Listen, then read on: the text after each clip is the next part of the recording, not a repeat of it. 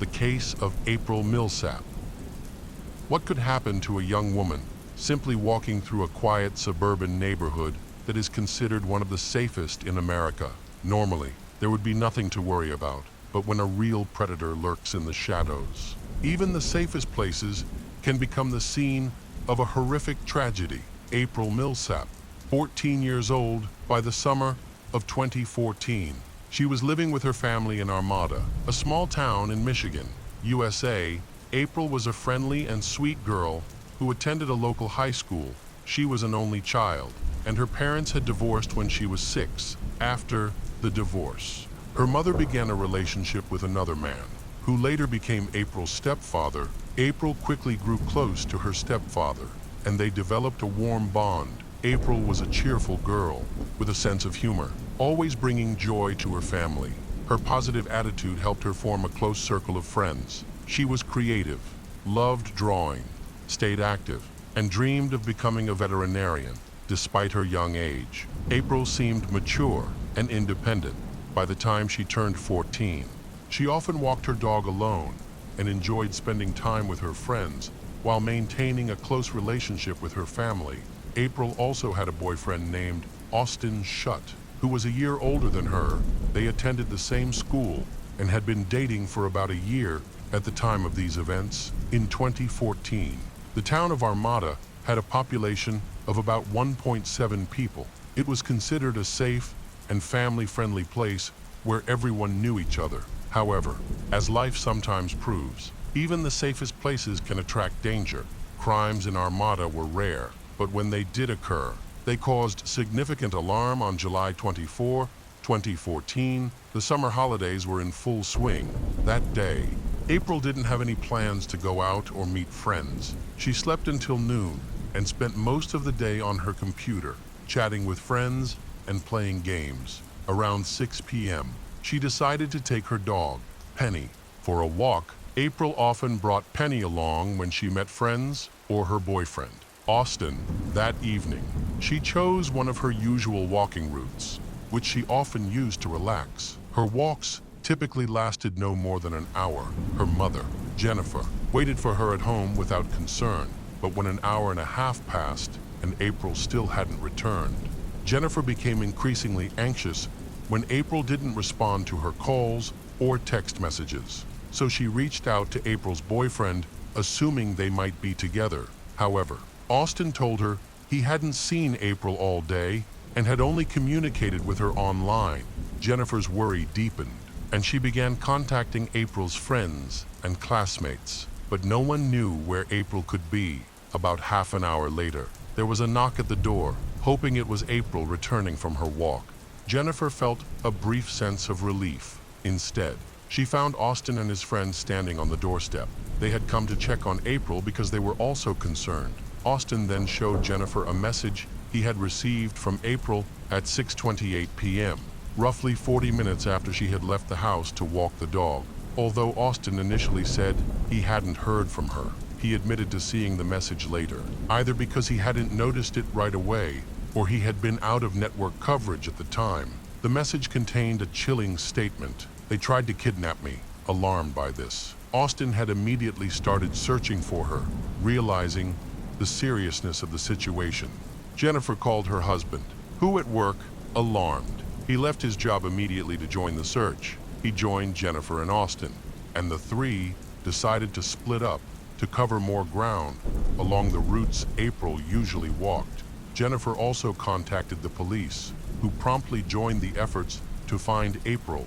Shortly afterward, April was found. A man and a woman jogging along one of the trails came across a dog on a leash. Penny, the dog, seemed extremely agitated when the woman attempted to grab the leash. Penny ran off, but stopped periodically, as if trying to guide them somewhere. They followed Penny into a dense thicket, where they discovered the body of a girl. The victim was later identified as 14-year-old April Millsap by the time her family arrived. Forensic experts were already working at the site. In Armada, the local police force consisted of only 2 officers, neither of whom was trained for cases of this nature. Serious crimes were almost unheard of in the area. and the small force was sufficient for handling minor issues like petty theft. However, this case was different. None of the local officers had ever dealt with a violent murder, and their investigative resources were minimal. The sheriff immediately reached out to more capable authorities at the county level. Law enforcement from other regions was quickly brought in to assist with the investigation. As they had more resources and experience, April was discovered lying on her back at the bottom of a ravine. Her shoes had been removed and were found a few meters away. Her clothing and underwear had been pulled off, suggesting a clear abuse motive. However, further investigation revealed that she had not been abused. Detectives theorized that the attacker may have attempted but failed, possibly because April fought back fiercely or because something like a passerby or the dog interrupted the assault. Regardless, she was subjected to a brutal beating. Her body was covered in bruises, ranging from defensive wounds to severe injuries on her face, which was so disfigured it appeared almost crushed. The forensic examination identified at least 48 separate injuries, many concentrated on her face and neck. Her body was covered in dried blood. There were signs of compression on her neck, but they didn't match the typical patterns seen in manual strangulation or the use of an object. Instead, the injuries on her face and neck bore unusual marks, which forensic analysis confirmed were caused by the tread of a shoe. This indicated that the attacker had stomped on her repeatedly. The forensic report concluded that April's death was the result of being trampled. Marks resembling the sole of a large sneaker were found on her head and neck. Considering the level of violence and the potential motive, investigators believed the perpetrator was likely a large man. The forensic expert concluded that the attack lasted over 10 minutes, during which the girl endured immense agony before dying. Identifying the victim initially proved difficult due to the severe facial injuries, which rendered her unrecognizable. Similarly, her mother was already unidentifiable from the start. The girl's stepmother, boyfriend, and the boyfriend's friend were brought in for police questioning to narrow down the list of possible suspects. The initial investigation focused on her mother, Jennifer, to determine if there were any events or threats that could be related to the case. However, investigators quickly determined that Jennifer had no conflicts, troubles, or unusual events related to her daughter's death. After ruling this possibility out, they turned their attention to April's boyfriend, Austin.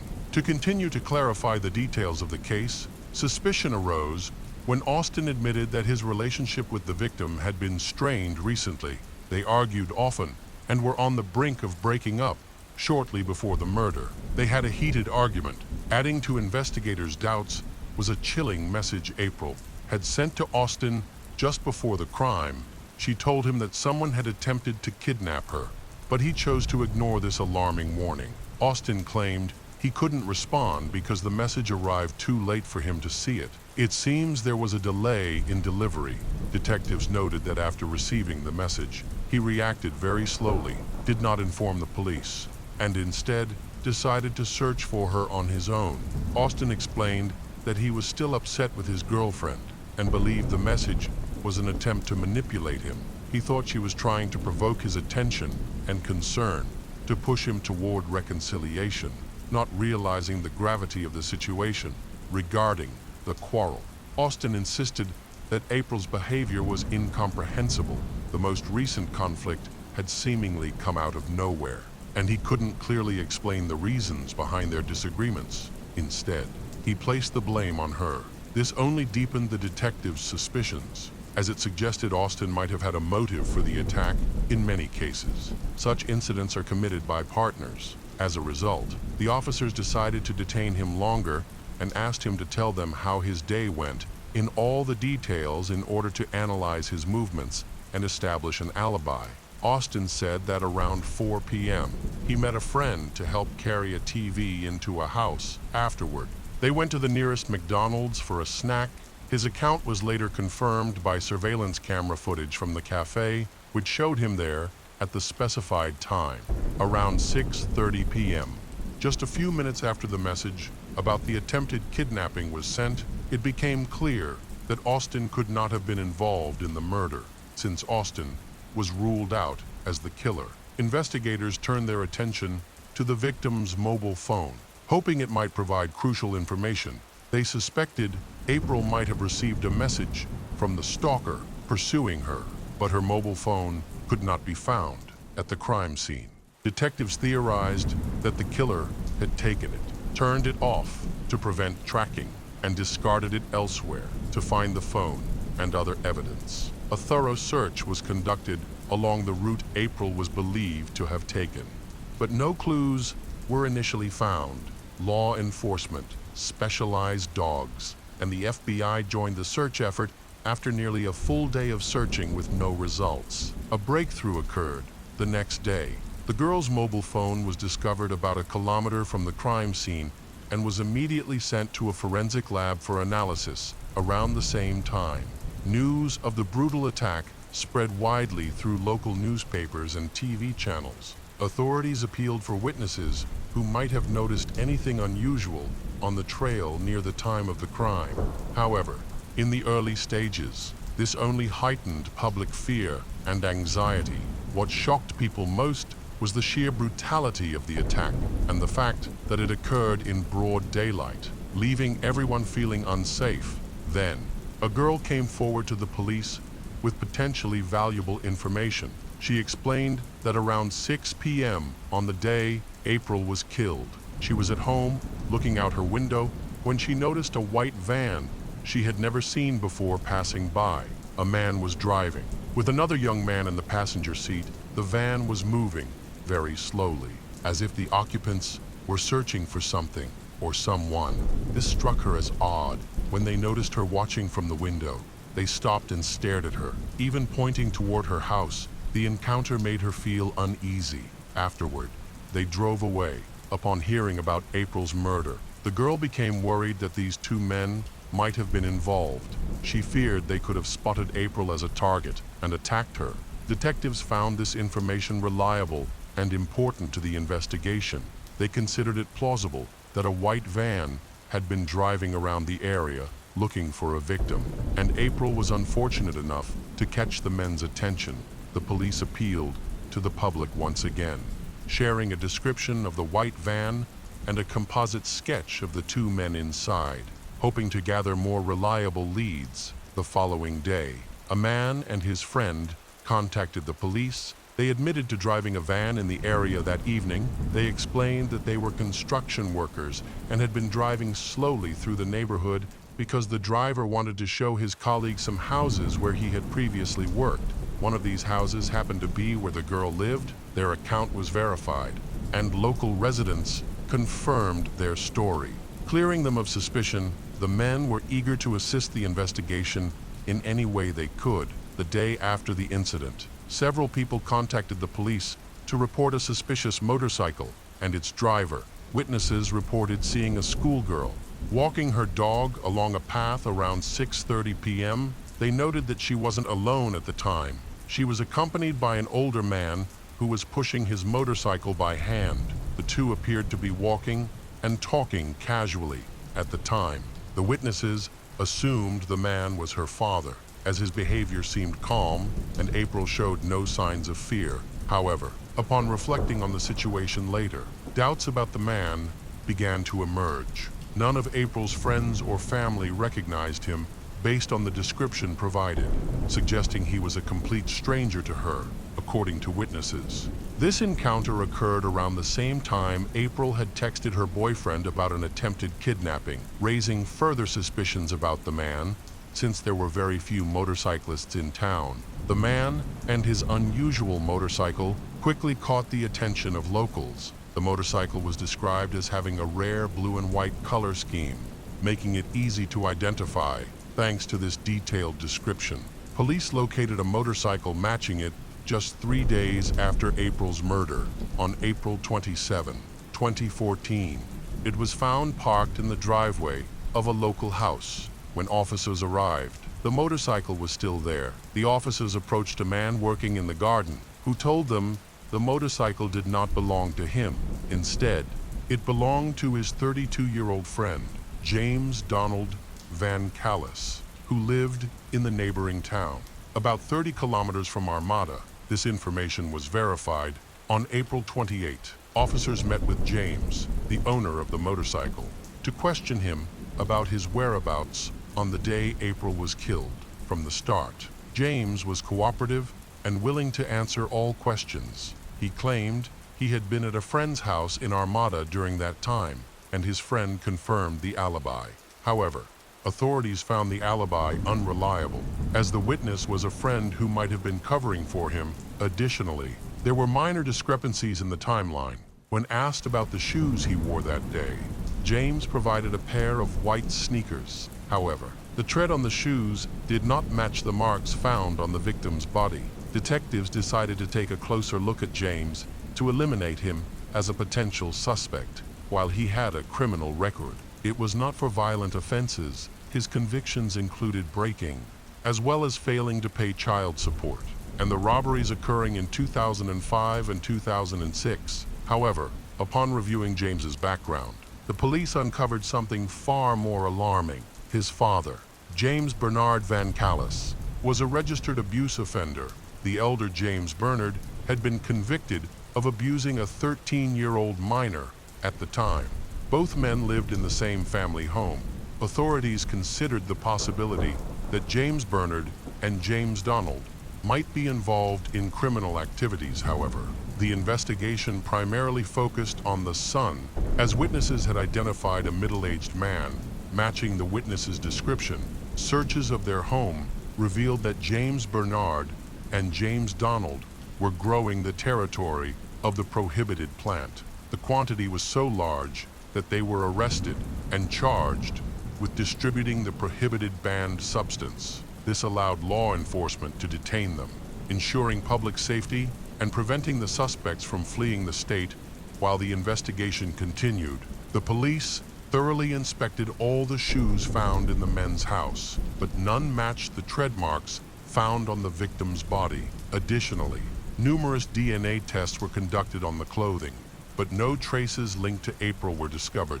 However, forensic experts who examined the motorcycle were confident that James Donald had used strong cleaning agents shortly before it was seized by the police for analysis. They suspected this was an attempt to remove evidence. James Donald was quite successful. As the police no traces were found, the detectives quickly confirmed their theory.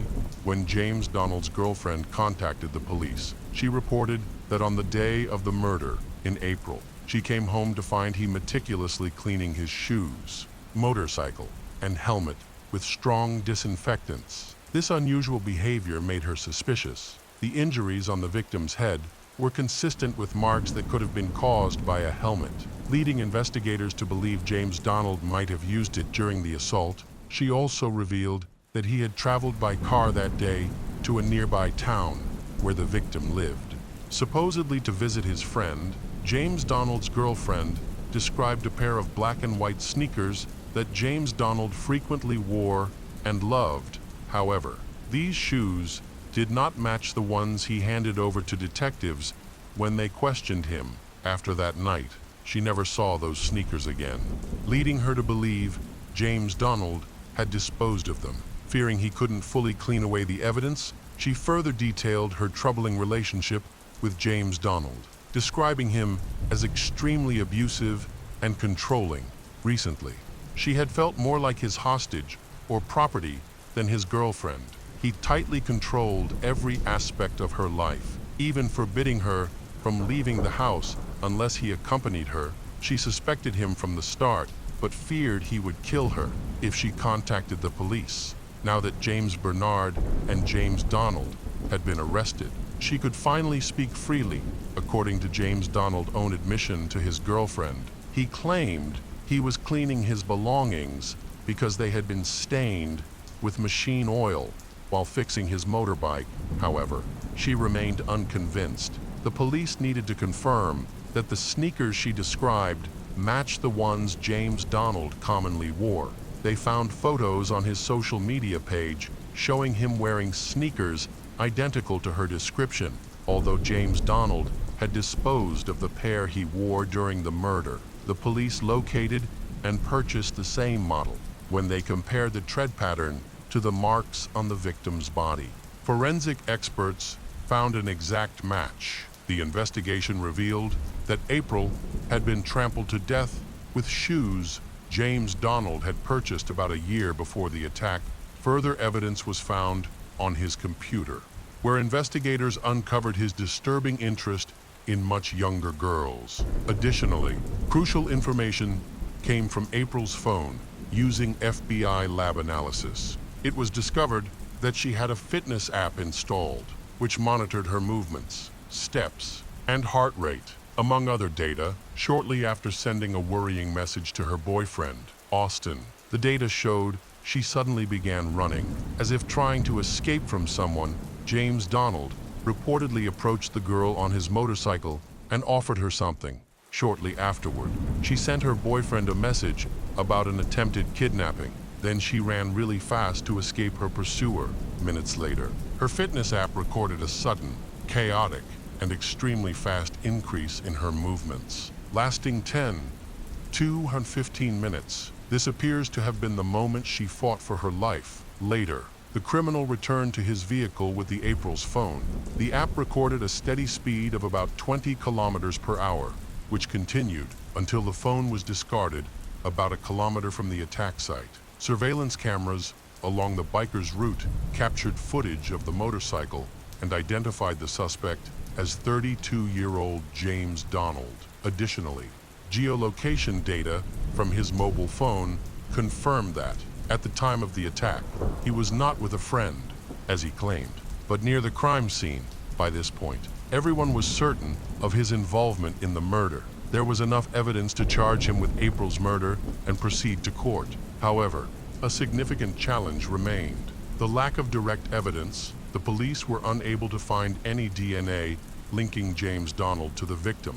Of course, against this background, lawyers could effectively refer to indirectly provided evidence. Forensic experts were unable to find traces of the victim's blood on his belongings, equipment, or helmet. James Donald had meticulously cleaned everything and disposed of all incriminating items. It was clear that the man was highly experienced. In this case, the prosecutor's office decided to proceed with the charges despite relying on indirect evidence. These evidences was enough to convince the jury of James Donald's guilt in October 2014. 3 months after the crime, James was formally charged, and the trial was scheduled for early 2016. It was believed that he attacked a teenage girl, April. After she rejected his advances, James Donald had spent considerable time online researching ways to attract much younger girls, particularly minors, but none of the advice seemed to work. Tragically, when April refused him, he reacted violently and attacked her. The defense argued that the prosecution lacked definitive proof of James's guilt and claimed the case was built entirely on circumstantial evidence, although James maintained his innocence. His arguments were unconvincing. As a last resort, his lawyer emphasized that James Donald had no prior record of serious crimes. However, this was not enough to sway the jury. After several hours of deliberation, the jury unanimously found him guilty of attempted kidnapping, abuse, and first-degree murder. James Donald Van Callis was sentenced to life in prison without the possibility of parole. During the sentencing, April's mother spoke extensively. She expressed her satisfaction with the court's decision, relieved that the perpetrator would never be released. She was horrified that her child's life had been taken by an adult man simply because his advances were rejected. His actions and intentions were criminal from the start, but the level of cruelty he displayed was unimaginable. Despite this, James refused to admit his guilt or show any remorse. He continued to claim his innocence. Even after his conviction, he attempted to overturn the court's decision by filing an appeal with his lawyer, but it was unsuccessful. Now, he remains in prison for committing a heinous crime against an innocent young girl, April Millsap. In April's memory, a memorial garden was created near the spot where her life was tragically taken. a small statue of her dog, Penny, stands in the garden to honor the pet who led strangers to the scene of the crime. The case of Ashley Fallis. Ashley Fallis married her high school sweetheart right after finishing school, but their marriage lasted only a few years. During that time, she had 2 daughters. When the relationship ended, Ashley, just over 20 years old, she returned to her hometown with her children to live near her mother, Jenna, and stepfather, Joel. She found work as a respiratory therapist. Helping patients with breathing and heart issues became the sole provider for her family. Life was difficult, as her ex-husband was not involved in raising their daughters. Despite these hardships, Ashley was described by her mother and stepfather as cheerful, kind, and funny. She and her mother were particularly close, sharing a bond like best friends. In April 2007, Ashley met Tom Fallis, who seemed responsible and ready for family life. Unlike her ex-husband, their relationship progressed quickly, and a few months later, Ashley became pregnant with her 3rd child. 9 months later, they welcomed a son, Blake. 2 weeks after Blake's birth, Ashley and Tom got married. Tom also adopted Ashley's older daughters, however. Ashley's mother and stepfather felt she had rushed into having another child, like marrying Tom and entrusting him with her daughters. Despite knowing him for only a short time, the family settled in Evans, a small town about an hour north of Denver, Colorado. Ashley continued her work as a respiratory therapist, while Tom took a job as a correctional officer with the Weld County Sheriff's Office. Jenna admitted she found Tom strange from the start. She said, "I didn't like his mindset. He always thought he was right about everything." Tom came across as aggressive, hot-tempered, and controlling toward Ashley. Jenna often tried to convince Ashley to leave her relationship with Tom. Things took a dramatic turn when their youngest son, Blake, was diagnosed with hydrocephalus, a condition causing fluid to build up in the brain. Ashley became focused on researching treatment options for Blake, who had to undergo several major surgeries and required constant care. The stress severely affected Ashley, leaving her depressed, anxious, and irritable. Caring for Blake's health also put a heavy strain on Ashley and Tom's relationship, leading to frequent arguments. By the summer of 2011, Ashley started contemplating divorce. However, Tom encouraged her to seek help from a psychotherapist. After starting medication, Ashley's mental health improved, and their relationship appeared to stabilize. By December 2011, the Fallis family decided to host a New Year's Eve party at their home, inviting family and friends. The preparations for the holiday provided a much distraction from their challenges. Just a few days before the celebration, Ashley discovered she was pregnant again. Filled with joy, she chose to stop taking her medication to protect the baby for a brief moment. It seemed things were improving for the Fallis family, and thoughts of divorce faded away. Unfortunately, their happiness was short-lived. On the afternoon of December 31, 2011, Ashley started bleeding and feared she was having a miscarriage. Despite her worry, she continued getting ready for the party. That evening, guests started arriving at the Fallis' home, including Tom's parents, Ashley's mother and stepfather, her uncle, and several family friends. The atmosphere was lively, as everyone enjoyed chatting and celebrating together. However, tension between Tom and Ashley became evident. They exchanged harsh remarks and occasionally argued during the evening. Ashley confided in a friend, saying she always knew that Tom hates her. Despite the conflict, Ashley and Tom still celebrated the new year with their guests. As the party wound down and people began leaving, Ashley's uncle offered her illegal substances. Tom overheard this and became enraged. He scolded Ashley and accused her of unacceptable behavior. In the heat of the argument, Tom revealed to everyone that Ashley's 4th pregnancy had ended earlier that day. He shouted that Ashley always followed her mother's advice rather than thinking for herself. After the quarrel, Ashley went to put her children to bed, while her parents prepared to leave at 12:40 a.m.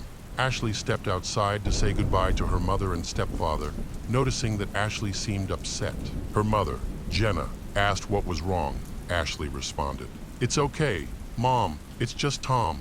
He's like that." She hugged her parents goodbye while Tom stood on the porch, waving as they drove away. Afterward, Ashley and Tom went back inside the house, where the atmosphere was tense, following a brief argument about illegal substances. The two went their separate ways. Tom went into the wardrobe to change when he suddenly heard the sound of a weapon being loaded in the bedroom. Knowing Ashley kept a weapon under her mattress, Tom shouted, asking what was going on, and hurried toward the bedroom. Before he could reach her, he heard the explosion. Tom rushed into the room and found Ashley lying on the floor, smoke lingering in the air. She had been injured in the back of the head. In a panic, Tom grabbed her, pressed his hand against the wound to stop the bleeding, and called 911 at 12:50 a.m. as Ashley lay unconscious but still alive. Tom gently closed her eyes and spoke to her, saying, "I'm here. You won't go. You won't leave me." In the early hours of New Year's Day, 2012, the Evans Police Department responded to an emergency call from the Fallis family home. The neighborhood was known to be safe, with low crime rates. Upon arrival, paramedics rushed Ashley to the hospital due wound to her head. Unfortunately, her injuries were critical, and Ashley passed away a few hours later. The police detained Tom at the scene. He was covered in blood and claimed that his wife had self-harm. He also mentioned that Ashley and her mother had attended a party earlier that evening, and Ashley had been very upset, however. Suspicions quickly arose when a neighbor reported hearing screams from the house. The neighbor stated she heard Ashley screaming, begging Tom to get off her and let her go. During his interrogation, Tom denied the accusations. He stated that he did not witness his wife pulling the trigger and denied assaulting her at any time. During the interrogation, investigators asked Tom to undress so they could examine his body. They found fresh scratches on his chest. Tom explained the scratches by claiming he had injured himself while shaving his chest for the first time, which caused itching throughout the questioning. Tom appeared visibly nervous and anxious, but consistently denied having any physical contact with Ashley. In the Fallis bedroom, significant evidence suggested that a conflict had occurred. Photographs had been torn off the wall, hinting at a fight, and divorce papers were found displayed on the wall. Ashley also had bruises on her legs, according to Ashley's mother. Tom had been very angry with them when they said goodbye at the party. At the end of the party, he even shouted, "I want you all to die." Despite this evidence, Tom was released without charges. After the interrogation, Ashley's parents were heartbroken and couldn't understand why he was released so easily. Jenna was convinced that her daughter would never willingly leave her children. Ashley loved life and had plans for the future. On January 5, 2012, the medical examiner concluded that Ashley had died from a weapon wound to the back of the head and ruled it self-harm. 2 months later, the case was officially closed. Ashley's grieving parents struggled to accept this conclusion. Eventually, Tom and his children moved to Indiana, where he pursued graduate school. Despite their suspicions, Ashley's parents tried to maintain a good relationship with Tom to stay connected with their grandchildren. However, they never stopped believing that their daughter's death was caused by Tom.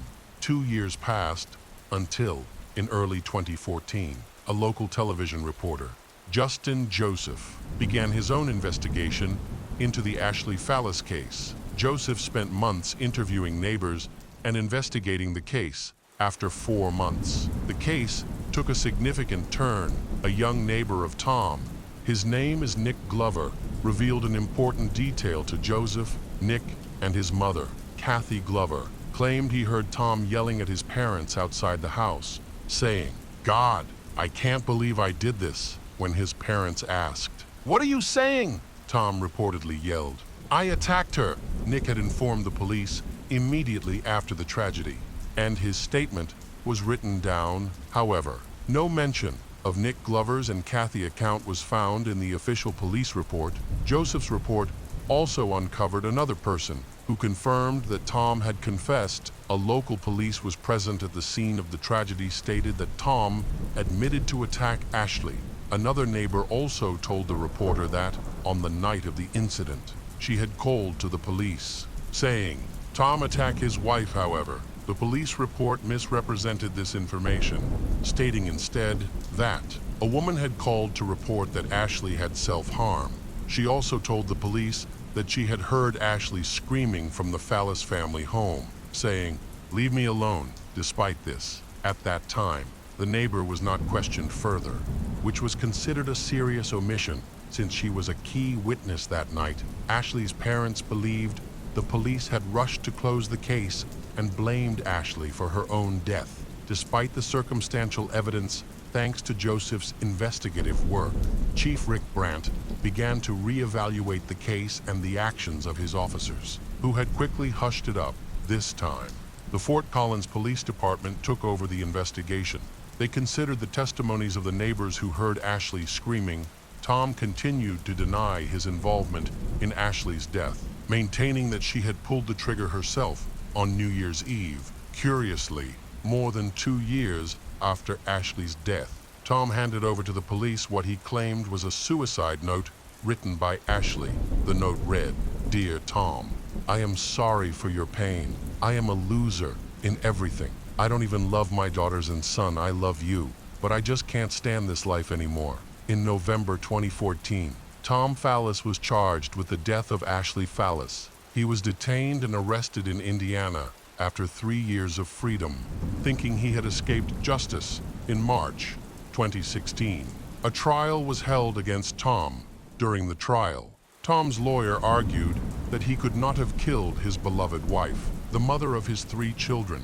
The lawyer claimed that Ashley had been struggling with mental health issues. He presented documents showing that Ashley had been diagnosed with a mental illness in the summer of 2011.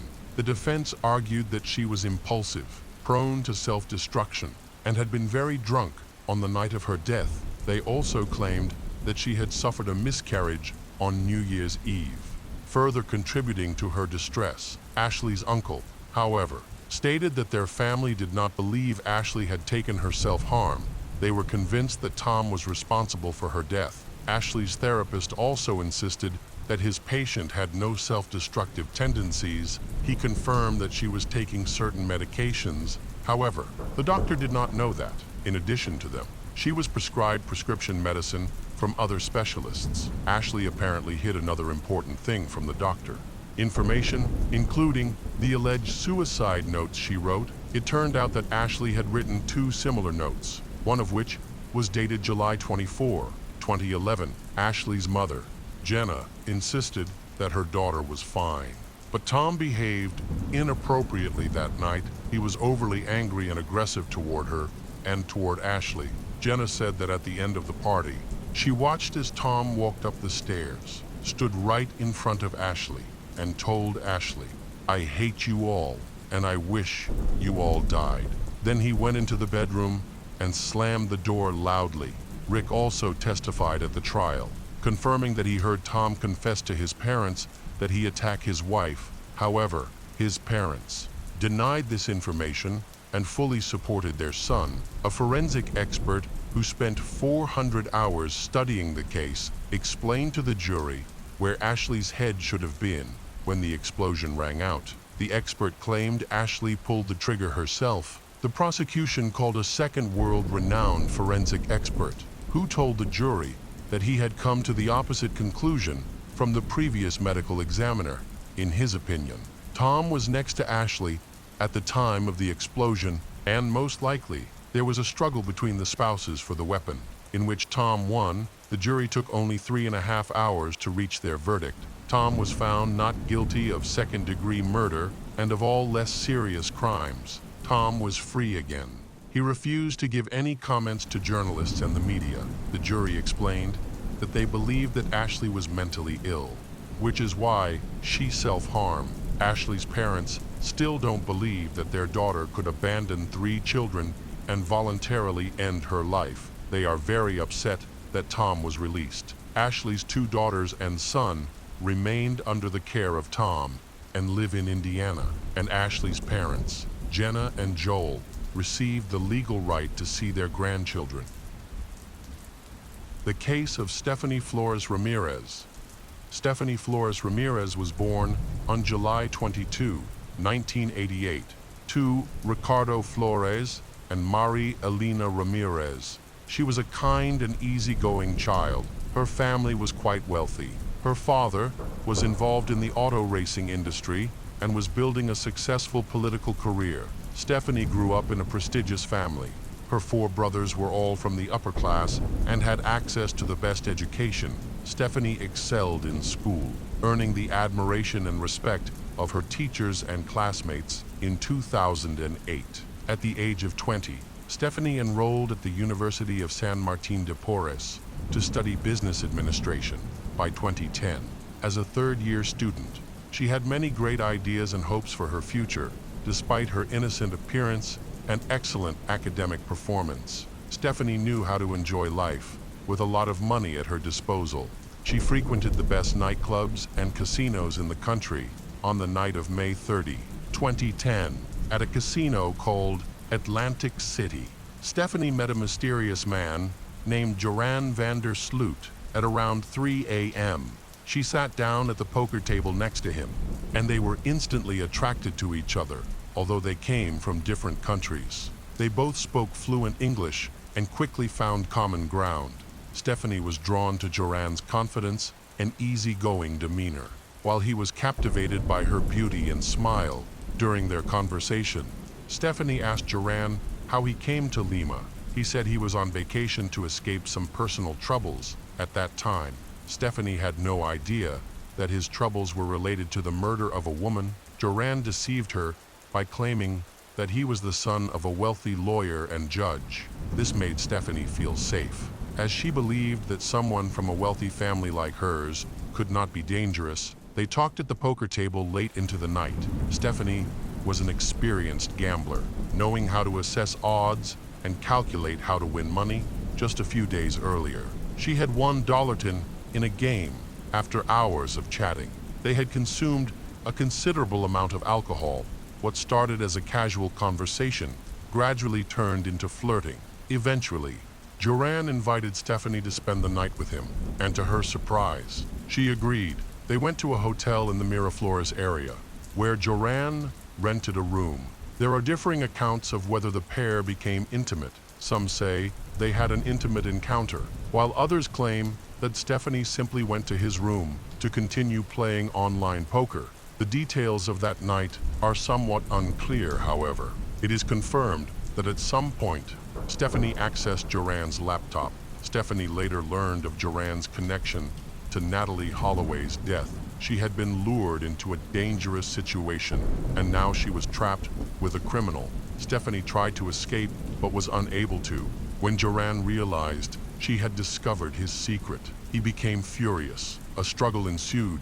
He hit Stephanie in the nose with a crowbar, causing her to bleed mercilessly. Joran overpowered her and began strangling her. He then continued to attack her until she stopped breathing. When morning came, Stephanie still hadn't returned home. Her father, Ricardo, grew increasingly worried as time passed. He knew his daughter always came home, which made him fear that something was wrong. He contacted his son, Enrique, for help in finding Stephanie. They called Stephanie's co-workers, but when they found nothing, they contacted the police to report her missing.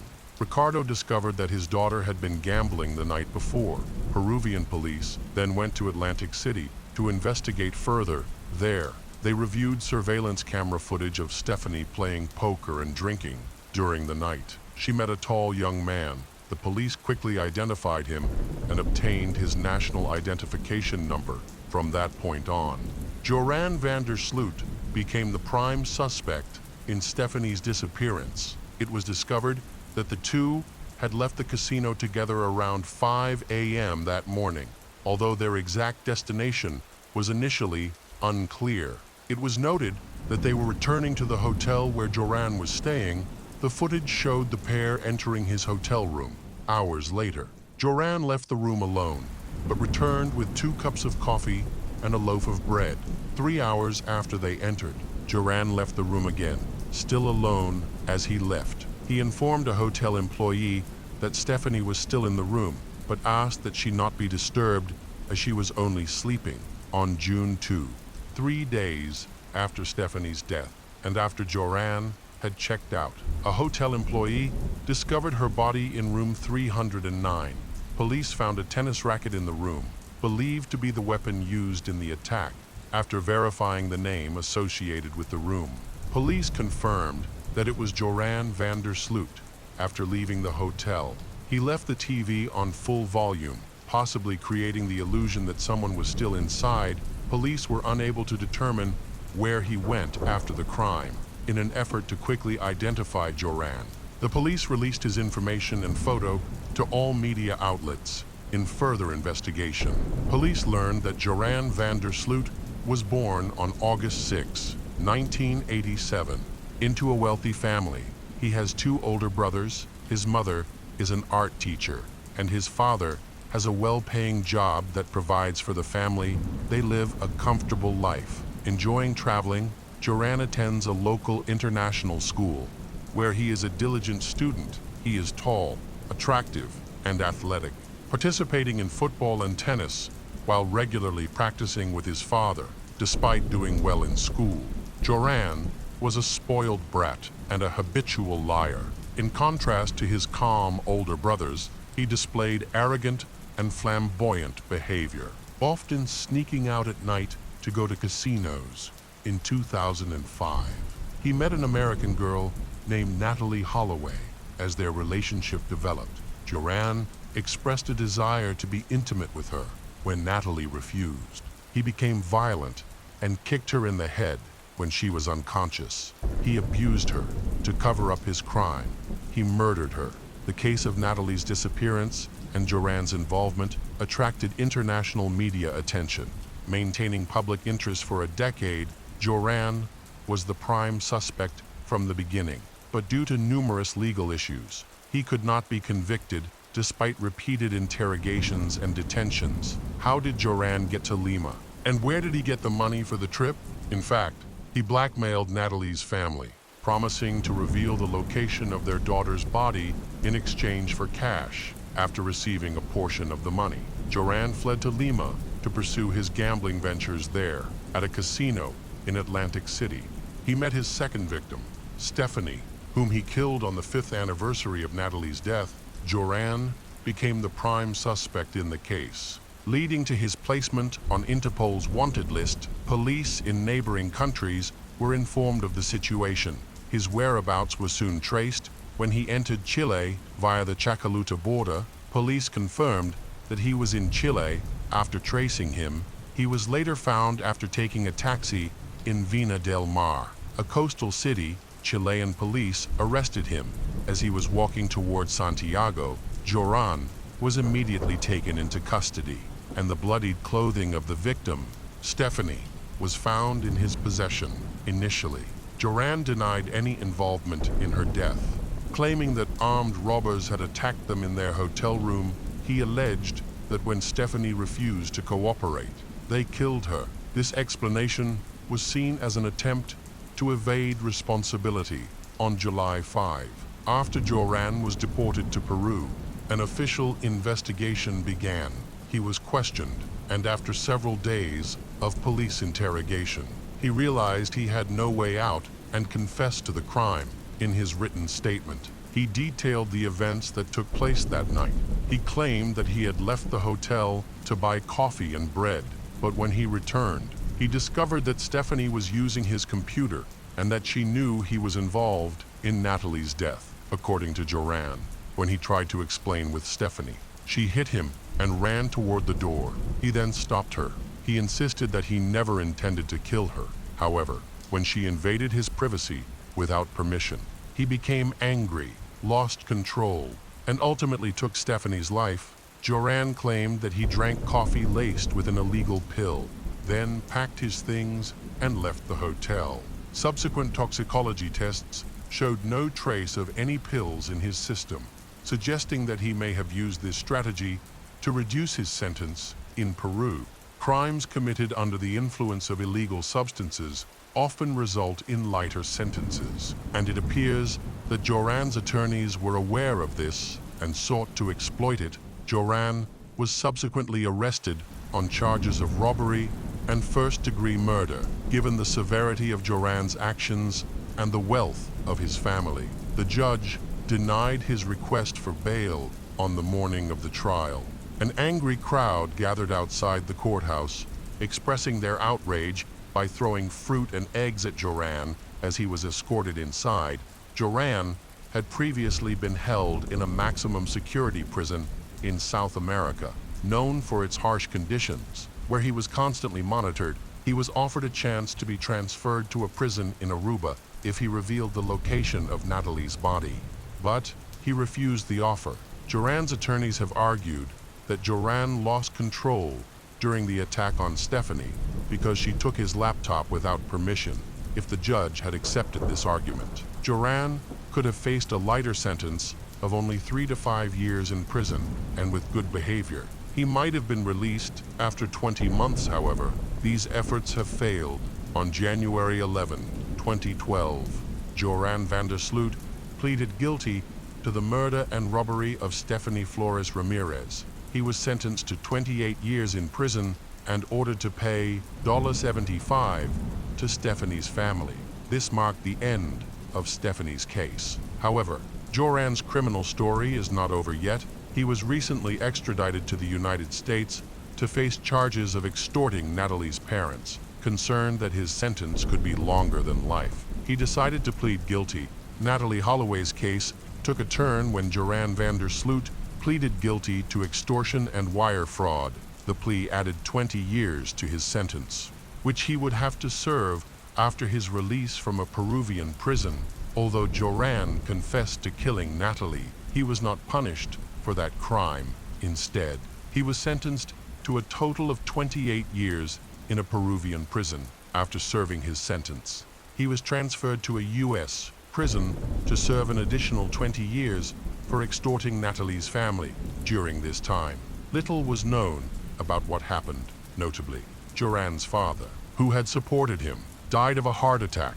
Although Joran faced a total of 48 years in prison, many felt that this punishment was insufficient given his cruelty. Stephanie and Natalie lived short but vibrant lives, filled with love and the promise of a bright future. Their families and friends are devastated by the loss of their beautiful daughters, sisters, and girlfriends. It is heartbreaking to know that their lives were taken by a criminal with no compassion. If Joran had been incarcerated sooner, with enough evidence against him, Stephanie might still be alive today. The case of Daniel LaPlante.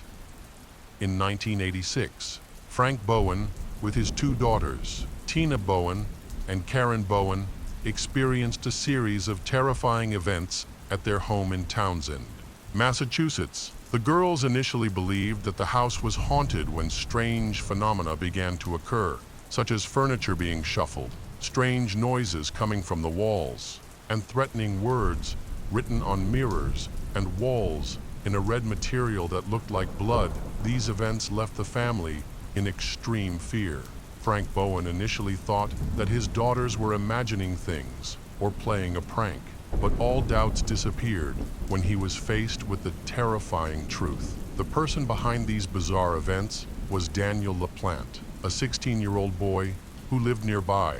In addition to trying to scare the Bowen family, Daniel secretly lived in their house for about 2 months. Taking refuge in the walls and narrow spaces between rooms, Daniel used secret passageways in the house to spy on and manipulate the family. The truth was discovered when Mr. Frank found Daniel in the house. Confronting him with a weapon in his hand, police later determined that Daniel had cut holes in the walls to move around undetected, turning the Frank home into a hiding place. Daniel LaPlante, often referred to as Danny, was born on May 15, 1970, in Townsend, Massachusetts. He grew up with his parents and 2 brothers.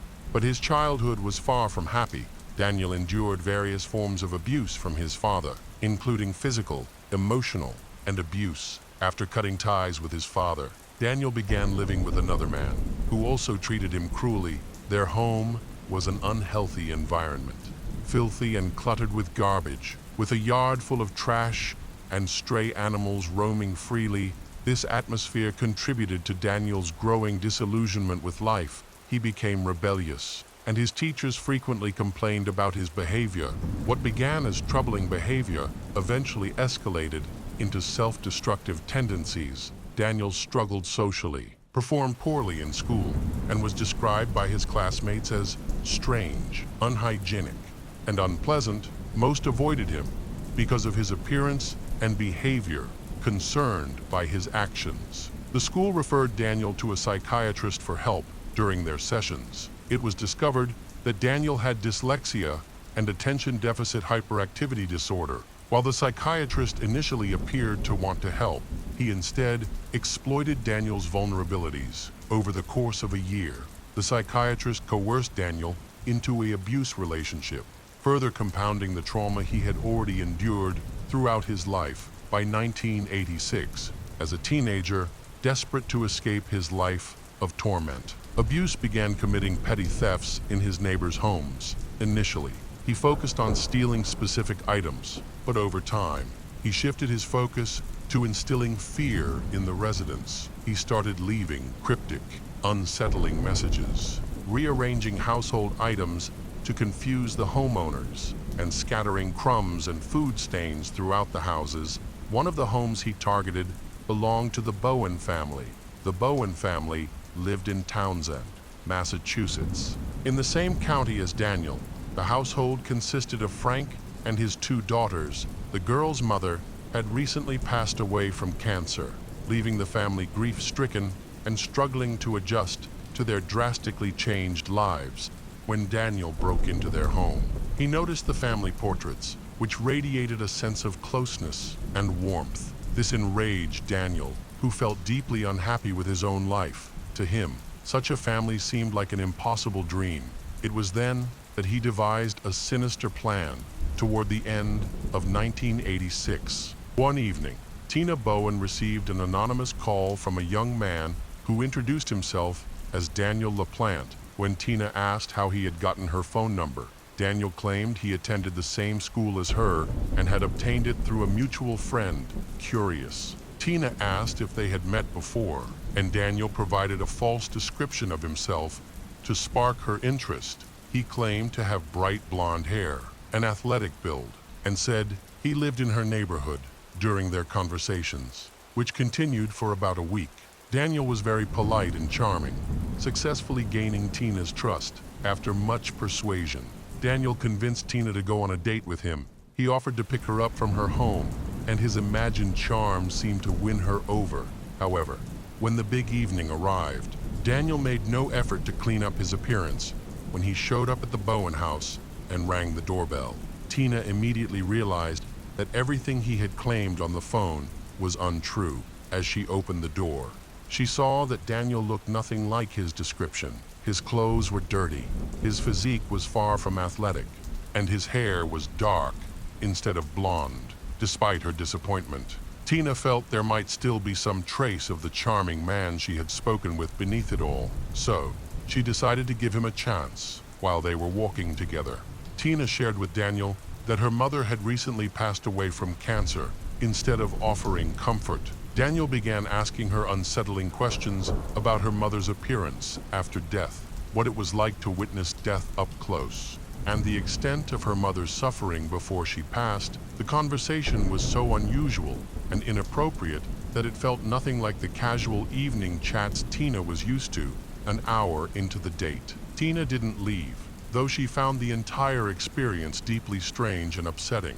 She had never encountered someone so fixated on her mother's death, and Daniel's blunt, insensitive questions showed no regard for the pain she and her family had endured. This left she feeling profoundly sad. Tina later expressed her sadness to her younger sister, saying how much she missed their mother and how desperately she wished to speak with her again.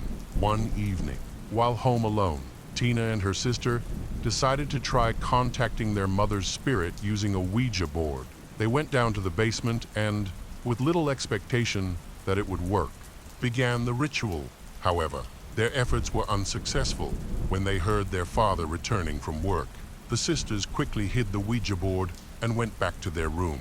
Later that night, just after midnight, Tina and Karen were startled awake by a series of knocks on their bedroom wall. Excited, the sisters believed it was their mother attempting to communicate with them. They felt their spiritualism session had not been in vain. When they asked directly if it was truly their mother, a loud knock sounded on the wall, which the girls took as a definite yes. For several nights, strange events continued to occur, but only Tina and Karen were aware of them. However, when they tried to show their father the supernatural activity, nothing happened. It all began with faint knocks on the walls, but soon objects started disappearing. Items left on the table were found scattered on the floor the next day. The girls noticed furniture moving on its own, and food and drinks vanishing mysteriously. These occurrences unsettled them, and they began doubting that it was their mother trying to communicate. After all, their mom wouldn't frighten them like this. When the girls explained everything to Frank, he dismissed their claims. He believed the so-called supernatural events were just the girls acting out. Frank assumed Tina and Karen were seeking attention and tried to remain patient, convinced they would eventually overcome their pain. However, as time went on, Tina and Karen became increasingly terrified of their own home.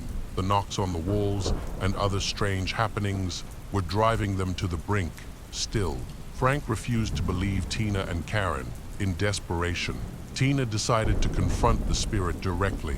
Now, she's certain it wasn't their late mother. Tina grabbed a knife from the kitchen and, along with Karen, went down to the basement. On one of the walls, they found a message written in red letters, which they immediately assumed was blood.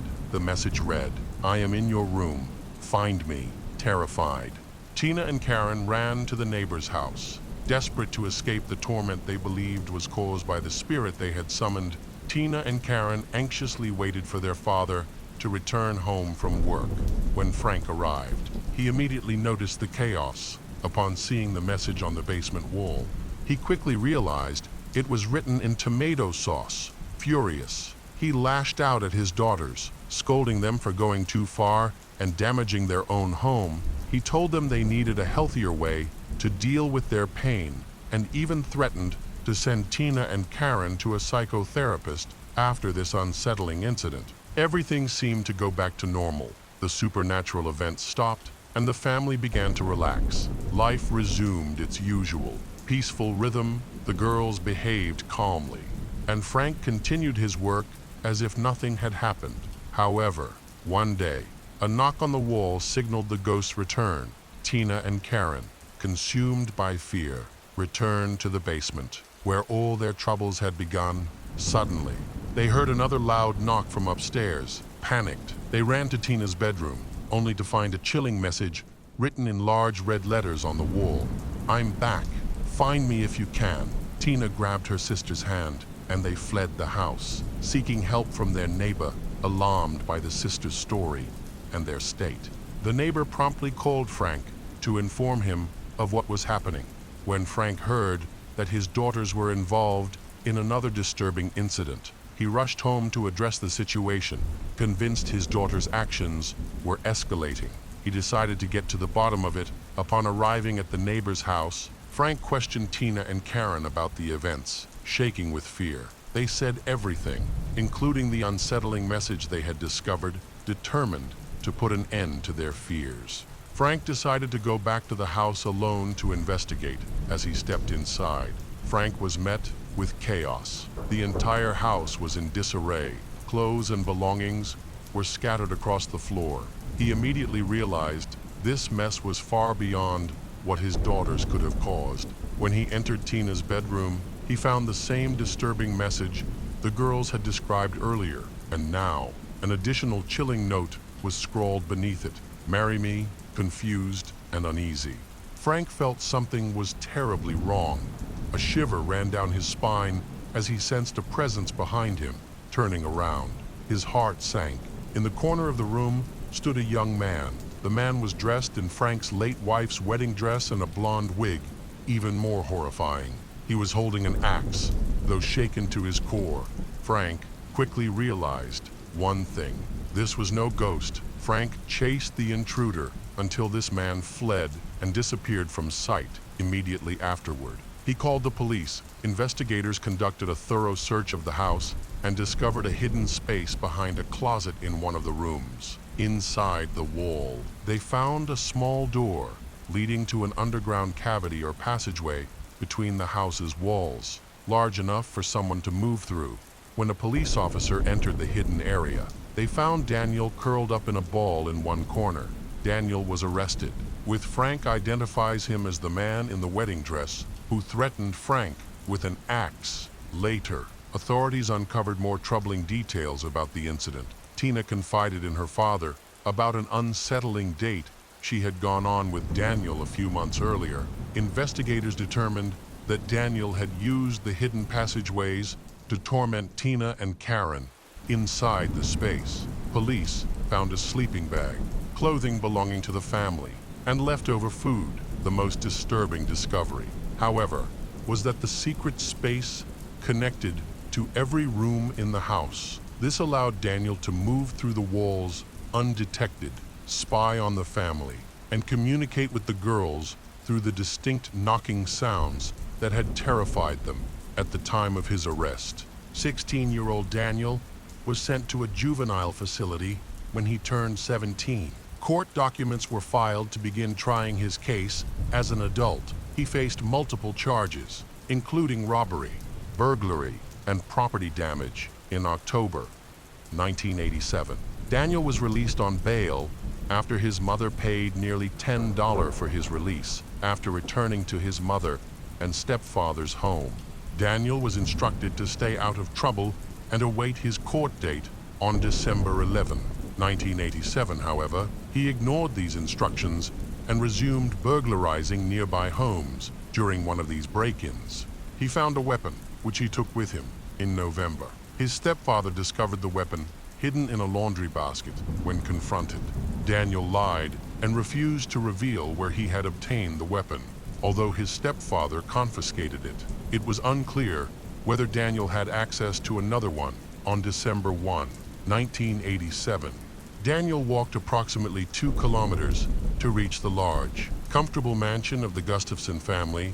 The family consisted of 33-year-old Priscilla, her husband Andrew, their 2 children, 7-year-old Abigail and 5-year-old William, and Priscilla is pregnant with their 3rd child. The Gustafson family were a close-knit family dedicated to helping others. Andrew worked as a lawyer and was often away from home, while Priscilla worked at a kindergarten, sang in a choir, and actively participated in their church.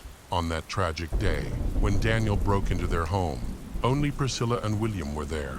At this time, Abigail was still at school. He overpowered Priscilla, dragged her into the bedroom, and assaulted her. Afterwards, he suffocated her with a pillow to muffle the sound, and then attacked her twice in the head. Once Priscilla was dead, Daniel turned his attention to William. He carried the boy to a filled bathtub on the 2nd floor and drowned him. Shortly after Abigail arrived home from school, Daniel immediately grabbed Abigail, took her to the bathtub on the 1st floor, and drowned her in it. Just like William, when Andrew arrived at the house around 6 p.m., he immediately sensed something was wrong. The children were not playing as they usually did, and his wife did not come to greet him in the hallway when he called out for Priscilla. There was no response. Concerned, Andrew went to the bedroom, where he discovered a horrifying scene. Priscilla was lying lifeless in an unnatural position, with bloodstains all around. In shock, Andrew called the police right away. He could not even search the house to find the children when the investigators arrived. They found Andrew in such a state of shock that he was unable to think clearly. During their search of the house, the police discovered the bodies of the children. Among the evidence collected were 2 spent cartridges from a weapon, strands of the attacker's hair on the bed and on Priscilla's body, an open beer can, and shoe prints near the entrance. Suspicion quickly fell on Daniel, a recently paroled young man who lived near the Gustafson home. He was known for his skill in breaking into nearby houses, which made him a prime suspect. While investigators were searching for him, Daniel was at the city library when questioned about his whereabouts on December 1. He claimed he had been at a family birthday party. He denied any involvement in the case of the Gustafson family and expressed sorrow over what had occurred. The police initially appeared to believe his story, but later, they visited Daniel's home with additional questions, and a search warrant, when Daniel was sitting on the porch, spotted the police car. He immediately realized they were there for him, so he fled and hid in the woods. Daniel's actions confirmed the investigators' suspicions were right, and them to search Daniel's house inside.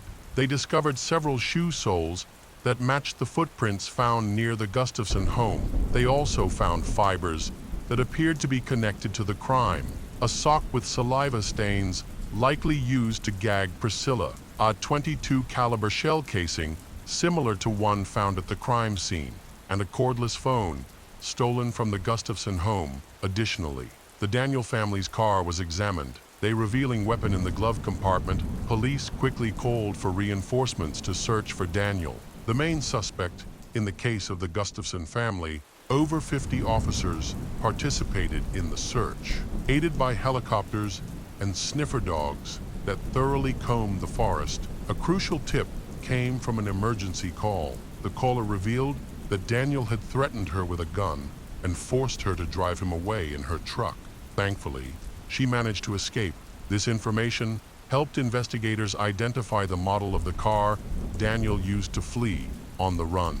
He committed several additional robberies, leaving witnesses at the scenes who later reported him to the police. Daniel LaPlante was arrested on December 3, 1987, at 6:03 p.m. while trying to hide behind a garbage can in Ayers Town. At the time of his arrest, he was armed and had committed several crimes while evading capture. Daniel's trial began in October 1988, when he was 18 years old. Although most of his crimes occurred when he was a minor, the judge decided to try him as an adult. Daniel pleaded not guilty. Despite strong evidence against him, Daniel's defense claimed he was mentally unfit to stand trial, but a psychiatric evaluation determined that he could understand right from wrong and was fit for trial. The jury found Daniel LaPlante guilty of murdering the Gustafson family and sentenced him to 3 consecutive life terms without the possibility of parole in 1993. Daniel attempted to appeal his sentence, arguing that the search warrant for his home was issued improperly, but he was unsuccessful. In 2000, Daniel requested a transfer to another prison due to safety concerns after receiving threats from fellow inmates, and this request was approved. Then, in 2013, Daniel expressed dissatisfaction with not being allowed to practice his religion freely because his rituals would have required ingredients like blood and banned substance. In 2017, Daniel submitted a petition seeking a reduced sentence, claiming he was under 18 when he committed the crimes, so he should not be sentenced to life without the possibility of parole. He aimed to serve just 1 life sentence instead of 3 consecutive ones. However, his request was denied because he was required to serve time for each life he had ruined. His statement to the judge was as follows: "I cannot adequately express the weight of my actions. I have taken the lives of 3 innocent people because of my choices. A 5-year-old boy will never celebrate his 6th birthday, and 7-year-old girls will never turn 8. Their mother will not have a 3rd child, and I have robbed an unborn baby of its first breath. This woman may never hear the words, 'I love you' again to my family. I am deeply sorry for the pain I have caused. My remorse is profound and heartfelt." In 2019, Daniel LaPlante applied for parole again, but the authorities was decided that his request would not be reviewed until 2032.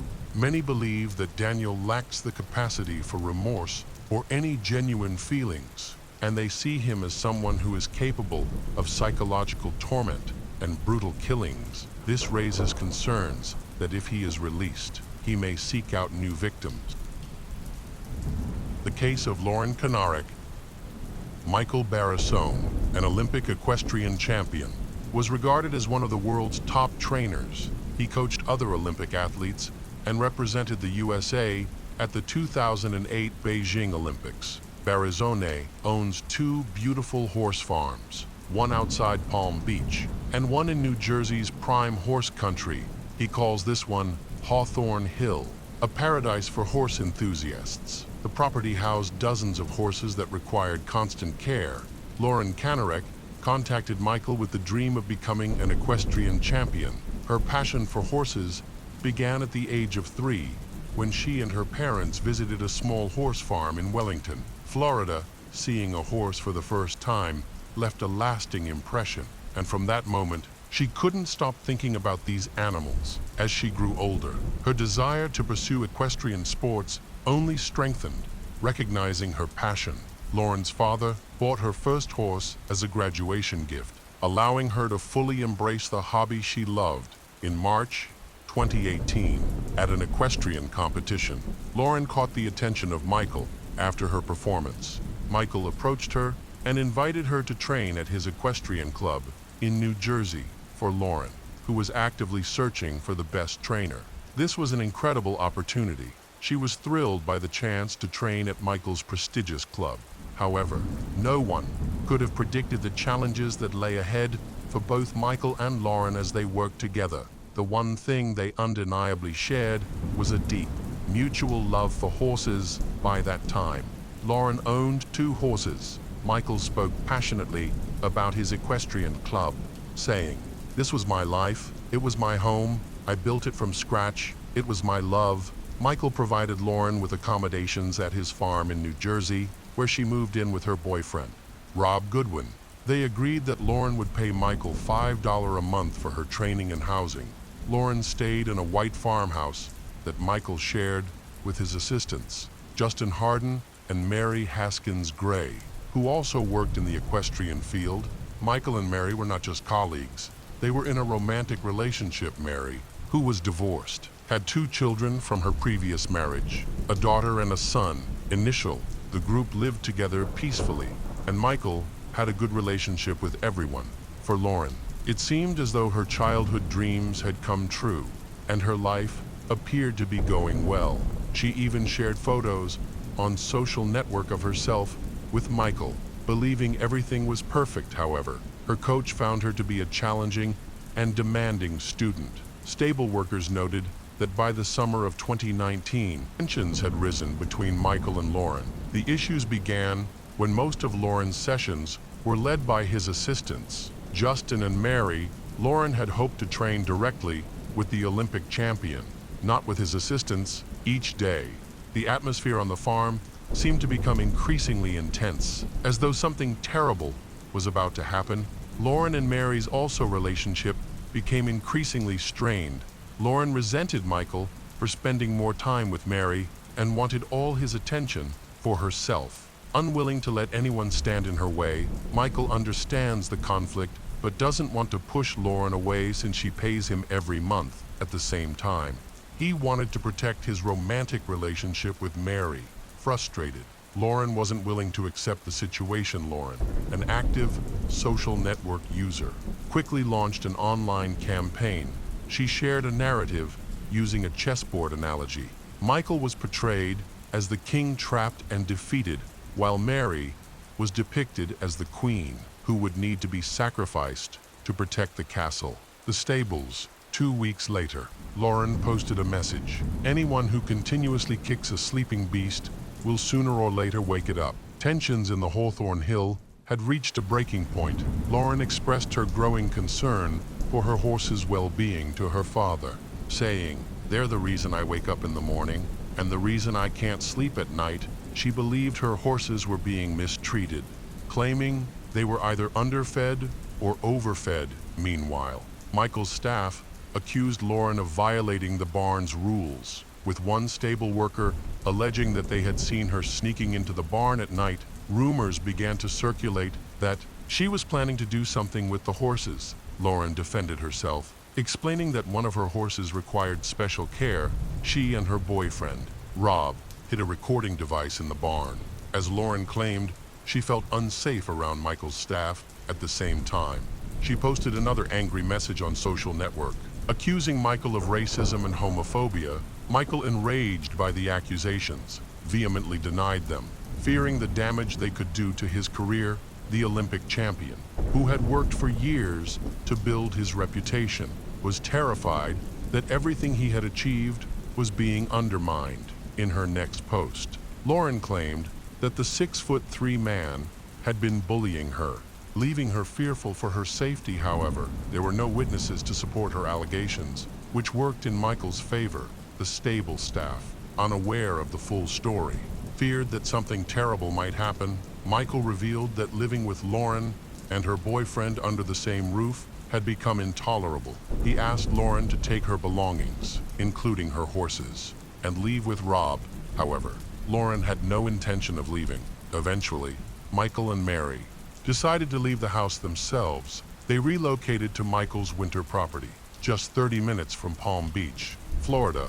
Mary's daughter was sent to camp, while her son went to live with his biological father, as staying together with the children no longer felt safe. On July 31, 2019, at 9 p.m., Michael called the police, saying, "There's a war going on, and it needs to be dealt with right now. I've had enough. They threw us out of our home, and I need to deal with this tonight. I need them to leave." The police dismissed the call as a standard landlord-tenant dispute and did not intervene. Michael later described his turmoil, saying, "My paradise had turned into hell.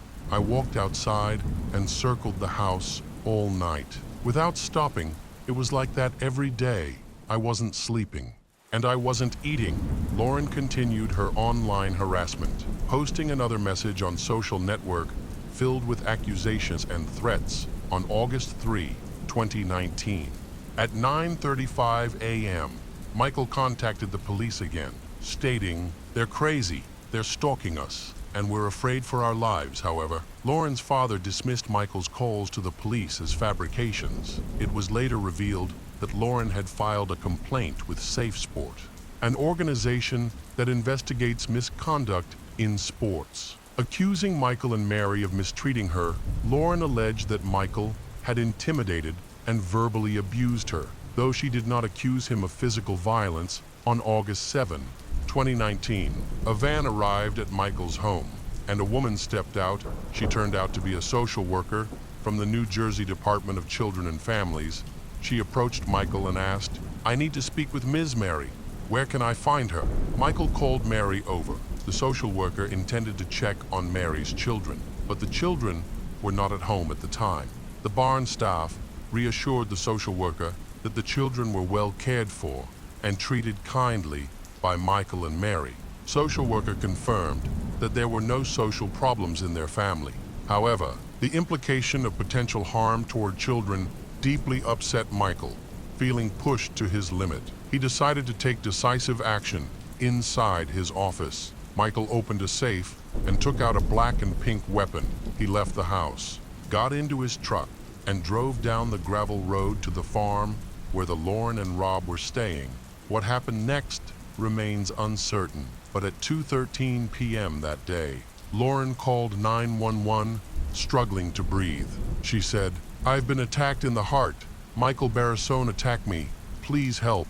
While she was on the call, the sounds of a fight between Rob and Michael could be heard in the background. When the police arrived, they found Rob holding a badly beaten Michael down on the ground. Rob had the weapon in his possession. The officers immediately handcuffed Michael. Lauren was in critical condition, lying on her back, pale and nearly gray. She was rushed to the hospital for emergency surgery. Doctors were uncertain if she had suffered brain damage. To stabilize her, Lauren was placed in a medically induced coma and connected to tubes supporting her body. Meanwhile, Michael was also hospitalized. When he woke up in a hospital bed, he saw himself handcuffed to the bed rail. He claimed to have no memory of attack Lauren, as if his mind had been completely wiped. The following day, Michael Barrasone was charged with attempted murder and faced the possibility of an 80-year prison sentence. Confused and furious, he couldn't understand how it had all happened. Lauren remained in a coma for 4 days, followed by 3 weeks in the intensive care unit, unable to speak due to being on a ventilator. She eventually recovered enough to talk to the police after being moved to a regular hospital room.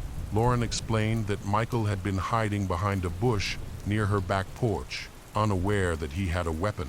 She approached him and started talking. Suddenly, Michael pulled out the weapon and attacked her twice. Rob was nearby, witnessed the attack. Rob stated that Michael also attacked at Rob, but missed after Rob hitting him on the head, a blow that was likely the cause of his memory loss. Rob stating, Lauren didn't have time to say anything to Michael before he pulled out the weapon. He wasn't there to talk, he was there to kill them. Meanwhile, Michael's defense argued that Lauren had deliberately driven him to a mental breakdown. Mary testified during the trial, describing the summer of 2019 as a particularly difficult time. She said Michael was anxious, frightened, and frequently panicked. Michael spent over 2 years in prison until spring 2022. His high-profile trial eventually began and lasted nearly 3 weeks. During her testimony, Lauren was asked if she had ever planned to ruin Michael. She admitted, at some point, yes. Michael's defense team employed a rare strategy, arguing that he had temporarily become insane and was mentally unbalanced. The doctors asserted that Lauren gaslit him, manipulated his perception of reality, and drove him beyond his breaking point. However, Nagel, Lauren's attorney, suggesting that Michael's memory lapse was selective, affecting only the crime itself while leaving other memories intact. Final. The court found Michael Barrasone not guilty of committing a crime against Lauren Kanarek. The jury concluded that, at the time of the incident, Michael was not mentally stable. He was not held criminally liable for his actions on that day at the equestrian club. The judge declared Michael the true victim in the story. After the verdict, Michael burst into tears and collapsed into his lawyer's arms. His legal team rejoiced, calling it justice. Michael considers the day of the verdict the best day of his life. Reflecting afterward, Michael said, I was lost. I'm like a rudderless ship. The world as I knew it is gone. So now I have to build a new world. Lauren's lawyer is determined to seek justice and refuses to give up. He firmly believes the court's decision is unreasonable and considers Michael a criminal who deserves the maximum penalty. Lauren's father also believes the jury was wrong and insists that Michael should be sentenced to life imprisonment. A few weeks after the verdict, Michael was transferred to a psychiatric hospital. After undergoing evaluation at the psychiatric hospital, Judge Stephen Taylor ruled that Michael should be moved to a less restrictive facility. His supporters remain hopeful that he will soon be allowed to return home. In November 2023, Michael was released, but still requires regular psychiatric treatment. Meanwhile, after enduring several rounds of surgeries and treatments, Lauren has returned to horseback riding. The case of Carla Faye Tucker. The events began on the morning of June 13, 1983, when the Texas Police Department responded to an urgent call from a man. Officers were dispatched to a house in the northeastern part of the city. Inside, they discovered the bodies of a man and a woman who had been brutally killed with a pickaxe. Initially, investigators suspected the murders were the result of a robbery gone wrong, but the sheer savagery of the crime made this theory unlikely. Once the victims' identities were confirmed and their backgrounds investigated, new revelations emerged that drastically changed the direction of the case. Houston, Texas, with a population of over 1 million, is the largest city in the region and the hub of Harris County. It is home to people of various religions and cultural backgrounds who live together in this diverse community. However, as the population grows, so does the crime rate. And Houston is now ranked among the top 100 most dangerous cities in America. On the morning of June 13, 1983, a man waited for his colleague, Jerry Lynn Dean, to pick him up for work. Jerry, however, never arrived. They had recently signed a contract for a security system installation job, and he knew Jerry was not the type to miss work without a good reason, since they lived close to each other. He decided to check on Jerry after waiting for some time, assuming his colleague might have overslept. When Gregory reached Jerry's apartment, he noticed the door was slightly open He stepped inside and called out for Jerry, but received no response. He found the TV and the sound system were tangled together, and Jerry's motorcycle, which Jerry had been working on, was gone. Concerned, he began searching all over the apartment. Eventually, he opened the door to the guest bedroom. Little did he know that he was about to discover something horrifying. Jerry was found lying on the floor next to the bed, surrounded by a pool of blood. On the bed was a woman unfamiliar to he, with a pickaxe lodged in her chest. Horrified by the gruesome scene, he fled the apartment and went straight home to call the police. When the police arrived at the apartment, they observed that the space was in disarray, with tools, motorcycle parts, and dirty clothes scattered across the floor in the guest bedroom. They discovered the bodies of Jerry and the unknown woman. The officers documented the crime scene, including the pickaxe, which was identified as the murder weapon. One officer removed the pickaxe from the woman's chest and placed it aside for collection as evidence. The bodies were sent to the Harris County Medical Examiner's office for autopsy. During questioning, the colleague said to the investigators that the apartment door had been open when he arrived, and the interior looked as though someone had ransacked it. He also noticed that Jerry's motorcycle and blue Chevrolet El Camino pickup truck were missing. A search of the apartment revealed that both victims' wallets had also disappeared. Additionally, investigators discovered that the bird hammer used in the attack was taken from Jerry's toolkit. The detectives found no evidence of forced entry into the apartment. Neighbors mentioned hearing loud noises from the apartment early in the morning, but did not call the police, as they neither heard cries for help nor explosion, and assumed nothing serious had occurred. Investigators theorized that the perpetrator was either someone the victims knew and willingly let in, or someone who entered through a door that was accidentally unlocked. Meanwhile, the severity of the attack pointed to the possibility of a premeditated murder. The autopsy revealed that Jerry sustained 28 pickaxe wounds, a head injury caused by a blunt object striking the back of his skull through fingerprints. The police identified Deborah Ruth Thornton as the second victim. She suffered 15 pickaxe wounds to her head and chest, with a fatal strike piercing her heart. After ruling out random theft, investigators turned their attention to the victim's close contacts. Jerry had met Deborah just the day before at a pool party. This was the first time they had met. Friends at the party stated that Deborah had attended to relax and escape her personal problems. Further inquiries revealed that Deborah was married and had 2 children. So, suspicion first fell on her husband. The husband was questioned and told investigators that on the evening of June 12, he had been at home with his children. He acknowledged that he and his wife had been having misunderstandings recently, but insisted he loved her and would never harm her. He claimed to know nothing about Deborah's infidelity and said he had never heard of a man named Jerry before. Investigators confirmed the husband's alibi and ruled him out as a suspect. Afterward, they learn of another person who may have held a grudge. Deborah's father, William. William had a criminal past, including a conviction for assault, for which he had served time. He currently owned a large business in Texas, but was under investigation for tax evasion. Further investigation revealed that Deborah had once been called to testify in court against her father, which could have provided a motive for murder. William was questioned, but he denied any involvement in the crime.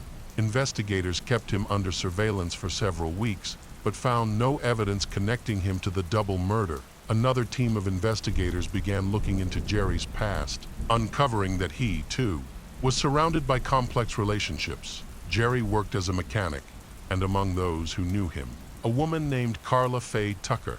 Carla, known for her love of partying, had a strained relationship with Jerry. The tension started when Carla first met Jerry, the boyfriend of Sean. From the start, she had a poor impression of him. She thought he was weak and unsuitable for her best friend. Their conflict escalated after an incident at Carla's apartment. Jerry had parked his motorcycle in her living room, and oil leaked from the bike, staining her carpet. Furious, Carla eventually kicked Jerry out of her apartment that night. In the months that followed, Their animosity deepened. One day, when Carla and Sean planned a trip to see their favorite bands, Jerry became very upset. He found Carla's photo album and cut out all her pictures, including the only photo she had with her mother. This act infuriated Carla, and she tried to persuade Sean to end her relationship with Jerry. However, instead of separating, Sean and Jerry moved in together and got married. Despite everything, Carla remained convinced that her friend had made a mistake by choosing Jerry. A month after the wedding, Sean visited Carla's house to collect a jacket. During the visit, Carla mentioned that she no longer wanted to see Jerry. Upon hearing that Jerry had parked outside near her house, Carla stormed outside, confronted him, hit him in the face, and broke his glasses. This incident led to Jerry being taken to the hospital to remove glass fragments from his eye. In June of the same year, Sean and Jerry separated, citing accusations of domestic violence and clashing lifestyles. In retaliation for the alleged abuse she claimed to have suffered, Sean withdrew a large sum of money from Jerry's account and went shopping with Carla. After hearing this, Jerry allegedly began plotting his revenge. Rumors circulated that he had hired someone to attack Carla, intending to disfigure her. Their volatile relationship quickly attracted the attention of investigators. Carla was born on November 18, 1959, in Houston, Texas. To Larry and Carolyn, she had two much older sisters who were said to have negatively influenced her. This influence contributed to Carla starting to smoke at just 8 years old. When she was 10, her parents divorced, and she discovered that Larry was not her biological father. By the age of 12, Carla had begun use with banned substance and lived loosely with men. At 14, she dropped out of school and, following her mother's example, started working as an escort. Carolyn even taught Carla how to use her body to earn money. Around this time, Carla's sister introduced her to men who frequented biker clubs. Carla and her mother also became passionate fans of rock music and began traveling with music groups, embracing a carefree and unconventional lifestyle. Carla adapted quickly to this new way of living. At 16, she met Stephen Griffith, a laborer, and the two planned to marry. However, Carla found married life overwhelming. They frequently argued, and their fights often turned physical. Stephen even told his friends that Carla could hit harder than any man he knew. After 2 years of constant conflict, they decided to separate, and Carla returned to her previous lifestyle. When Carla was 20, Carolyn passed away. By that time, Carla had returned to spending time in biker clubs. It was during this period that she became close friends with Sean Dean. Their bond grew strong. The detectives questioned Carla. She admitted to having disagreements with Jerry, but denied any involvement in the crime. Carla allowed the police to take her fingerprints and initially agreed to a polygraph test, but later refused it after her boyfriend advised against it. The fingerprints provided no useful leads, as experts couldn't find viable evidence at the crime scene or on the murder weapon. However, Carla's sudden refusal to take a lie detector test made the detectives even more suspicious of her. Even so, this was not enough to add Carla or Sean to the list of suspects. Detectives continued visiting them regularly, hoping one of them would slip up. Carla appeared completely unbothered and carried on with her life. Attending parties as usual, weeks passed, and detectives still could not find any evidence linking of them. A detective from the homicide department took an interest in the case after hearing the name Daniel Ryan Garrett. Carla's boyfriend, the detective, had grown up in the same neighborhood as Daniel and also acquainted with Daniel's ex-wife. The detective contacted Daniel's ex-wife and asked if she had any information about Daniel or Carla's potential involvement in the Houston double murder. She confessed that she had not seen her ex-husband for a long time and expressed a desire to talk to him about it.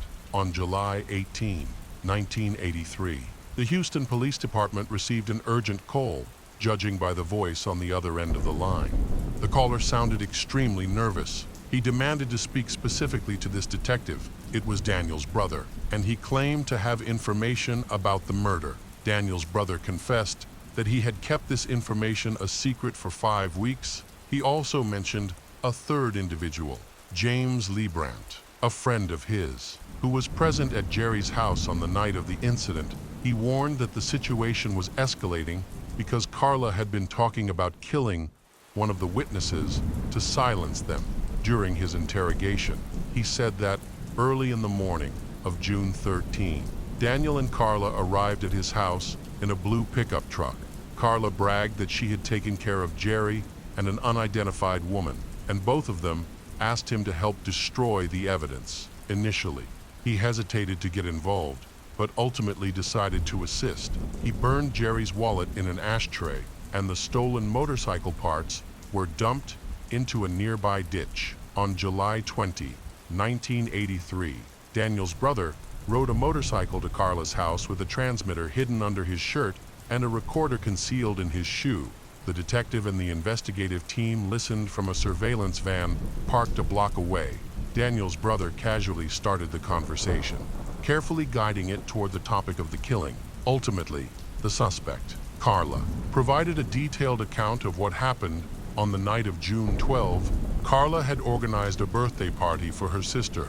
The celebration lasted the entire weekend, with friends coming and going, drinking alcohol, and using banned substance, which were plentiful in the house by Sunday evening, when only James, Daniel, and Carla remained. She told Daniel that she felt overwhelmed with emotions and energy. The three of them began discussing a planned crime, and Carla suggested stealing Jerry's motorbike and selling it for parts to make money. She expressed her deep hatred for Jerry and said she wanted to make him pay for everything he had done to her and Sean. Around 3 a.m. They went to Jerry's house. They entered without any trouble because Carla had stolen an extra set of keys several weeks earlier. At the time, she didn't know why she had taken the keys, but they ended up being crucial on the night of the murder. During a recorded conversation, Daniel's brother asked if they had planned to kill anyone when they entered the house. Carla replied no, explaining that everything had happened spontaneously at the time.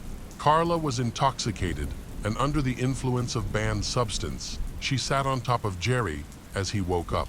Trying to restrain him, Jerry attempted to free himself by grabbing her hands, but at that moment, Daniel struck him multiple times in the head with a hammer while in her drunken and drugged state. Carla became irritated by the gurgling sounds Jerry, who was dying, was making in a fit of rage. She grabbed a pickaxe and struck his body with it. Carla later admitted that using the flat side of the pickaxe gave her a feeling of arousal. Daniel struck the final, deadly blow to Jerry's head with the hammer and then left the room. At that moment, Carla noticed a woman hidden under a blanket in the corner of the bed. Up to that point, she had been so focused on Jerry that she hadn't realized someone else was there. Carla and the woman began to struggle. Their fight continued until Daniel returned, overcome by rage. Carla attacked the woman repeatedly with the pickaxe, eventually driving it straight into her heart. Daniel was arrested just a block from his home while heading to work. At the same time, armed police officers entered Carla's house to take her into custody. James Leibrandt, who was visiting Carla as a guest, was also arrested at the police station. All of Carla's friends were questioned. They shared what they knew, providing consistent accounts, and all noted that Carla had always disliked Jerry. However, both Carla and Daniel remained silent during questioning. Carla claimed she had been drugged and could not remember anything about that night. During the investigation, Leibrandt cooperated with authorities and testified against Carla and Daniel. He claimed that after using the banned substance, he felt restless and needed something to relieve himself, leading to his involvement in the theft scheme ultimately resulted in Leibrandt receiving a light sentence. Carla and Daniel were charged with the murders of Jerry and Deborah. Both were held in Harris County Jail without bail. In September 1983, they appeared in court, but their trials were held separately. Carla faced charges for both murders, while Daniel, after testifying at a hearing, had the charge for Deborah's murder dropped Carla pleaded not guilty and remained in jail, awaiting her trial. During her detention, jail staff reported that Carla behaved defiantly and provocatively. Everything changed, however, while awaiting trial. She began to recover from the effects of alcohol and banned substance. She started reading books from the prison library and, for the first time in her life, picked up a Bible. Later, Carla admitted to her cellmates and the staff that it was during this time she began to understand the consequences of her actions. She started attending Alcoholics Anonymous meetings, where she met others whose lives had been destroyed by these toxic things. Inspired by their stories, Carla created her own Bible study group and resolved to become a better person. When Carla repented, she realized that the Lord forgives those who are lost. She came to believe that holding on to guilt and failing to seek forgiveness blocks one's connection to God and fills life with bitterness. Feeling forgiven by the Lord, Carla's heart became filled with love, which she believed should guide her life. In 1984, Carla stood trial for the murder of Jerry and Deborah. She explained that, at the time of the crime, she was heavily under the influence of banned substance and alcohol. Carla said that the murder was not planned, but occurred as a sudden outburst of anger during a robbery. Fueled by the substances she had consumed, several witnesses for the defense supported her lawyers, arguing that Carla and Daniel, on that night, were unable to distinguish right from wrong. However, the jury could not reach a unanimous verdict on her guilt. Carla was given the chance to testify on her own behalf before the judge made the final decision. She spoke for nearly 5 hours, sharing details about her past and stating that only after being imprisoned did she fully understand her actions, despite her emotional testimony. Carla was ultimately sentenced to death by lethal injection, becoming the only woman in Texas to receive this punishment. In November 1984, Carla testified at Daniel's trial, hoping he would not be convicted. However, he was also sentenced to death. That marked the last time Carla and Daniel saw each other, while the legal system labeled Carla a murderer. Many saw her as a symbol of reform, initially resigned to her fate of dying by lethal injection. Carla's outlook changed in 1993 when she learned that Daniel, who was awaiting execution, had died of liver disease. This motivated her to fight for her own life with the support of a prison chaplain. She began the process of appealing her case. Carla appealed to have her death sentence reduced to life imprisonment. Her request gained support from notable figures, including Pope John Paul II, the Prime Minister of Italy, Romano Prodi, U.S. House Speaker Newt Gingrich, and televangelist Pat Robertson. Surprisingly, Ronald Carlson, the brother of the victims, Deborah, also supported clemency after witnessing Carla's transformation during her time in prison. Even Hans, the warden of the Huntsville's prison, testified that Carla had been an exemplary inmate. The decision now rested with the Texas Board of Pardons and Paroles, which was responsible for recommending whether her death sentence should be commuted. However, the final authority belonged to Governor Texas George W. Bush. On January 28, 1998, the board rejected Carla's request. In response, she wrote a letter to Governor Bush, acknowledging her actions as acts of extreme cruelty and recounting her journey of transformation. Despite her plea, the governor denied her final appeal just hours before her execution, refusing to commute her death sentence to life imprisonment. On February 2, 1998, Carla requested a peach, a banana, and a salad with dressing as her last meal, according to prison authorities. She spent the morning with her family from 8 a.m. to noon. While many hoped her final hours would remain peaceful, others anticipated that the day would be emotionally difficult for all involved until the very end. People awaited the governor's decision. Would he grant her mercy? On February 3, 1998, Carla Tucker was executed by lethal injection in Texas. She had requested the presence of her sister, Kari Weeks, and some friends during her final moments at 6:45 p.m., 8 minutes after the injection. She was pronounced dead. Carla was the first woman to be executed in Texas in 135 years since the reinstatement of the death penalty. Carla was buried at Forest Park, Lawndale Cemetery in Houston later. Accusations arose against Governor Bush, alleging that he lacked compassion for Carla during the appeals process. In response, Bush issued a statement expressing that he had forgiven her, but emphasized that justice still needed to be served for the 2 lives she had taken. Carla inspired the creation of several fictional characters in stories that explored her troubled upbringing and how it eventually led to her crimes. Fred Allen, the execution team's captain, revealed that overseeing Carla's execution caused him deep emotional turmoil. He later resigned from his role in the Texas prison system and became a vocal critic of the death penalty. Allen argued that no one has the moral right to take another person's life, even if it is sanctioned by the law.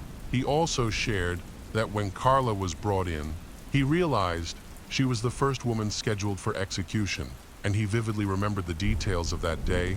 Carla looked at him and said, "Thank you, Allen, for everything you are doing." Allen replied, "You're welcome," and fastened the safety strap. Other members of the team carried out the necessary procedures, and everything proceeded as expected. When Carla was pronounced dead, Allen and the others placed her body on the stretcher, removed the straps, and went about their usual tasks. However, shortly afterward, Allen suddenly imagined the pain Carla must have felt. He broke into a cold sweat, began trembling, and burst into tears. It was a deeply shocking experience for him. The changes Carla underwent in prison profoundly affected many who had initially seen her as nothing more than an antisocial individual. The case of Michael Weiss. Jake Nolan was born in New York, USA, as the youngest child in his family, with an older brother and an older sister. The family lived on Long Island and was relatively wealthy. Jake was known for being kind and respectful to everyone. However, at the age of 5, he was diagnosed with attention deficit disorder. This condition affected him throughout his life, becoming more evident at the age of 15 when he began to experience mood swings. Despite facing many challenges, Jake had some positive moments in high school, including being recognized for winning a competition. However, this was also when he was diagnosed with anxiety and depression at the age of 17. Jake was hospitalized after a disturbing incident involving his parents after an argument. He threatened to commit end life with a kitchen knife during this time. He was diagnosed with bipolar disorder, a serious condition. His parents tried to help him manage his health problems and regularly consulted specialists, but their efforts were not very successful. Jake was prescribed about 30 different medications. This alone led to serious side effects, often leaving him feeling worse than before. Many of the medications interacted negatively with each other, resulting in poor treatment outcomes during this time. Jake also began drinking and using drugs. When Jake started college, his parents hoped he would improve. At first, everything seemed fine, but then they received a worried call from the school. The dean wanted to know why Jake had been absent for the past 2 weeks. That's when his parents discovered that he had been in bed most of the time. His depression worsened, and he began using illegal drugs regularly. This alarmed his family, who wanted to help him. But even at 19, Jake showed no interest in studying or working. Instead, he spent all his time having fun and avoiding responsibility. One day, Jake's mother spoke to her niece, Pamela Buckbinder, a successful psychiatrist in New York by her 40s. Pamela had won numerous awards and occasionally published articles in popular magazines concerned about Jake. Pamela offered to take him into her home for a while and set up a makeshift rehab facility there. She promised to organize therapy sessions for Jake and monitor his medication instead of charging him for her help. Pamela asked Jake to assist her in caring for her 4-year-old son during the summer due to their family ties. They agreed to her plan. Pamela and Jake are cousins, and she saw this as an opportunity to strengthen their family bond while helping to care for her son. When Jake's mother shared this with him, he viewed it as a break from his family and agreed to stay with Pamela for a few months, during which he would help care for her son. Pamela's husband is another prominent psychiatrist, Michael Weiss. Pamela and Michael had a rocky relationship. They often argued and got into physical fights. In one incident, Pamela was arrested for throwing a glass at Michael, causing a head injury that required stitches. Pamela argued that they were both equally at fault, as Michael was also arrested after another altercation and was accused of threatening her. Pamela and Michael ended their relationship in 2009, after which Pamela moved to Greenwich Village in Manhattan. In 2011, they began a custody battle. During this time, Pamela often spoke ill of Michael to their son, portraying him as a bad father. She also spread false and damaging stories about him to others, apparently trying to turn the child and others against him. This behavior was primarily intended to gain an advantage in the custody dispute and secure a substantial child support payment. By 2012, the couple finally reached an agreement that allowed Michael to spend weekends with their children. However, an unusual condition imposed by Pamela was that Michael purchase a life insurance policy on himself, naming their son Calder as the beneficiary, with Pamela as the trustee. Eventually, Michael, exhausted from the legal battle, reluctantly agreed to this questionable request. The custody battle reached its final stages after Jake moved into Pamela's home. Jake began sharing his thoughts and struggles with Pamela, who gave him advice, monitored his medications, and made his life much easier.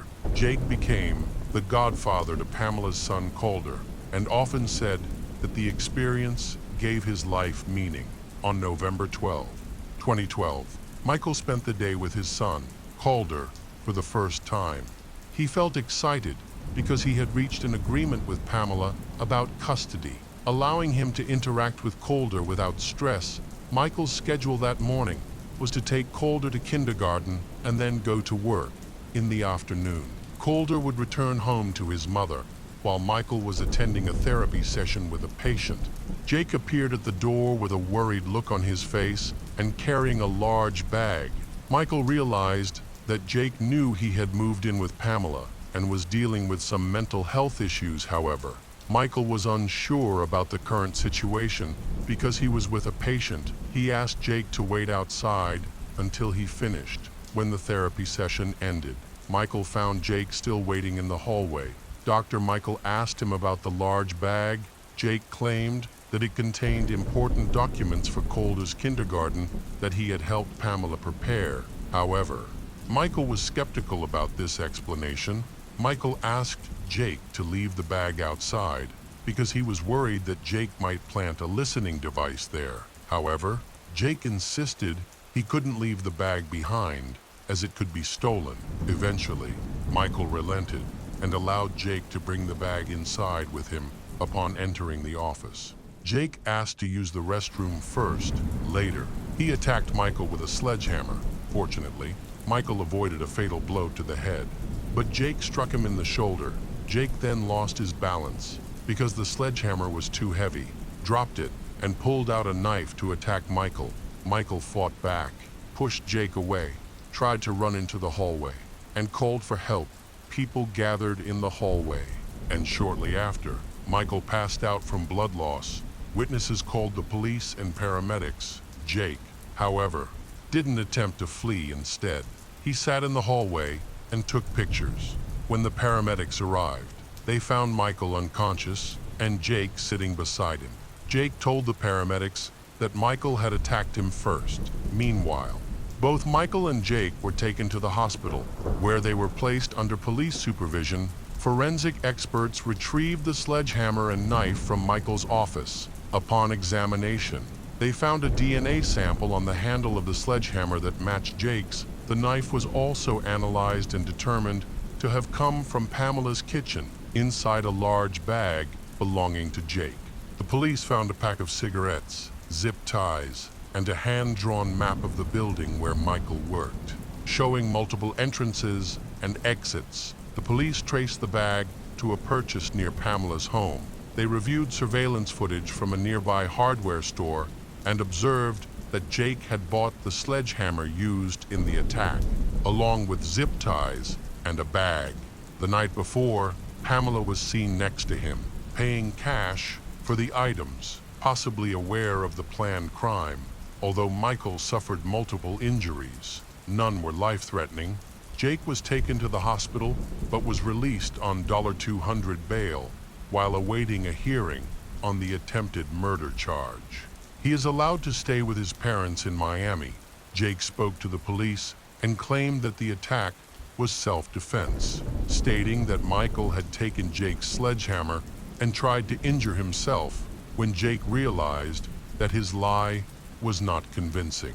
He decided to tell the police the truth about what had happened. He accused Pamela of being the real mastermind, claiming that she had manipulated him and turned him against Michael. Pamela then provided the police with Jake's medical history, which indicated that he had suffered from a number of serious mental health issues. The police investigated Jake's testimony, and evidence supporting his claim quickly emerged. Pamela had an ulterior motive to harm her ex-husband in November 2013. Michael Weiss filed a lawsuit against Pamela, alleging that his ex-wife pressured him into taking out a $1 million life insurance policy. He pointed out that the attack occurred just 4 days after the contract was issued, which raised suspicions. Michael believed that this was a planned plot to benefit Pamela financially.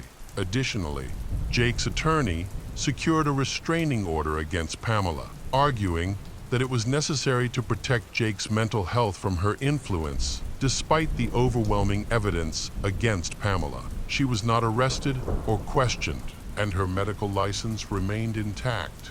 Meanwhile, the investigation continued, and an expert was brought in to analyze the building blueprints found in Jake's bag. It was revealed that Pamela had drawn the blueprints, but she claimed that the maps were for Jake to find Michael and pick up Calder if necessary.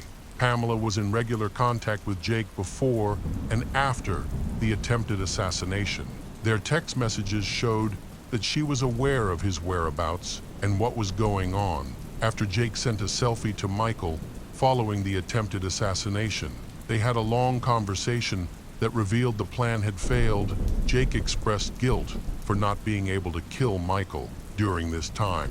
Jake fully admitted his actions and showed a willingness to accept the consequences, no matter how severe they might be. He told detectives that Pamela had convinced him to kill Michael, to free her from an abusive relationship that was harming both her and her young son at the time. Jake was so close to the boy that he wanted to help his relatives get rid of Michael. He did not know that Michael's life was insured for a significant amount of money and that Pamela could benefit from the insurance payout. Jake did not care about the money because his family supported him. However, Pamela manipulated him to the point that he was willing to do anything for her. Unfortunately, the case did not progress, even after 2 years. The situation remained unchanged. As of 2015, Pamela was still living comfortably at home with her son, sharing custody with Michael, as there was no evidence to prove her involvement in the attempted murder. Meanwhile, Jake is in Miami, receiving comprehensive care, and his condition begins to improve as he starts to regain his sanity. Jake realizes that he has become a pawn in Pamela's scheme, devoted to caring for her child and managing household responsibilities. He understands that Pamela never intended to help him. Instead, she aimed to use him for her own dubious purposes. Jake has overcome his harmful habits and envisions a future where he can start a family and raise children. However, he faces the serious possibility of being imprisoned for years due to the betrayal of someone he once trusted.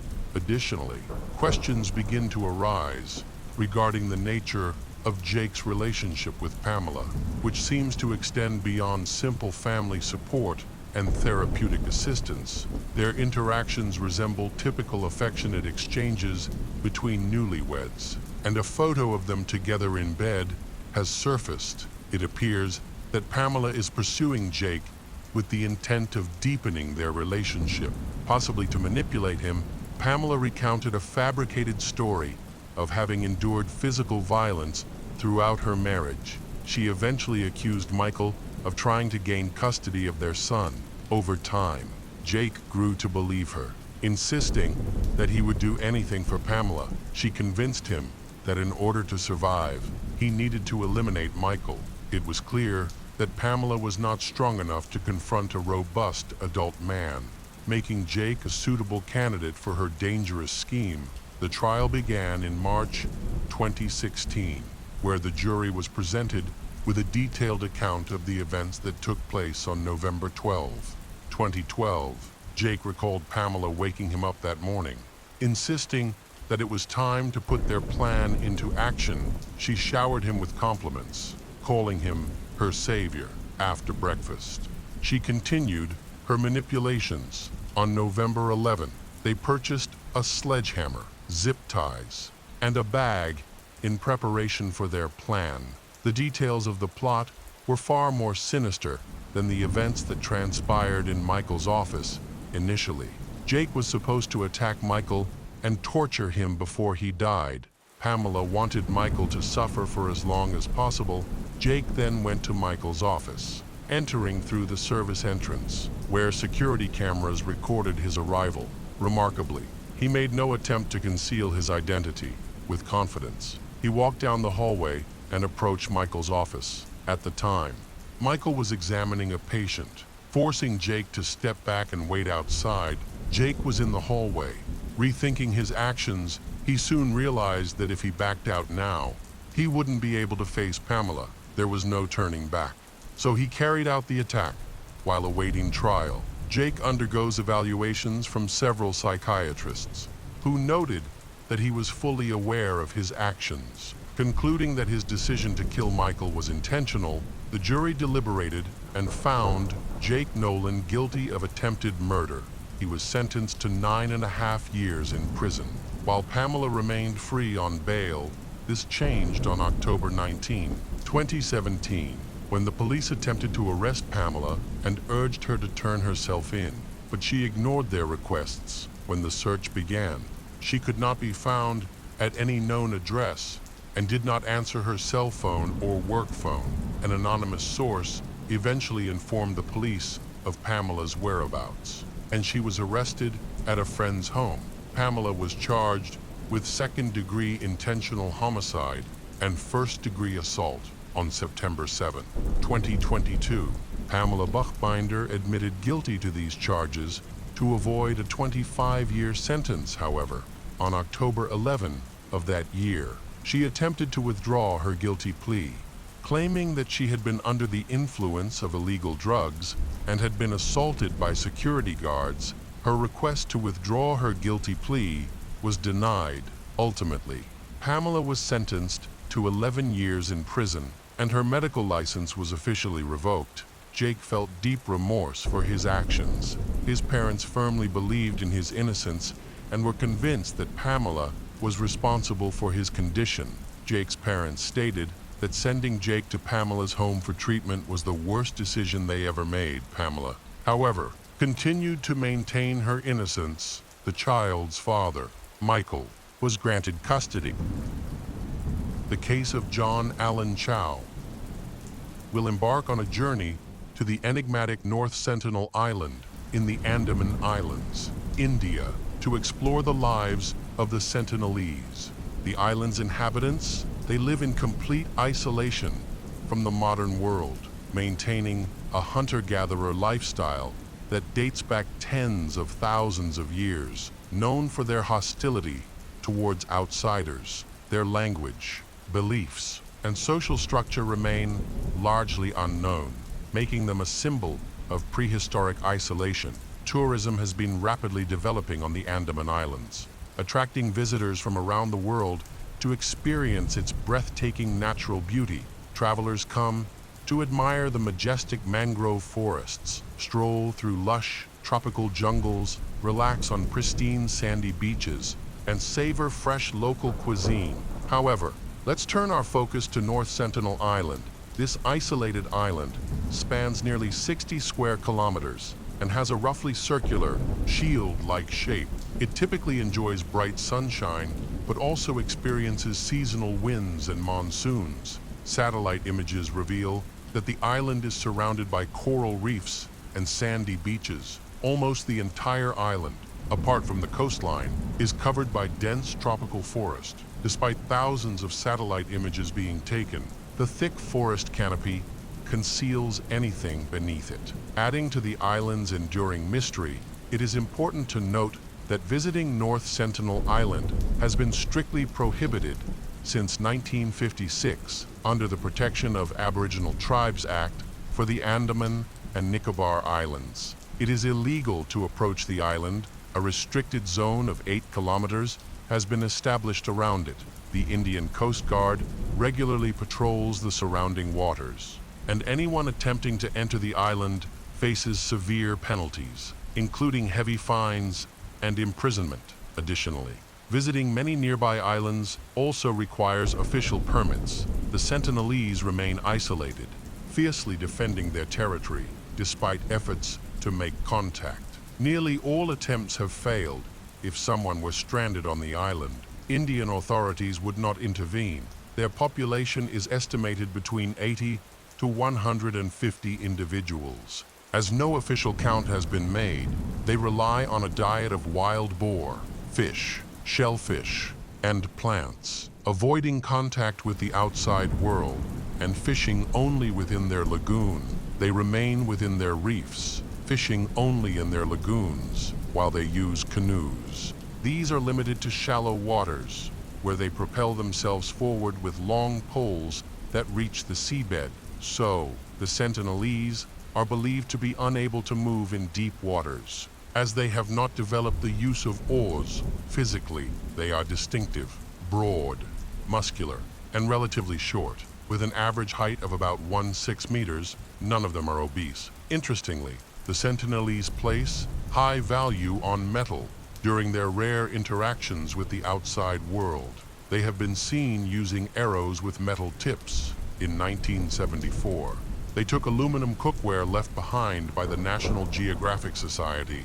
The first recorded observation of the Sentinelese occurred in 1771, when Indian sailors passing by noticed a fire on the island's shore. Almost a century later, in 1867, an Indian merchant ship ran aground on one of the island's reefs. The crew reached the shore in search of food and water, but after 3 days, they were attacked by a group of islanders. At the time, no one knew anything about the Sentinelese. In the end, the crew was rescued by a naval team in their rush to escape. The sailors abandoned the damaged vessel and fled to safety.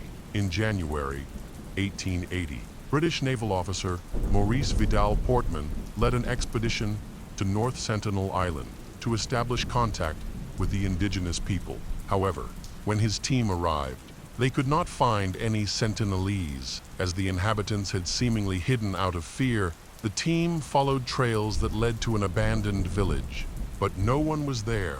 After several days of fruitless searching, they finding abandoned villages and roads, his team captured 6 people, including an elderly man, a woman, and 4 children.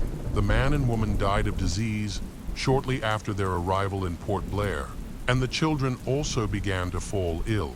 Portman hastily sent the children back to North Sentinel Island with a large supply of gifts in an attempt to establish friendly relations.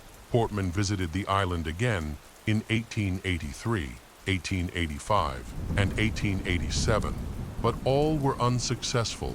In 1896, a prisoner escaped from the Great Andaman Island detention camp on a makeshift raft and drifted to North Sentinel Beach. His body was discovered by a search party a few days later with multiple arrow wounds and a cut throat. On August 2, 1981, the MV Primrose, carrying a large cargo of chicken feed, from Bangladesh to Australia, ran aground in rough seas near North Sentinel Island, trapping its small crew. After several days, the captain sent a distress signal, reporting that more than 50 armed islanders were preparing boats to approach the ship. However, heavy waves prevented the islanders from reaching the vessel, and their arrows were deflected. The 31-member crew had to stay vigilant, armed with axes, pipes, and flare weapons. Nearly a week later, the crew was evacuated by a civilian helicopter chartered by the Oil and Natural Gas Corporation with the assistance of the Indian Navy. After the evacuation, the Sentinelese scavenged the abandoned shipwrecks for iron to use in making weapons. Muhammad, a scrap metal dealer contracted by the government to dismantle the Primrose, recorded friendly exchanges of fruit and small pieces of metal with the Sentinelese, who often approached the wreck at low tide. 2 days later, in the early morning, 3 Sentinelese canoes, carrying about a dozen men, approached the Primrose, initially apprehensive. The crew threw bananas to the islanders in an attempt to attract them and reduce the possibility of conflict over the next 18 months. The Sentinelese regularly visited the crew while they continued salvage work on the abandoned ship. In 1991, the first instances of peaceful contact with the Sentinelese were recorded during 2 regular expeditions conducted by an Indian anthropological team, which included representatives from various government agencies, as well as anthropologist Madhumala Chattopadhyay. This marked the first time a woman on an expedition made contact with the Sentinelese during the visit on January 4, 1991. The Sentinelese initially approached the team unarmed. They accepted the coconuts offered to them, but retreated when the team signaled for them to come closer.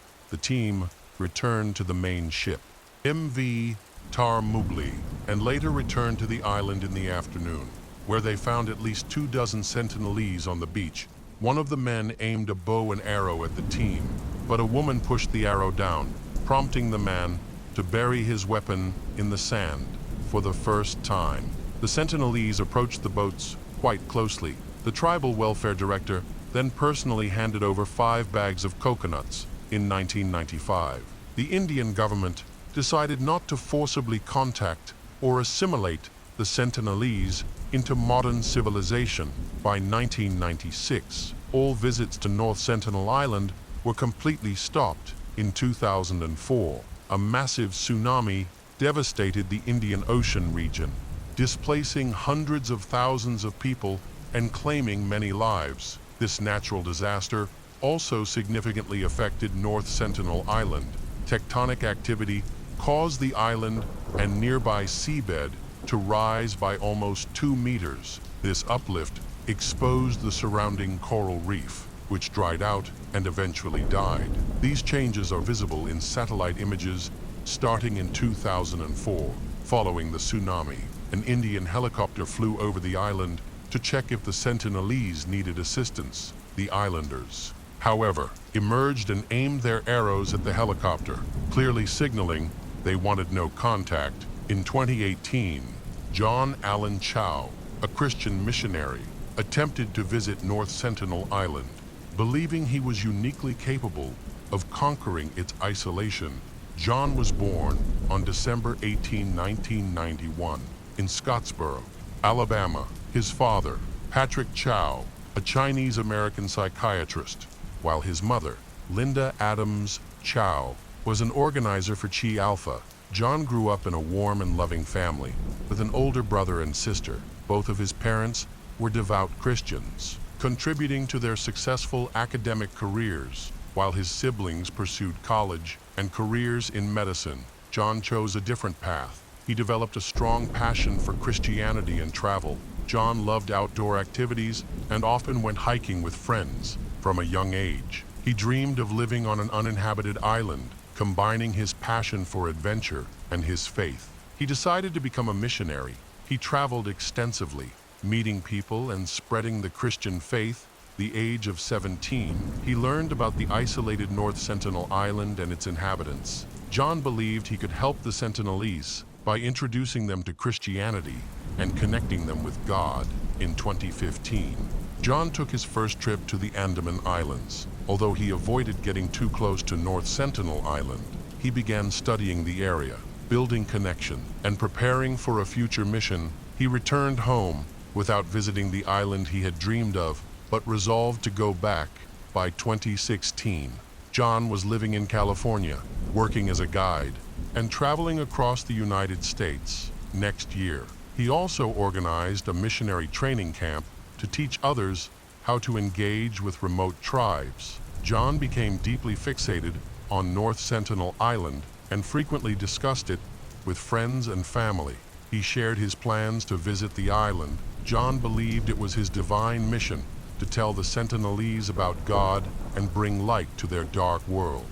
In October 2018, John traveled to Port Blair to prepare for his trip to the island. He created picture cards for communication, collected gifts for the islanders, and bought medical supplies and other essential items to prioritize the safety of the Sentinelese to minimize health risks. He vaccinated himself against common viruses and self-quarantined for 11 days, despite efforts. John could not secure official permission, making his trip illegal under Indian law. Determined to proceed, he approached local fishermen and eventually convinced 3 of them to take him close to the island for $400 late on the night of November 14, 2018.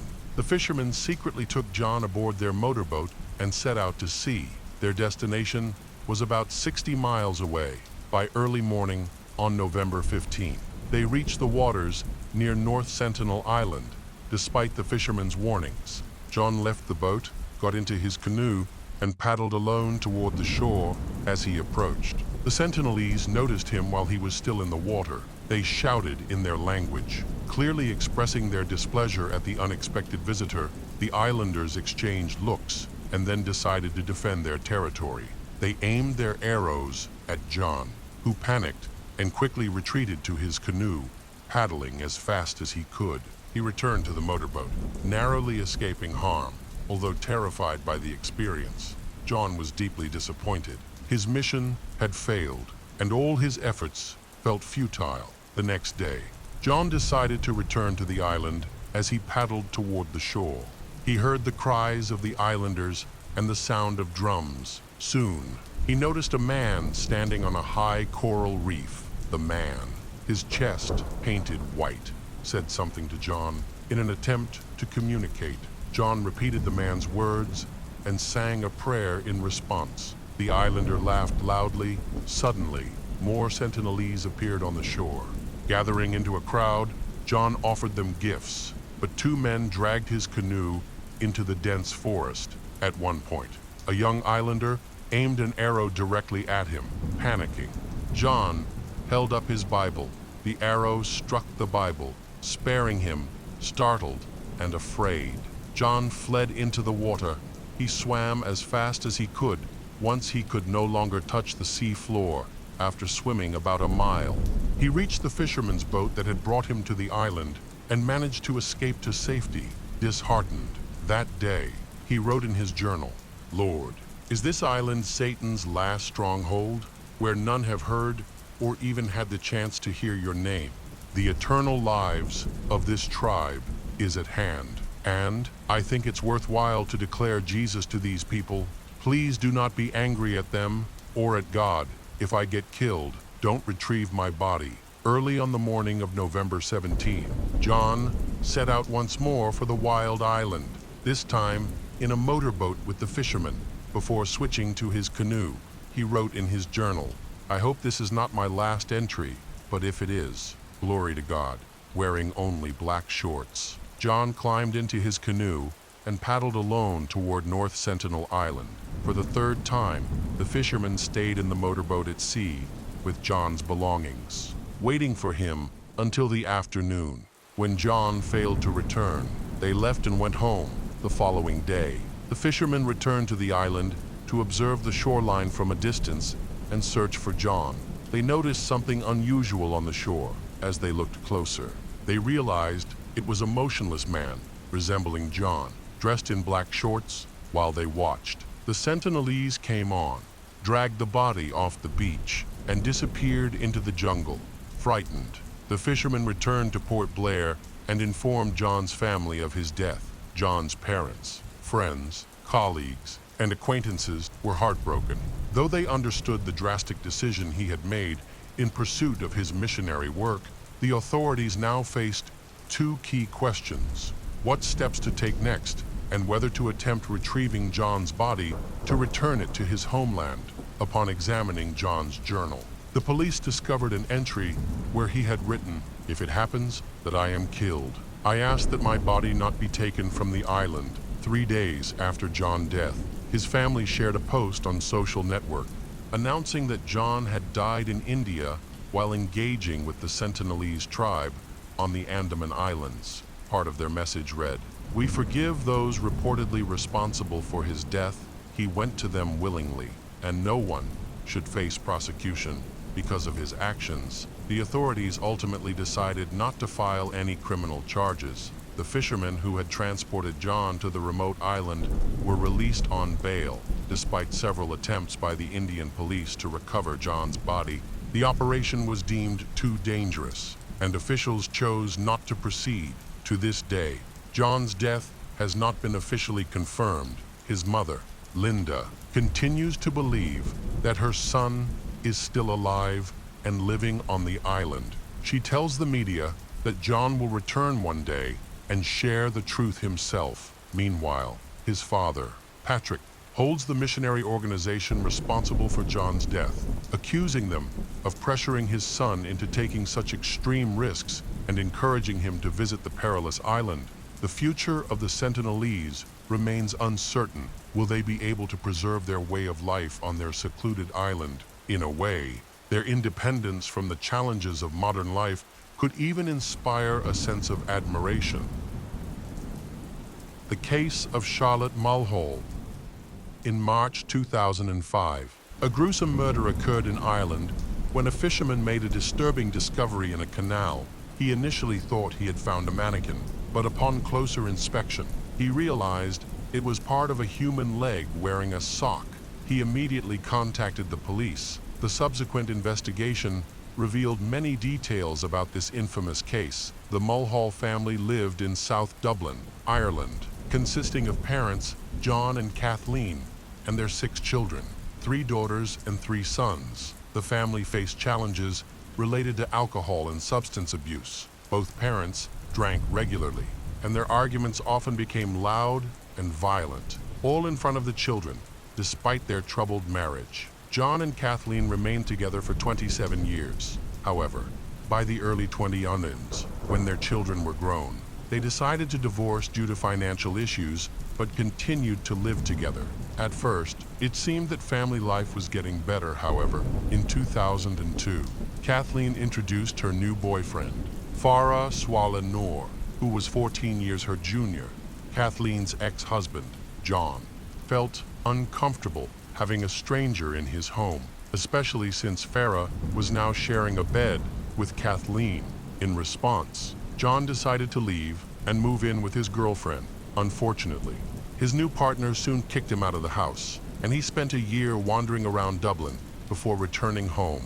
Luckily for John, by that time, Kathleen and Farah had moved into a rented flat in another area of Dublin. Farah arrived in Ireland in December 1996 under the false name Sheila Salim. He claimed to be from Somalia and said that his entire family had died in the civil war. In fact, he was from Kenya and his family still lived there. Farah had a record of minor crimes, and when his deception was discovered, he faced deportation. He successfully appealed the decision in March 1999. He married a Dublin resident, and they had a child together, which enabled him to obtain Irish citizenship after naturalization. Farah left his wife and began living a chaotic life, relying on odd jobs and petty theft to make ends meet. Farah had a violent past, including an incident in which he abused a mentally disabled Chinese woman, although she bore him a son. Farah escaped punishment for his actions. Reports suggest he harbored a deep hatred for women. In 2002, Farah met Kathleen, and they began a tumultuous relationship. Both were unemployed and relied on odd jobs to make ends meet. Their shared love of alcohol initially bonded them, but over time, their difficult personalities led to frequent arguments, which Kathleen's children often witnessed. Kathleen's eldest daughter, Linda, was born in 1975. She dropped out of school at a young age, by the age of 24. She had 4 children and often forgot the names of her boyfriends due to a series of short-lived relationships. Linda also served a short prison sentence for theft and struggled with alcohol and drug addiction. Linda's younger sister, Charlotte, had her own legal troubles, with around 7 convictions for theft, property damage, escort services, and other misdemeanors. Like Linda, Charlotte also struggled with serious addiction issues. The other siblings also had their own legal problems, and none were considered positive role models. On Sunday, March 20, 2005, Linda invited Charlotte to her apartment. While they were talking in the kitchen, Charlotte suggested that they start celebrating her birthday, which was the next day. At first, Linda refused because she had been abstaining from alcohol for 3 weeks to regain custody of her children, who were in a shelter. However, the temptation to drink became too strong, and half an hour later, they opened a bottle of hard liquor to start the birthday celebration. A few hours later, the sisters decided to visit their mother and her partner, Farah. When they called their mother, they found out that Kathleen and Farah were at a bar in central Dublin. Without hesitation, the sisters joined them. It turned out that Kathleen and Farah had been celebrating St. Patrick's Day for 4 consecutive days. After meeting Linda and Charlotte at the bar, the family did not stay long and decided to continue celebrating at a nearby park. However, Farah got into an argument with some locals, forcing the family to stay out of trouble and decide to go home. The 4 of them returned to Kathleen and Farah's rented apartment. They prepared food and set the table to celebrate Charlotte's upcoming birthday. When everything was ready, Farah fell asleep to lift Farah's spirits. Kathleen slipped a pill into his drink. Although the ecstasy worked, things did not go as they had expected. A moment later, Linda, who was sitting on the sofa, suddenly felt Farah caress and squeeze her legs. Then he put his arm around her waist and whispered inappropriate words into her ear. At first, Linda did not want to cause a scandal, so she reminded Farah to behave. After witnessing Farah's inappropriate actions, Linda openly asked him to take his hands off her, realizing that the situation was escalating. Kathleen and Charlotte began to insult Farah and asked him to behave properly. The argument quickly turned into a fight. Then, Farah grabbed Kathleen, causing her to scream for help to her daughters. In response, Charlotte pulled a knife from her pocket and attacked Farah. Seeing her sister Charlotte in danger, Linda rushed to the pantry and grabbed a large iron hammer. Under the influence of alcohol, Linda lost control of her actions. Soon, the floors, walls, and rooms were in chaos. Meanwhile, the girl's mother, Kathleen, sat in a chair, holding a glass and watching her 2 daughters attack Farah. Eventually, she grew tired of the commotion and turned her attention to the television, where an entertainment program was playing. After the altercation, the sisters began to understand what had happened, and panic set in. Kathleen stepped in to help and gave Linda and Charlotte a plan for how to dispose of Farah's body. Kathleen said that no one would charge them with murder if Farah's body was not found. So Linda and Charlotte spent the next 5 hours in the bathroom processing the body. During this time, Kathleen took a nap. When Kathleen woke up, she found 7 black plastic bags in the hallway. She called her ex-husband John to tell him about the nightmare that had unfolded in their rented apartment. John was skeptical and did not believe her at first. However, when he arrived and saw the scene from the front door, he realized it was no joke. He declared that he would not participate and went home. After a short break, Kathleen and her 2 daughters began a thorough cleaning of the apartment. They used brooms and several gallons of bleach to meticulously wipe down every surface. At noon on March 21, Kathleen, Linda, and Charlotte left the rented apartment, each carrying a sports bag containing black trash bags. They walked to the nearest river channel and, unnoticed, threw 6 black bags into the water. The women then went to a restaurant afterward. They took a bus for about an hour to the city center. Once there, they stopped at a large store, browsed several areas, withdrew money from an ATM, and went to a park. In the park, they dug a shallow hole with a knife and buried the last bag.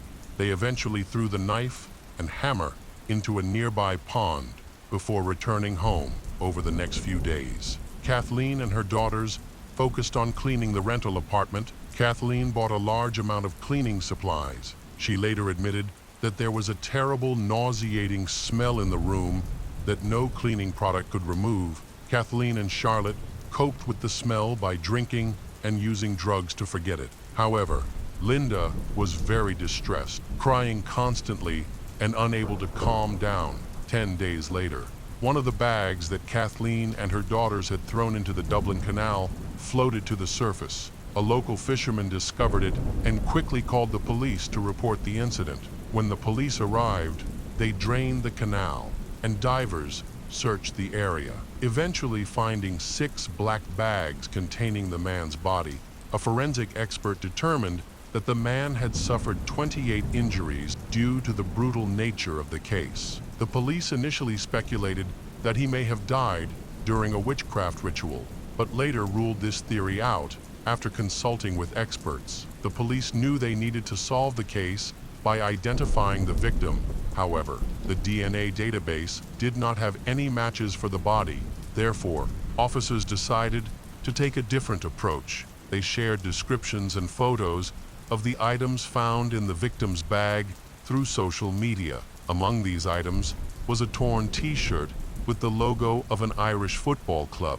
This shirt helped identify the victim as Farah Swaleh Noor. As one of his old friends from Somalia recognized it, this friend also mentioned that Farah had been missing for several weeks and had stopped answering calls. Police discovered that Farah had been living with a girlfriend named Kathleen Mulhall for the past few years. This information prompted further investigation. Samolit received a cash reward for helping to locate Kathleen, while 2 others, Linda and Charlotte, were brought in for questioning. All 3 denied any involvement, and the police had no evidence to charge the women.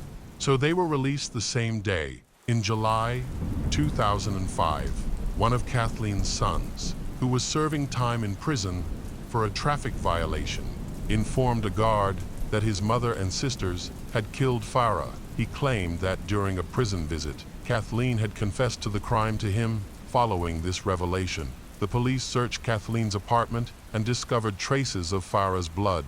In August 2005, Kathleen, Linda, and Charlotte were again questioned at the police station. They maintained their innocence, and the interrogation lasted 12 hours. Kathleen and her 2 daughters, Linda and Charlotte, were then released during this time.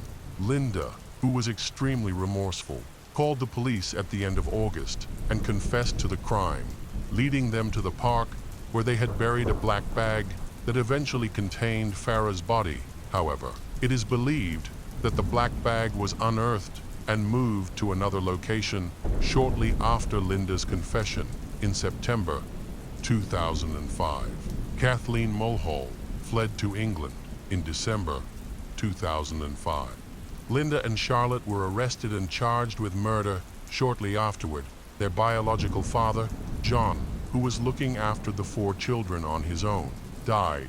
It is believed that he had nothing to do with the crime.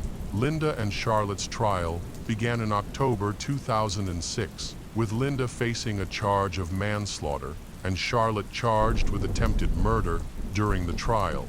Both women claimed they acted in self-defense, maintained their innocence, and stated that they were trying to protect their mother. After a brief deliberation, the jury found Charlotte Mulhall and Linda Mulhall guilty. The judge sentenced Linda to 15 years in prison, while Charlotte received a life sentence. It was reported that both sisters had exhibited poor behavior while incarcerated in a women's prison in Dublin. One day, Linda injured her hand and spent several weeks in the hospital. Charlotte attracted media attention after a photograph was released of Charlotte attacking a male prisoner. The incident led to increased security measures at all prisons in Ireland, and Charlotte was subsequently transferred to a higher security facility in Limerick. Kathleen Mulhall's story began when she fled Ireland in September 2005 and assumed a new identity in the UK, however. In January 2008, a reporter discovered her location and reported her to the police. As a result, Kathleen was forced to return to Ireland, where she faced numerous charges. She confessed to helping her daughters dispose of their bodies and clean their apartment. In May 2009, Kathleen was sentenced to 5 years in prison, but was released after serving only 2 years. After her release in October 2011, she returned to the UK and moved in with her son, James. At that time, James's family consisted of his 6 children and the 4 children of his sister, Linda. He adopted Linda's children after she was arrested. After Kathleen arrived, tensions rose between James and his live-in girlfriend, eventually leading to an incident in which he assaulted her and was subsequently imprisoned. Kathleen later suffered severe kidney failure and underwent an organ transplant in Dublin. She now lives in her hometown, where she continues to receive treatment. Linda was released early from her sentence that same year. She now lives with her children and her new partner. Linda does not give interviews to journalists. In a recent statement to the media, she said, "She have served my sentence. Let she live in peace after all. This is she personal life, and it is none of your." Since March 20th, 23, Charlotte has been allowed to leave prison for 1 day. Under close supervision by guards, she may soon be eligible for parole. The case of Shannon Medill. Shannon Medill was born in 1989 in Alberta, Canada. She spent years honing her acting skills. Her journey was challenging, but she was ready to start a new chapter in her life. On November 26, 2014, Shannon auditioned and was selected. But before she could celebrate her achievement, she disappeared without a trace. After a day passed without Shannon returning home, her family's worries grew as no one could reach her. Shannon's family was confused. Not knowing what could have happened, they called her cell phone, sent messages on all social media platforms, and left emails. But Shannon did not respond. Her behavior was unusual and completely out of character. Shannon's family contacted the police, but they stressed that Shannon was an adult who had the right to come and go without informing anyone. However, Shannon's family insisted that this behavior was out of character for her and that a search had to be launched. Fearing that something terrible might have happened, Shannon was the youngest of 4 children. From a young age, she loved being the center of attention and was very creative. She loved to sing and began performing in small shows in kindergarten. Showcasing her acting talent during her school years, ultimately did not complete her studies. Choosing instead to focus on her acting skills, Shannon spent her days attending auditions and interviews, but she was constantly rejected. However, during this time, she found an opportunity in comedy and began performing stand-up, which helped her become famous. In 2010, when Shannon turned 21, she attended a party with friends to relax there. She met Joshua Burgess. He was quite different from Shannon, but they quickly connected, and these differences eventually helped balance each other out. The couple enjoyed spending time together, watching TV and playing video games. They shared many interests, which strengthened their relationship. After 4 years of dating, the couple decided to get married. In May 2014, Shannon began planning her wedding. With Joshua's active support, their wedding, attended by only their closest family members, was a joyous event. However, the couple did not seem completely happy. Over the next month, Shannon focused on her acting career, attending more auditions, some of which took place in Edmonton, a city 3 hours north of Calgary, where she lived with her husband. This meant she spent a lot of time traveling between the two places. Shannon has appeared in numerous television shows, voiced audiobooks, and even acted in plays. She has often expressed her belief that great success awaits her in Edmonton on November 26, 2014, 25-year-old Shannon and her brother Brett had planned to meet at the Calgary Theatre. Prior to their meeting, Shannon had auditioned for a show and she was accepted. Marking a major milestone in her journey to pursue her dreams, Brett was waiting for Shannon at the theater, and he understood how important the event was to her. As the minutes ticked by, his anxiety grew. He couldn't reach her. Shannon ignored his messages. Eventually, he had no choice but to leave. He tried calling her the next morning, but she still didn't answer. Brett contacted their parents, but they were also confused about the situation. His mother suggested that Shannon's work schedule might have changed. She mentioned that sometimes, when Shannon worked the night shift, she would sleep during the day. However, this explanation didn't seem plausible. Shannon usually paid attention to her phone calls because it was important for her to stay in touch and not miss anything significant. To reassure herself, their mother thought that when Shannon woke up in the evening, she would realize she had missed the calls and would eventually call back. A voicemail message was left for Shannon, and her family assured her that they were not angry with her. They just wanted her to let them know she was safe. Unfortunately, she did not respond, worried that something was wrong. Her relatives, including her husband Joshua, went to the police for help. They reported her missing and speculated that she might have been in an accident while traveling to or from Edmonton. Initially, the police were slow to act on their request, but after some persuasion, they began to get involved. Eventually, the police launched a search operation. Hospitals were checked, but no accidents were reported that day. The following days were a blur. Family members anxiously awaited any news. During this time, Shannon did not shop, did not use any credit cards, and there were no activity records on her car. As if she had disappeared, she also stopped using her social media accounts, where she often shared updates about her acting career. Unexpectedly, a few days later, Joshua reported to the police that he had found Shannon's cell phone in her pants pocket at home. He also discovered her car, but the police did not find anything suspicious. Nearly 2 weeks passed without any news until the police found some unusual photos. 2 photos of a girl with her hair covering her face were found attached to a tree in a Calgary park, although the identity could not be confirmed. The girl bore a strong resemblance to Shannon, especially due to her bright red hair.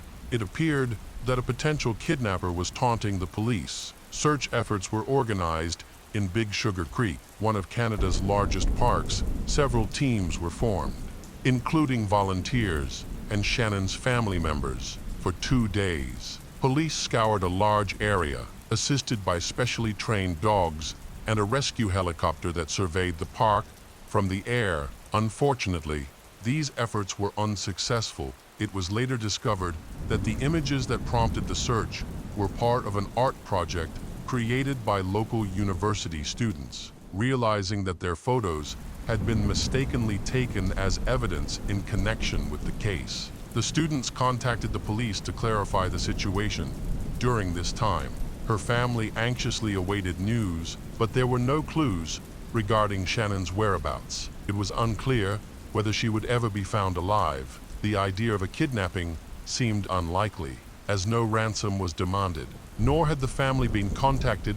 Joshua revealed a previously unknown fact to the police. He explained that his wife had been struggling with her acting career for years. One evening, she called him and confessed that she had considered jumping off a bridge during a particularly difficult time. She had just suffered another disappointment after auditioning for a role in a television series she had hoped to land. Fortunately, she was able to overcome the emotional pain, but she later suffered a nervous breakdown. The police were concerned that such a traumatic experience might have led her to consider end life. Police and divers searched rivers in the area, hoping to find any sign of her. Unfortunately, despite exhaustive searches along the riverbank for miles, they found no clues, and the investigation hit a dead end. By May 2015, nearly 6 months after Shannon disappeared, the police still had no clue as to her whereabouts. During this time, an experienced police officer named Christine took over the investigation, having worked in the homicide division for many years. She was known for her determination and attention to detail. Her previous efforts had led to the arrest of many dangerous criminals, and she was committed to solving this case. Christine decided to investigate those close to Shannon. She wanted to learn more about her husband, Joshua, from the beginning. He seemed like a kind and positive person. He cooperated fully with the police, allowing them to search his home twice and readily answering their questions. He also supported Shannon's family when they went to the police station to report her disappearance. Even after she went missing, the family kept in touch with Joshua, comforting each other and holding out hope when asked about the possibility that Joshua was involved in Shannon's disappearance. All of her relatives responded that he could never hurt his wife, however.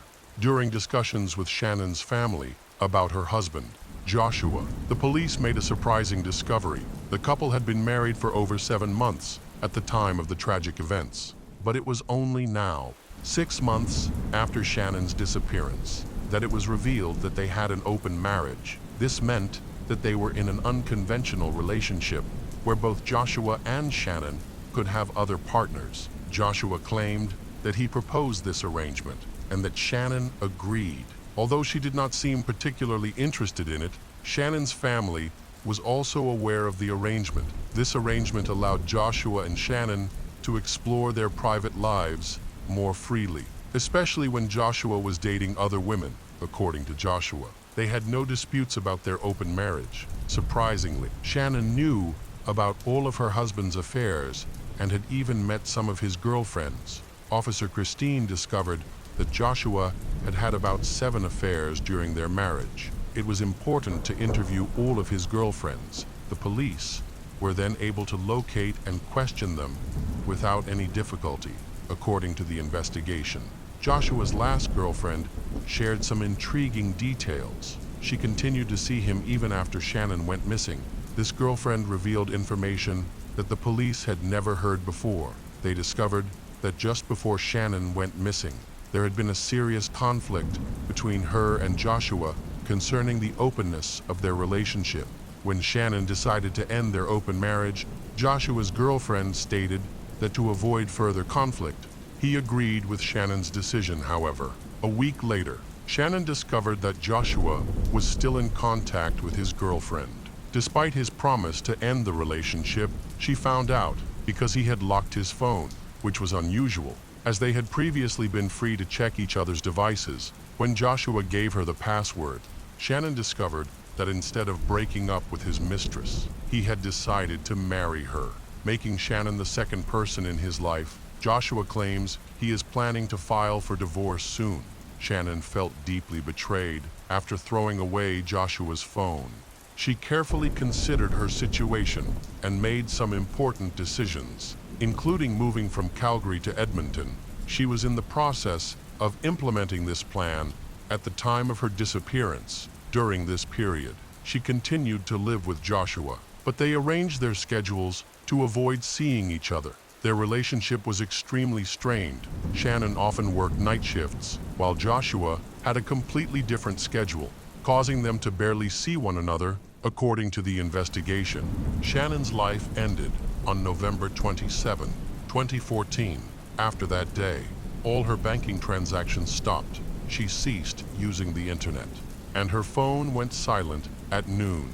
However, a signal from her phone was detected in an alley in the city the next morning. Joshua later claimed that he had found the phone at home. Interestingly, a few days later, Joshua also discovered Shannon's car, but could not explain how he found it. All of this seemed very suspicious to Officer Christine. Christine decided to speak to Joshua again. Meanwhile, an application to confiscate Joshua's phone had been filed, as he was increasingly considered a prime suspect in Shannon's case. In addition, the police decided to confiscate the car. On June 2, 2015, 7 months after Shannon's disappearance, police Christine, along with other police, went to Joshua's house. They brought a search warrant to confiscate his cell phone and car. The officers knocked on the door and asked to enter the house. But initially, Joshua did not answer. After a while, he responded to the police and announced that he would be coming out soon. It appeared that Joshua was moving around inside, possibly trying to buy time to hide something. He answered the second police call, but explained the delay by saying that he was looking for his pants. Joshua spoke from behind a closed door and was asked to come out. Regardless of his appearance, the police sensed that something important was happening inside. They were prepared for any eventuality, including the use of weapons. Suddenly, he burst into tears and confessed to killing Shannon. After some persuasion, he finally opened the door. The police entered and saw Joshua bleeding. On the floor next to him was a military knife, which he had used to commit end life. He was rushed to the hospital. Joshua had lost a significant amount of blood, but he was not in critical condition and did not require surgery. The doctors were able to stitch up his wound. A psychiatric evaluation was needed to determine whether he was a danger to himself or others. When Joshua was taken into the interrogation room, he only said that he would confess his love to Shannon if he could see her alive, and he did not say anything else. Meanwhile, the police searched Joshua's home with the help of sniffer dogs. Later, they discovered a body buried in the yard, and during the excavation, they found enough evidence to secure a conviction. However, they still wanted to obtain a confession and hear Joshua's account of the events. On the second day after his arrest, Joshua provided a detailed account of the events on the day Shannon went missing. He returned home and found her sitting on the couch. She appeared very upset and immediately accused him of cheating, calling him a traitor for the affair. In a fit of rage, she lost control and said many harsh words to him. Unable to bear her accusations, Joshua tried to cover her mouth with his hand. In response, Shannon bit him and continued to insult him, expressing her disgust at his attempts to touch her. In a fit of rage, Joshua grabbed Shannon by the neck and began to strangle her until she stopped breathing. When he realized she was dead, he became frightened and was unable to call an ambulance because she was dead. When Joshua recounted this, he became emotional, cried, and clearly felt remorse for his actions. Finally, the confession brought him relief after 8 long months of carrying this secret. During this time, Shannon's body lay in their home. Despite being checked twice by the police, they ignored the containers on the back porch, which were hidden under trash bags to avoid detection. Joshua Burgess was charged with second-degree murder. Shannon's family eventually learned the truth about what had happened, shocking everyone to discover that the killer had been near them the entire time. Even helping to find Shannon, Joshua's trial attracted considerable public and media attention.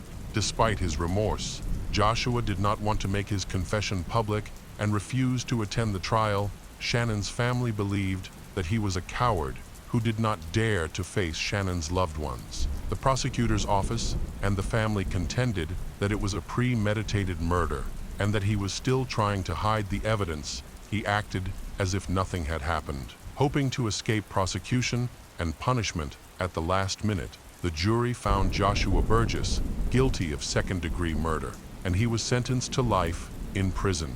With the possibility of parole after 10 years, the family of the Shannon was unhappy with this sentence. They believed that it was Joshua's lifestyle that led to the end of Shannon's life. The case of Samantha and Tessara Crespi. David Crespi comes from a family known for its success and respect. He is from Sacramento, California, and both he and his brother, along with their father, graduated from California State University. David earned an accounting degree with honors in 1983. His older brother, John, is the pride of the family, having become a professor of economics at Kansas State University. With his excellent academic performance, David easily found a job at a local bank, where he quickly rose to the position of CFO. However, the bank eventually closed. He then worked as a manager at a mortgage company in Sacramento. David has 2 children from his first marriage. However, his life took a difficult turn when his first wife died of a brain tumor. David devoted himself to providing for his children during this trying time. Fortunately, he soon met Kim, a woman he had known since college. Their friendship blossomed into a romantic relationship, and they began living together in 1994. Kim married David and adopted his children. In 1997, they welcomed a son and 4 years later, they had twins, Tessara and Samantha, in total. David has 5 children with 2 women. In 2001, David moved to a new and promising bank, prompting his family to relocate to Matthews, a small town in the suburbs of Charlotte, North Carolina. By 2006, David Crespi was a vice president at a bank and lived with his family in a comfortable 3-story house in a prosperous area of Matthews. They had lived in this quiet neighborhood for nearly 5 years, which was considered an ideal place to raise children. The family shared a strong, loving bond and maintained a warm relationship with one another. David was regarded as a caring and active family man. They were actively involved in their local church, where David served on the finance committee to many. It seemed that David had achieved his dream. What appeared to be a happy life actually concealed deeper problems from a young age. David struggled with mental health issues on the surface. He seemed to be a kind, devoted, successful, hard-working, and intelligent husband and father. However, he often suffered from severe bouts of depression that would come and go without warning.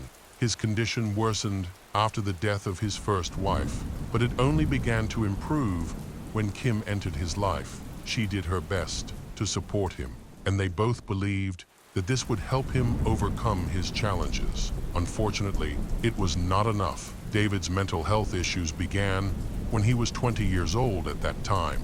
He faced typical challenges in love and difficulties in planning for the future, which left him in a state of sadness. Adult life turned out to be more difficult than he had anticipated. Despite this, David still managed to excel in everything he did and worked tirelessly, not realizing that his success came at a high cost. As a young man, David did not seek help and preferred to solve problems on his own. As an adult, his depression often stemmed from the increased demands of his job and the responsibilities he assumed. His family was aware of his difficulties, and his colleagues noticed when he occasionally fell into a state of depression. However, David usually recovered quite quickly. There were no serious consequences for his work life. People understood his situation. He could take a day off, but his colleagues covered for him and provided sick leave when necessary. Their support seemed justified because, while his depression was in remission, David excelled in his field. The situation became increasingly serious. David was a devout Catholic, as was his entire family, according to his faith. End life was considered a sin. Despite this belief, David frequently contemplated end life during his time as vice president and even attempted it several times without success. During this period, David chose to spend time outdoors, searching for a suitable place to end his life instead of working. His wife tried to intervene and save him during these moments. After each attempt, David promised his family that he would not try to commit end life again. David struggled with depression that he could not control. Simply promising himself not to harm himself did not help him dispel his dark thoughts. His frustration grew. Instead of feeling like harming himself, he began to have thoughts about harming others. One time, when David and Kim were stopped at a traffic light, he seriously considered driving into a crowd. His wife thought he was joking. Unaware of how sincere his feelings were at this time, David tried several prescription medications, but they were ineffective. His attempts to deal with his mental health issues on his own made him paranoid and withdrawn. He became increasingly anxious about losing his job and going bankrupt. Often imagining the worst-case scenarios, Kim encouraged him to see a psychiatrist, who prescribed him antidepressants. David agreed and committed to the treatment regimen the doctor gave him. David had been on one medication for years, but it caused him to gain weight, which frustrated him. Annoyed by this side effect, he decided to stop taking the medication and try something else. He returned to the psychiatrist, hoping to adjust his treatment regimen for better results. By 2006, he was very familiar with his mental health problems, which had become more frequent and intense during these times. He was haunted by thoughts of harming others. David often thought about ending his life voluntarily, but because of his promise not to harm himself. He considered harming others instead, although he saw his doctor regularly. He never revealed these feelings. Hoping that a prescription medication would help him manage his difficulties, he feared losing everything he had built. He understood that if his doctor knew about his obsessive thoughts, it could lead to serious consequences, such as hospitalization, loss of his job, or separation from his wife and children. He tried not to think about harming others and fought against these thoughts. David's last appointment with a psychiatrist was on January 19, 2006. Shortly before the tragic events occurred, the psychiatrist prescribed new medication, believing that David was struggling with sleep problems and anxiety. He had also recently changed his previous medication, which could cause weight gain. The psychiatrist did not notice anything unusual. David was very good at hiding his emotions and preferred to rely on himself. On the morning of January 20, 2006, David's family was at home. Kim, David, and their 5-year-old twins, Samantha and Tessera, whom David adored, were all together. David was on sick leave due to his battle with depression at that time. Everything seemed normal, and there was no sign that anything was wrong. At 11:30 a.m., David received a call from his mother. It was a routine check-in. She was aware of his mental health issues and called at the same time every day to see how he was doing, and if he needed any support. They talked for about 15 minutes, during which David reassured her that everything was fine. His 3 older children were at school at the time, at 12:15 p.m., while Samantha and Tessera were having lunch. Kim was looking after them. She felt confident that nothing would happen to the children because David loved them very much. She believed that they would be safe with him. Kim had gone out to get a haircut after lunch. David worked on the computer, but then took a break to spend time with his daughters. He suggested they play hide and seek, and they scattered to find hiding places around the house. David went into the kitchen and laid out some knives on the table. He then began to search for the twins. He saw Samantha first. She was smiling and unaware of the dark thoughts in his mind, deciding to end the game. He quietly took her to the kitchen. Suddenly, he picked her up and placed her on the kitchen table. He took a knife and began to attack Samantha. The little girl screamed and struggled, and then she stopped breathing, hearing strange noises. Tessera came out of hiding and saw her father attacking Samantha, even though she was only 5 years old.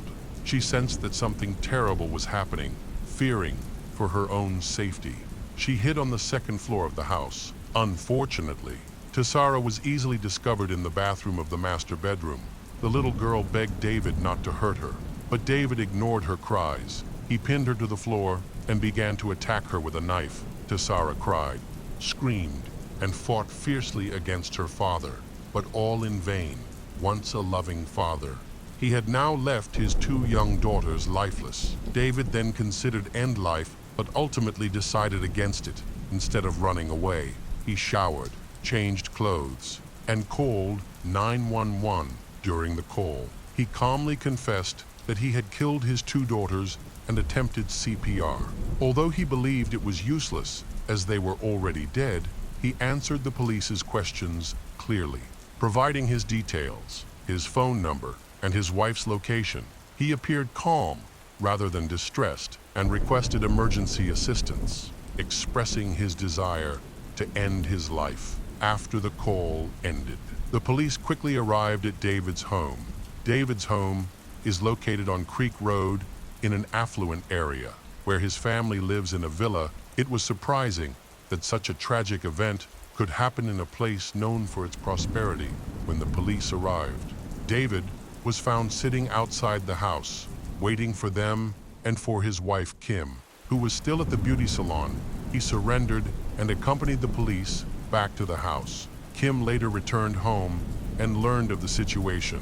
Initially, Kim feared that her husband had committed end life, but when she learned the truth, she was shocked. The police placed David under 24-hour surveillance and provided him with specialized clothing designed to prevent self-harm, removing any dangerous objects from his immediate vicinity. The case attracted considerable public attention, as a prominent and wealthy man, faced the possibility of the death penalty, which is legal in North Carolina. It is reported that David may reach a plea deal with the prosecution if he admits to 2 counts of first-degree murder. The prosecutor's office will agree not to pursue the death penalty as a result. David could face life in prison without parole. Many feel that this sentence is too lenient for the deaths of Samantha and Tessara, 2 innocent girls. During questioning, David mentioned that he had been dealing with depression and suggested that his actions were influenced by a new medication prescribed by his doctor. David has spoken openly about his illness, seemingly trying to shift the prosecutor's focus to his condition, which he believes caused the tragic events. He stated that he had struggled with depression for years and had finally reached a point where he could no longer bear it. Over the past few months, his condition had worsened significantly.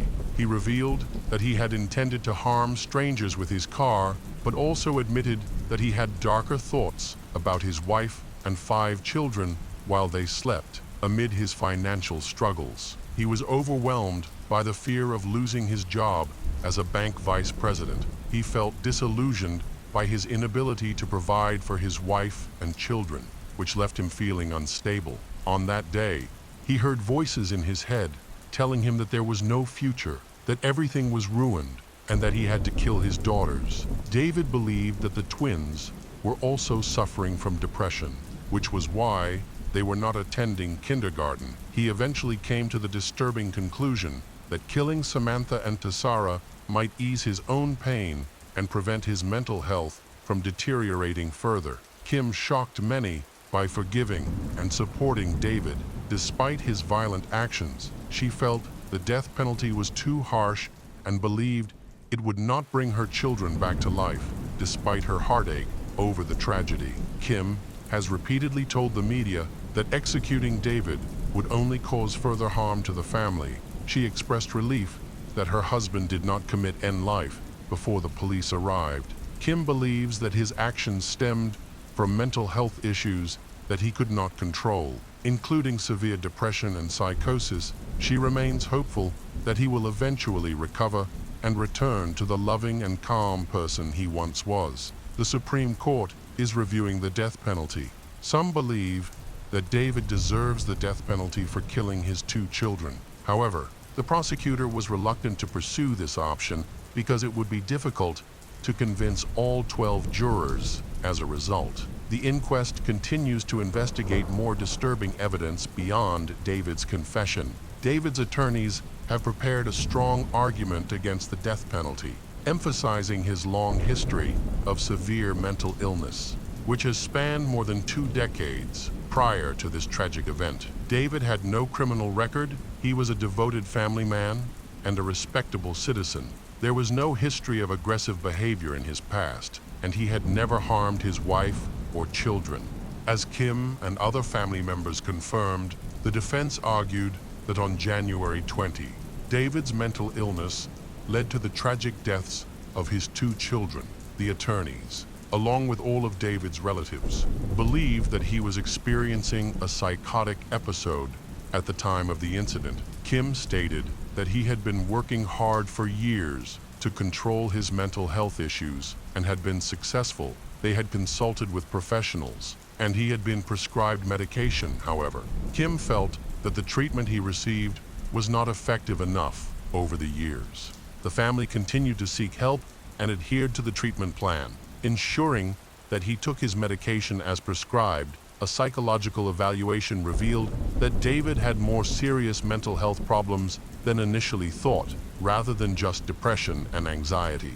He was diagnosed with psychosis. It became clear that the medications prescribed were not appropriate for his condition. Several years before the incident, David had been diagnosed with genital cancer and had been successfully treated. On the day of the tragedy, he was scheduled for a follow-up appointment. His attorneys presented medical documents showing that he had been prescribed several medications, one for depression, another for anxiety, and a third to help him sleep. While on the antidepressants, David gained more than 20 kg and had difficulty breathing, which forced him to stop taking the medication His doctor then prescribed another medication in January, but it did not resolve his sleep problems. He finally returned to the doctor just one day before the murder. Medical records show that David's treating physician removed his sedative and sleeping pills and prescribed a different sleeping pill instead. After this change, David began to notice alterations in his mental state, impairing his ability to think clearly. The day before the twins were murdered, he became delirious and acted erratically, experiencing extreme mood swings. This exacerbated his anxiety about not being able to provide for his family. However, management at the bank where he worked described David as having an excellent work record, with no indication that he was in danger of losing his job. Despite this reassurance, David's mental state left him vulnerable to irrational fears. He worried that he might not receive a bonus from the bank, recalling that he had earned $45 the year before, but doubting that he would receive the same amount again. However, he later discovered that the bank had approved a large bonus during this difficult time. David was not in a clear state of mind and could not think rationally while awaiting the hearing in the case of Samantha and Tessara's murder. Kim visited her husband frequently. She repeatedly expressed her deep faith and love for him, believing that one day they would overcome the challenges caused by his illness and avoid such terrible tragedies. Kim only knew David as a kind and loving person. She believed that inadequate treatment led to the deaths of their children and the pain the family endured afterward. The scene of the crime was tragic. It is hard to imagine the pain Kim felt when she returned from the beauty salon to find the police and paramedics carrying her daughter's bodies. In fact, David's troubled thoughts began long before these tragic events. At the time, David was being treated with prescription medications. The initial treatment regimen helped control his negative thoughts to some extent, but things changed when adjustments were made. Experts later concluded that the new drugs had caused acute psychosis, according to David's own confession. When Samantha and Tessara were only 1 year old, he had thoughts of harming them. One day, while walking with the girls in the backyard, he hid a weapon in his pocket. Fortunately, he regained his composure and realized that he needed to stop. He convinced himself that he could overcome his challenges and that his family's financial situation would improve. David later returned to the doctor, but avoided discussing his thoughts of harming his children. Instead, he vaguely mentioned having bad thoughts about harming others and expressed his fear of losing his children and family by withholding information. He likely misled his doctors. As a result, he was prescribed medications that he had taken previously, which led to weight gain. In his confession, David admitted that, for many years, he had often felt like harming a family member, but he had been able to control these impulses until now. He believed that he had everything under control and could never actually act on the harmful thoughts. David recounted that after his wife got a haircut one morning, he was working on his computer when the obsessive thought returned. It urged him to kill his children. He thought that if he did so, all his worries would disappear because he would have no one to care for. David realized that his mental problems were related to his actions. During his initial interrogations, David responded coldly. When asked why he killed both girls instead of just one, he explained that because they were twins, they needed to die together. However, the situation changed when David received comprehensive treatment. It was only then that he understood the severity of his crime. He admitted that he had never shared his thoughts about killing his children. His wife, Kim, did not fully understand the gravity of her husband's condition. David's doctor was not held responsible after the tragedy.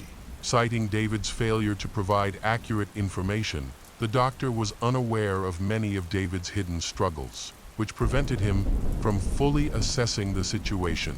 Furthermore, all medications have side effects that can vary from person to person, and doctors cannot predict such severe reactions. David received support and treatment while in prison, which had a positive impact on him. During his preliminary hearing, he began to understand the extent of his responsibility for his actions and fully admitted his guilt. Psychiatrists confirmed that he was fit to stand trial. David's family was shocked by what had happened. His father had seen him just a week before the tragic event. He appeared healthy and showed no signs of impending disaster. On July 30, 2006, the hearings took place. Ultimately, David Crespi reached a plea deal and pleaded guilty. While the prosecutor's office chose not to pursue the death penalty, this decision caused considerable controversy, dividing public opinion. With one group calling for the death penalty, the trial was brief, and the jury sentenced David Crespi to 2 consecutive life sentences without the possibility of parole. The trial was short, but filled with deep emotion. David's family cried, and he struggled to hold back tears as he came to terms with the pain his actions had caused. He felt he would be haunted by guilt for the rest of his life. Even the police officers who had arrived at the scene that day were in tears. A young officer went upstairs and discovered Tessera's body. He checked for a pulse, hoping she was still alive. The police carried the injured child down the stairs, praying that she would survive. However, when the doctors examined the body, it was clear that she had died from her injuries. What the police felt as a pulse may have been his own heartbeat. This story raises many questions. Was David truly unaware of what was happening at the time? Were his actions influenced by a psychotic episode? He appeared normal when he talked to his mother and wife and went to work. However, his actions were completely different when his wife, Kim, left the house. Everything seemed normal, but he caused a massacre right afterward. He considered end life, but decided against it and tried to calm down. So why didn't he try to control himself in the moment when he killed the child? The case of Norberto Ronquillo. In 2019, Norberto Ronquillo, a 22-year-old Mexican student, was kidnapped by unidentified men shortly after leaving college. He had just completed his final semester before graduating. Norberto lived with his uncles in southern Mexico City, just a 15-minute walk from Pedregal University. On the evening of July 4, he left the university at 9 p.m. and texted his girlfriend to say he was coming home. A security camera recorded him leaving the building at around 9:30 p.m., but he disappeared afterward. The case attracted widespread attention in Mexico, and finding those responsible should have been easy. However, the mastermind managed to confuse the investigation, creating a bizarre story that captured the attention of many. Norberto was born in Meoqui, Chihuahua. He was known for being very sociable and charming. He was always ready to help those in need and was well liked by many.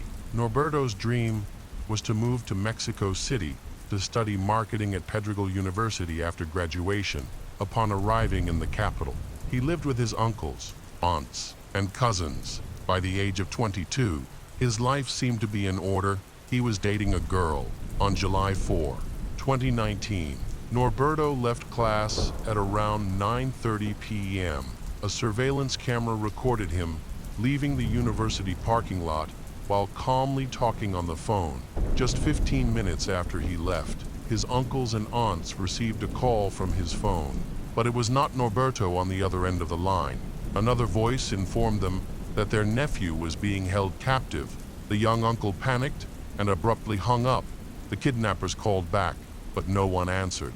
Finally, Norberto's aunt picked up the phone and spoke to the criminals. Their message was clear: to see their nephew Norberto alive. His uncle's family needed to hand over 5 million pesos that night at 10 p.m.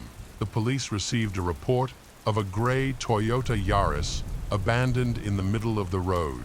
This was the same model that Norberto owned when the police arrived. They failed to secure the area for potential evidence and did not call in forensic experts to conduct a thorough investigation. This mishandling complicated the case, especially since the car was parked near Norberto's uncle's house, with the keys left on the sidewalk. When Norberto's cousin Osvaldo returned home, he saw the police nearby and informed them that the car belonged to his family. Unfortunately, the police carelessly returned the car to Osvaldo, who was unaware of the troubling events involving his family. At midnight, Osvaldo returned home and received shocking news. He quickly decided to take his father to the police to report the incident. 40 minutes later, the case was officially opened. Meanwhile, Norberto's aunt chose to handle things differently. At 1 a.m., she asked her husband and son to withdraw the complaint, claiming that she had made a deal with the kidnappers. She also negotiated the ransom down to 500 pesos and some jewelry. However, it was too late. The police had already begun their investigation. Meanwhile, the kidnappers made their demands. At 3:30 a.m., Osvaldo was ordered to pay the ransom for Norberto's safe return. They instructed Osvaldo to go to Las Bombas Street, stop at a car wash, collect the money, and throw it behind bars in an empty lot. Osvaldo carefully followed all the instructions. Then the kidnappers informed him that Norberto would be released at the Chalcocan Canal. Osvaldo waited there for hours, but Norberto never arrived. The kidnappers also stopped communicating, and there was no further contact. At 7 in the morning, Osvaldo decided to call the police, who quickly began searching for the missing person. On June 5, at 10 a.m., the Prosecutor General's office officially opened an investigation. Norberto's relatives were summoned to the Ministry of Defense to provide witness statements. Meanwhile, footage from city cameras was reviewed, but no useful information was found. Cameras that may have captured footage of Norberto's abandoned car were thoroughly examined. Unfortunately, they were pointed in the wrong direction. The only camera facing the right direction was broken. The family's desperation quickly spread throughout the country. On June 6th, Norberto did not return home, and news of his disappearance was widely reported. The university then helped raise awareness, leading to media coverage of the kidnapping during his graduation ceremony. Norberto's classmates took the opportunity to rally support for the search. Dressed in caps and gowns, they displayed posters with Norberto's picture, which quickly attracted attention on social media. Norberto's mother traveled to the capital and appeared on several television shows. On June 8, a search was conducted in the areas where Norberto's car had been found. Unfortunately, this search did not uncover any new clues. The kidnappers did not contact anyone. As if they had disappeared, questions about Norberto's whereabouts continued to echo throughout the country for a long time. There was only silence, but that silence was finally broken. On June 9 at 6 p.m., the police received an anonymous tip about a body wrapped in a blanket that had been found in the Zumilco area. The police quickly arrived at the reported location. The area was deserted, with no surveillance cameras, suggesting that the perpetrators had planned the crime carefully. The police sent the body for an autopsy. On June 10, Norberto's family came to identify the body. His family confirmed that the body found was Norberto. The autopsy revealed that he had died of exhaustion, and there were signs of torture on his body, including a broken nasal septum. As the investigation continued, the case became increasingly puzzling. Forensic experts reported that the body could have been there for 3 to 5 days, suggesting that Norberto may have died on the day he was kidnapped. Despite attempts to negotiate a ransom with the family, the criminals had no plans to release Norberto, however. These are still just theories, as many uncertainties surrounding the case remain. Norberto's body was cremated, and after the funeral, he was flown back to his hometown. The university suspended all academic activities for 3 days. The investigation into his death continues. Norberto's mother has used social media to call for justice and urge safety measures for all young people to prevent tragedies like her son's from happening again. The first to face consequences was the police, who ignored Norberto's car, a potential piece of evidence. Traces of blood were later found inside the car, but were never tested. When Norberto's cousin Osvaldo got into the car to take it to the garage, He accidentally contaminated potential evidence, however. Osvaldo did not know that Norberto was missing at the time and only learned about it when he got home. Since then, the car has not been mentioned again. The Attorney General's office has analyzed more than 20 hours of video from 6 cameras, including state and private cameras. Located near the scene of the incident, it appears that the criminals used 2 cars to carry out the kidnapping.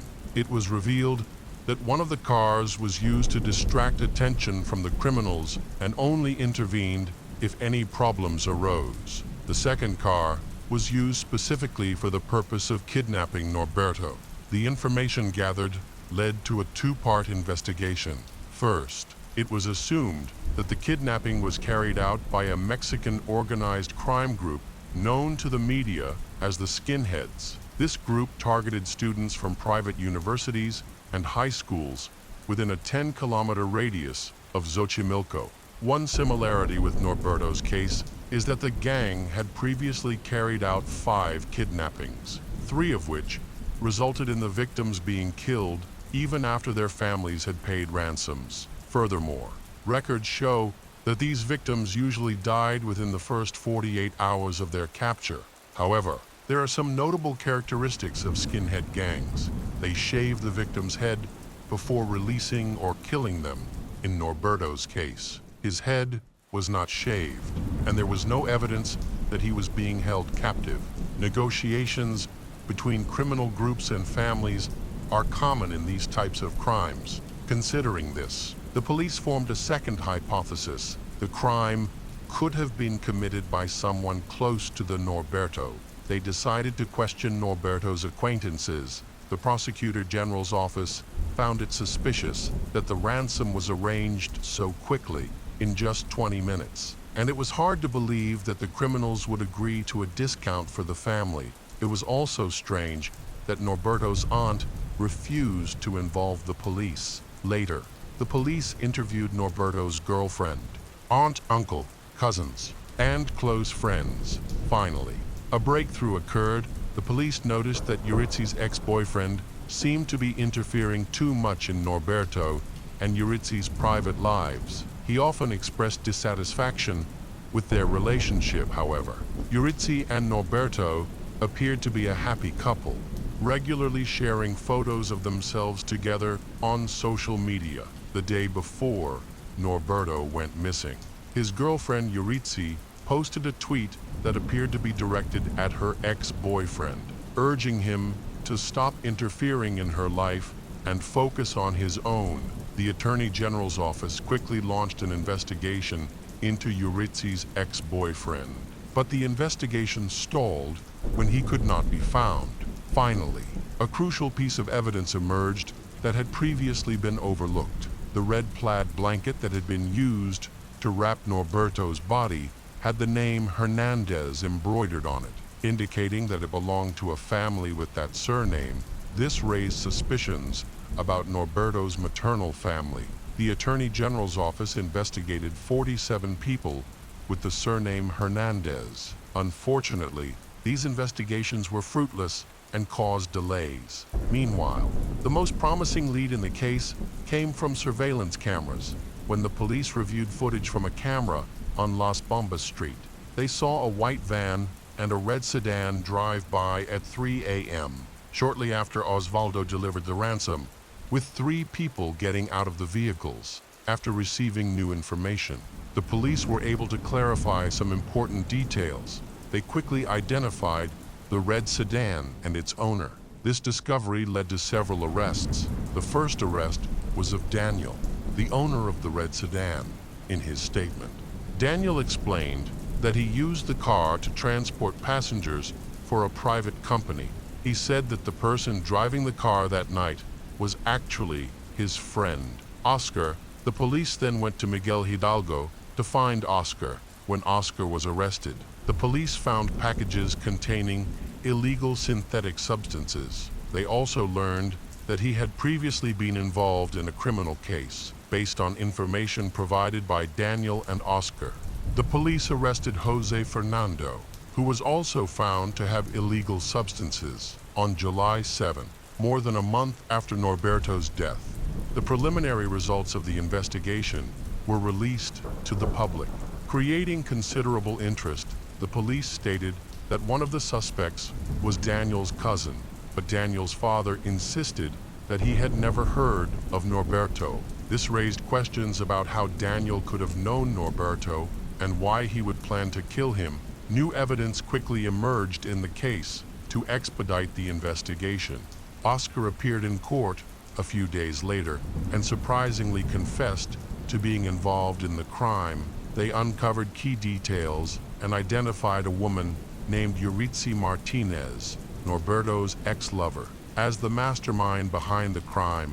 Euritzi met Norberto about 3 years ago, and they dated for a short time. Romantic photos and messages to her were found on Norberto's Facebook page, and his aunt confirmed their relationship. However, the motive behind Euritzi's involvement in the crime remains unclear.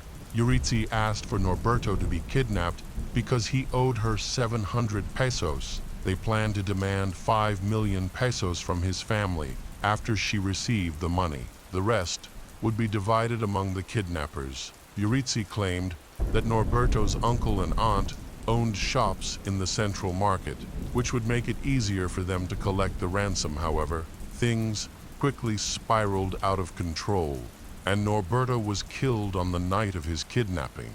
The police promptly opened a case against Norberto's ex-girlfriend, Euritzi. Until July 14, she was still active on social media after the arrest warrant for Euritzi was issued. She disappeared. She deleted her social media accounts and turned off her cell phone. A few days later, the investigation revealed that there was no debt between Norberto and Euritzi. It became clear that she only wanted to profit from Norberto's family. On July 28, 2019, Daniel and Oscar were arrested and taken into custody at a pre-trial detention facility. Initially, it seemed that the case was almost solved, with the only remaining task being to find Euritzi. However, during the investigation, the police discovered that Elvia, the owner of the house where Norberto had been held, was involved in the kidnapping. On September 21, Elvia was arrested for unlawful deprivation of liberty following her arrest. New details of the investigation emerged. It was revealed that Elvia was a witch and that the kidnappers had approached her to perform a ritual to assist in the kidnapping. Elvia had voluntarily joined the criminal group, motivated by the prospect of receiving a portion of the ransom. The final arrest in the case occurred on October 22. When the police apprehended Jose Fernando, they sought him for drug trafficking. 3 days later, after being taken to prison, Jose was informed that he would also face charges for kidnapping Norberto. This indicated that the case was close to being resolved. However, the family could not achieve full justice because the main instigator, Euritzi Martinez, was still on the run. The Mexico City judiciary found Jose, Daniel, Elvia, and Oscar guilty of kidnapping and murdering Norberto Ronquillo. They were each sentenced to 140 years in prison and ordered to pay more than 1 million pesos in damages. 4 years after the case, Euritzi is still missing. The case of Sherry Daly. Sherry Daly grew up in Ventura, California, in a loving and supportive family, known for her friendly attitude and positive outlook. She quickly became one of the most popular girls in school. In her senior year, she began dating Michael Daly, who was admired by many. Their relationship developed quickly, and the couple even decided to get married after graduation. Despite their many positive qualities, Michael was outgoing and sociable, while Sherry was an introverted and reserved young woman who displayed a calm demeanor. In contrast to her boyfriend's lively personality, Michael's personality did not fit in with Sherry's family. However, despite their obvious differences, the couple found a harmonious balance in their relationship. Sherry became more outgoing in social situations, while Michael adopted a calmer approach. Initially, their relationship faced significant opposition from their families. But Sherry was determined to pursue it, and her parents eventually relented. Their doubts were dispelled. When Sherry and Michael introduced each other to their families, Michael gradually won over Sherry's relatives. And seeing Sherry's joy reassured her parents of his good intentions, he showed his charm and made a positive impression. Appearing both intelligent and trustworthy, Michael's serious demeanor charmed Sherry, and her family supported her choice. After graduating from high school, the young couple started their lives together, both working at a local grocery store. However, for Sherry, this was not her ultimate aspiration. She dreamed of saving enough money to open a daycare at home, a goal that aligned with her interest in children. The couple married in 1982 when Sherry was 21, and by the age of 24, she had welcomed 2 sons. Just a year apart, motherhood brought her joy, and her daily routine revolved around taking her sons to school and daycare. Sherry not only took her sons to school, but also cared for several children in the neighborhood, further expanding her nurturing role. Gradually, she was able to quit her grocery store job and devote herself to childcare full-time. This allowed her to fulfill one of her long-cherished dreams of caring for children in her own home to accommodate her growing responsibilities. She purchased a van, affectionately known to her friends as the local school bus. It seemed like the family had everything they could wish for, and there were no signs of challenges to come.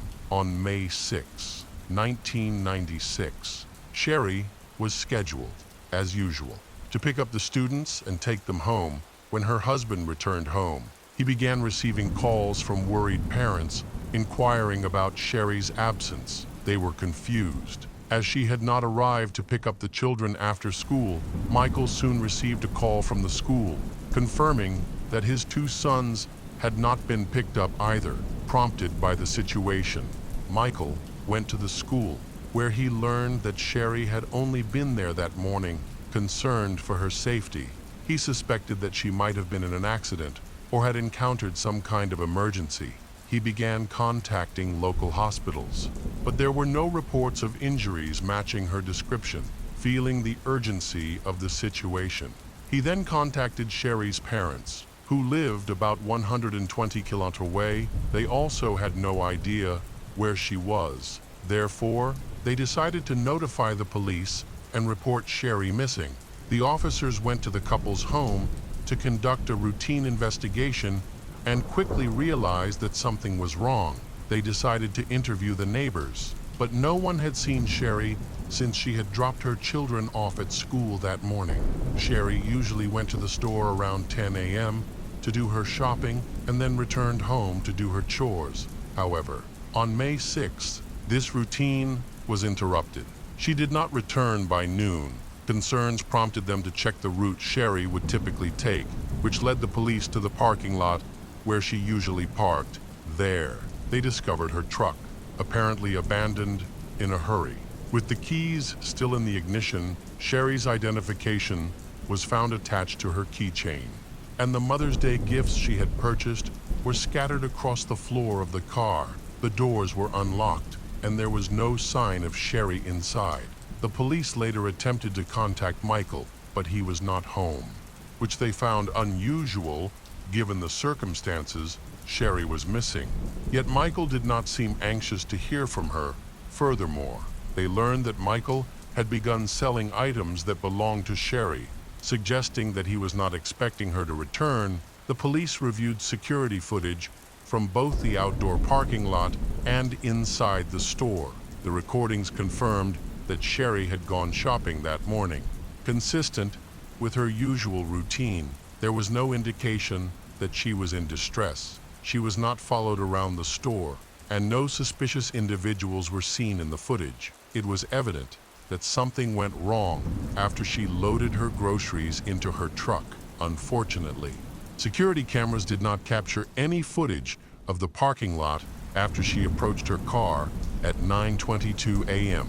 As the officers discussed the events in the parking lot, a passerby overheard their conversation and approached them. She reported that she had seen a turquoise sedan pull up near Sherry's car earlier that morning. A blonde woman, wearing a brown suit and sunglasses, exited the vehicle after a brief conversation with this woman. The witness saw Sherry being handcuffed and taken away in an unknown direction.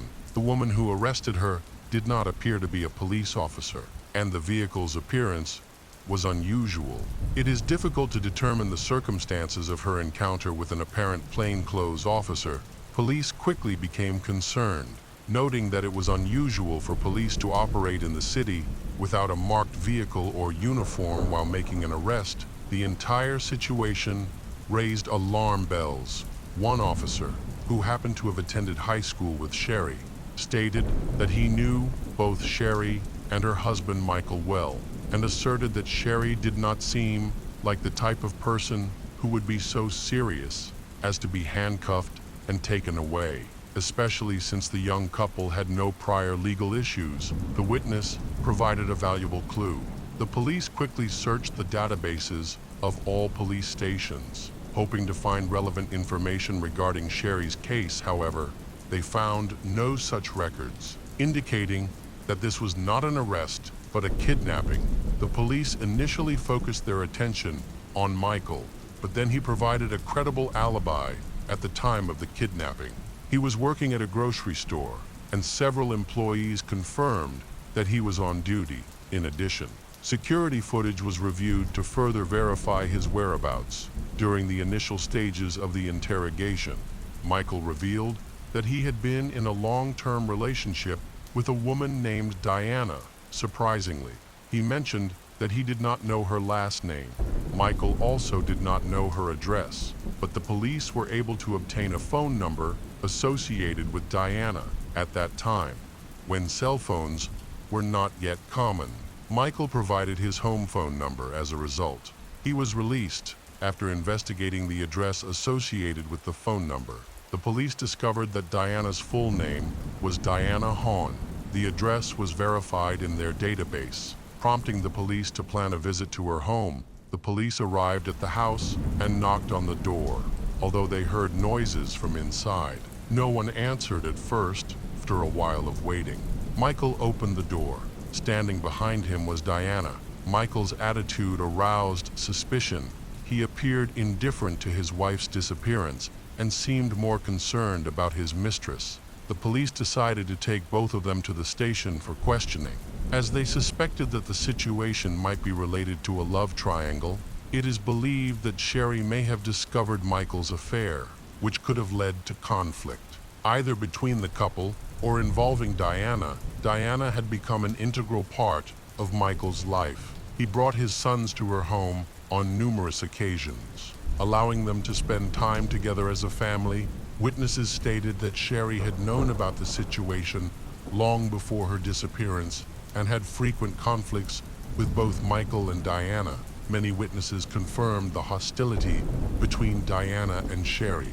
Despite this tension, Michael appeared indifferent, which exacerbated the rivalry between the two women. Sherry viewed Diana as a homewrecker and was determined to protect her marriage. She steadfastly refused to consider divorce, believing that their problems were merely a temporary crisis that would eventually resolve itself. Through discussions with Diana and Michael, as well as their relatives, it became clear that Sherry's family had been facing significant challenges for a long time. Observations of Michael's behavior indicated that he treated Sherry more like a servant than a partner. She would wake up at 2 a.m. to prepare meals for him, and even prepared hot water for him, ensuring he could enjoy a hot bath when he woke up. Sherry complied with many of his requests, but Michael constantly found reasons to criticize her. Sherry's family members knew that Michael was unhappy with Sherry's appearance after giving birth. She dedicated a lot of time and effort to getting back in shape, dieting, exercising, and experimenting with her hairstyles and makeup, all in an attempt to please him. Unfortunately, her efforts never seemed to be enough. As he often insulted her and blamed her, the family dynamic worsened when Michael was transferred to a store in Santa Barbara. His new work schedule, which included night shifts and daytime sleep added to their stress. After a while, Michael was transferred back, where he met his lover, Diana. They discovered that they had a lot in common, leading to the rapid development of their romantic relationship. Both of their mothers were from Japan, and their fathers had served in the United States Army. Their colleagues knew about the relationship and generally had a negative view of Diana. Her mysterious nature and stern demeanor scared many people. In the months before Sherry's disappearance, Michael often told his wife about a friend named Alex. He said that Alex was struggling after a breakup and that he was being supportive, including visiting Alex overnight, however. The frequent calls to their home were not from Alex, but from Diana, who disguised her voice to sound like a man. It was clear that Michael made no effort to hide his relationship. In fact, he seemed to flaunt it, which easily hurt Sherry and made her worry about his feelings for her. A neighbor recalled that last Christmas, Sherry came to his house in tears. She was alone, knowing that Michael had taken their sons to spend the holidays with Diana, feeling betrayed. Sherry sought comfort from her neighbor.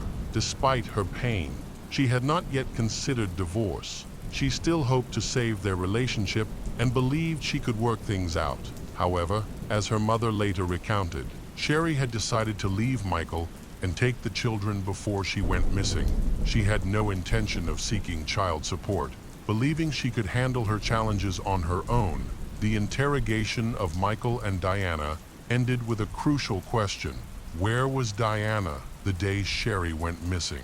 She claimed to have taken the day off work to go for a long bike ride outside the city. However, her alibi appeared to be weak, as there was no testimony or video evidence to corroborate her story. A call to the police station from a co-worker at Michael's grocery store raised further concerns. The co-worker noted that Diana was an hour late for her shift the day after Sherry went missing. During questioning, Diana had several scratches on her forehead, and her hair almost covered her face. When asked to push her hair aside, it became clear that she was hiding several scratches, which she claimed were from a bicycle accident. However, these looked more like fingernail scratches than the usual injuries from a fall. When the police asked to see her palms, elbows, and knees, areas that are often injured in bicycle accidents, Diana's skin showed no scratches, suggesting that her claim of having fallen off a bicycle was a lie. Despite these contradictions, she stuck to her story. Michael's behavior was equally disturbing. He showed no concern about his wife's disappearance. He did not participate in search efforts and did not attempt to join any groups. He explained that he needed to care for their children during this difficult time. However, this excuse did not seem sincere, especially when he tried to spend time with his mistress, Diana. While leaving the children with his parents, the police are working to gather evidence to charge the suspects previously. A witness mentioned that the undercover cop was driving a turquoise car, but she could not remember the license plate number. The police believe that the perpetrators were unlikely to have used their own vehicles and suspect that the car the perpetrator was driving was rented. Therefore, they decided to check local car rental companies. Their investigation revealed that a turquoise Nissan Altima had indeed been rented on the day of Sherry's incident. The police aimed to impound the car for inspection, but it was at a car wash, although the rental company did not require a thorough cleaning of the interior after each return. The Nissan was in worse condition than usual. Employees reported that the interior was in disarray. The back seat was stained, and the side mirrors were torn. At the direction of management, the car was sent for cleaning. After the car was returned, the police inspected the interior. Surprisingly, much of the evidence remained intact despite the cleaning. When they lifted the rear carpet, they discovered a large stain underneath that looked like dried blood. Consequently, the decision was made to seize the car for forensic examination. During the inspection, bloodstains were found in the trunk and on the seats when they cut the upholstery. The foam material of the rear seats was soaked with evidence, and the bloodstains in the car were sent for analysis. The results later confirmed that the blood belonged to Sherry. Additionally, it was determined that Diana was the person who rented the car. Therefore, the police decided to interrogate Diana again. During this interview, Diana maintained her innocence, sticking to her previously fabricated story during the search. The police found a handbag belonging to Diana, which contained a remarkable photograph. This photo was a professional studio picture of Sherry's family, capturing a family gathering with their children. However, two important details stood out. Diana appeared in the photo next to Sherry. As the police unraveled the complexities of the family's relationships, they began to uncover Diana's many intrigues. In Diana's handbag, a piece of paper was found with Sherry's name and her bank account number. Further investigation revealed that Diana had studied and practiced witchcraft. Diana had confided to a colleague about her intention to sacrificial someone on Michael's birthday, which raised significant concerns. Michael's birthday was only a few days after Sherry's murder, making these developments even more suspicious. In this context, Diana expressed a desire to speak to Michael. In response, the police organized a discreet meeting. They agreed to let Michael into the interrogation room. Their conversation was being recorded, and they did not seem to know it. They spoke in a very relaxed manner. The police could clearly hear their discussion, which provided valuable insights into the case. Diana expressed her frustration with Michael, accusing him of putting her in a dangerous situation that could have led to her arrest. She repeatedly questioned him about why he had placed her in these circumstances. The couple was clearly looking for a way out of this complicated situation and was trying to find a means to avoid punishment. Michael then made vague statements and urged Diana to tell the truth to the police, stressing that she had nothing to worry about. They attempted to stage a misleading conversation to distract the police. They had no idea that important information had reached police. Michael was then escorted out of the interrogation room, and the discussion continued with Diana, who was pressed to explain her possession of a piece of paper with the bank account number. In her defense, Diana claimed that Sherry had abandoned the children and that the account was necessary to purchase necessities for them. However, her explanation lacked credibility. The police believed that Diana was lying. After investigations, they learned that Sherry was a good woman. Many of her acquaintances described her as a loving mother to her children, and there was no sign of her mistreating them. It was clear that she was trusted to look after the children of her neighbors and other households, which reinforced the belief that she would not abandon her own children. Despite this, Diana continued to try to portray Sherry in a negative light. The police realized that Diana was involved in Sherry's case, but they felt they did not have enough evidence to arrest her or file charges. Therefore, they allowed her to go home while the investigation continued. The case was widely reported in the media, raising concerns that journalists could play a key role in assisting criminal investigations or obstructing the pursuit of justice. Sherry's disappearance was a popular topic on all news platforms, including newspapers, radio, and television. Her photos were displayed prominently throughout the city, prompting widespread public discussion. The police received numerous calls with tips related to the case. However, many of them were unfounded. Despite this, they focused on identifying credible leads based on the evidence they had. The police decided to share information with the public about a possible connection to someone named Diana as soon as her photo was aired. Calls to the station increased significantly. One notable tip came from a woman working at a local wig shop who recalled that Diana had purchased a chestnut wig a few weeks earlier. Diana made it clear that she intended to look like a police officer to intimidate someone. Further investigation revealed that she had paid for the wig with a check made out to Sherry.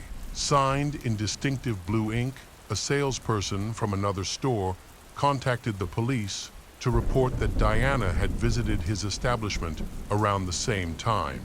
During this visit, Diana purchased handcuffs and a police badge, which she paid for with a personal check. Additionally, a hardware store employee provided a third report, stating that approximately a week before Sherry was abducted, Diana had also visited the store and purchased an axe. She drew attention with her striking makeup, which was particularly bold and set her apart from the others, although the guest wished to remain anonymous. She paid with a check in her own name, establishing a direct link to the potential crime. The police collected physical evidence and later discovered an axe at Diana's residence, which was sent for forensic testing. Surprisingly, tests found no trace of Diana's blood. Suggesting the axe was not used in the murder, the police determined that Diana had carefully planned Sherry's abduction the day before. She had purchased a brown suit, shoes, superglue, large garbage bags, toiletries, lighter fluid, matches, sunglasses, and other items that could have been instrumental in the abduction. As a result, the police were able to piece together a possible timeline of the events surrounding the abduction. Sherry may not have recognized Diana when she wore the wig and glasses, which could explain why she did not resist during the arrest, however. When they were close together and Sherry got into the rental car, it was clear that she recognized Diana sitting in the back seat. Sherry attempted to escape by screaming and doing her best to block Diana from driving away. During her resistance, Sherry scratched Diana's forehead based on the blood found in the car. It is possible that Sherry was killed shortly afterward in the back seat. Diana was eventually arrested, and it was discovered that she was in possession of a pen containing the same blue ink that was involved in the case. Attention then turned to Michael, as he seemed to have been aware of his mistress Diana's plans, given his suspicious behavior at a press conference. There were indications that he might have been the instigator of the crime. The police suggested that Sherry's husband, Michael, be investigated for possible involvement in the murder. Following this revelation, the police department received numerous calls from drug dealers and people in the escort service industry, all reporting that Michael regularly used drugs and hired escorts. One escort revealed that on the day Sherry went missing, she had met Michael, who had taken her out of town. This information attracted the attention of the police as the investigation progressed. On June 1, 1996, near Kaduna Larga Road, on the edge of a cliff, police discovered women's shoes and sunglasses belonging to Diana. Shortly thereafter, they found the body of a woman. Dental records confirmed that the body belonged to Sherry, who had gone missing. Forensic examinations revealed that Sherry had been stabbed about a dozen times, mostly in the neck and upper chest. A forensic expert determined that a serrated knife was the murder weapon, with multiple stab wounds to Sherry's body indicating a violent and deliberate attack, particularly to the face. This evidence suggested a personal grudge against Sherry after the murder. Sherry's body was dumped outside the city. Worryingly, Michael had been socializing with an escort just meters from where Sherry's body was found. Suggesting his possible involvement in the crime, the police gathered enough evidence to charge Michael. Further investigations revealed that Diana had lured Sherry into her car before killing her.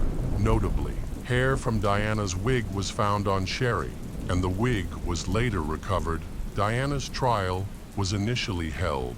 With her facing charges of kidnapping and murder, the attorney took a fairly passive approach to defending his client, focusing primarily on minimizing the severity of the sentence by arguing that the murder was not intentional. However, the evidence presented clearly demonstrated that Diana had meticulously planned the attack. After brief deliberation, the jury returned a guilty verdict. Diana Hahn was sentenced to life in prison without the possibility of parole. During the hearing, Diana testified against Michael, claiming that he had urged her to kill Sherry. However, Diana's testimony was not the most crucial factor in the prosecution's success. Just before the hearing began, another woman came forward to the police, revealing that she had been in a relationship with Michael shortly before the murder.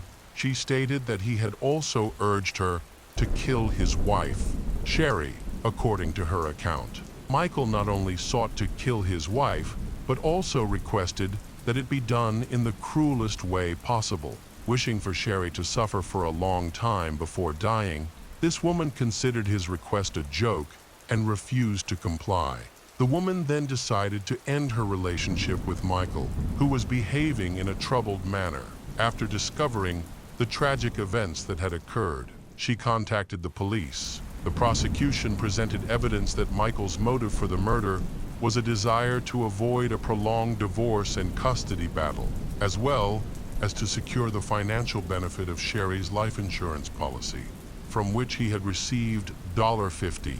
Meanwhile, Michael's attorney presented a defense, largely arguing that Michael was a victim of circumstances due to Sherry's refusal to file for divorce. Ultimately, Michael Daly was convicted of attempted murder and sentenced to life in prison without the possibility of parole after Sherry's death. Custody of her children was awarded to their grandparents. The case of Alcácer girls. This story takes us to a small town called Alcácer, located in Valencia, Spain, with a population of only about 7 people.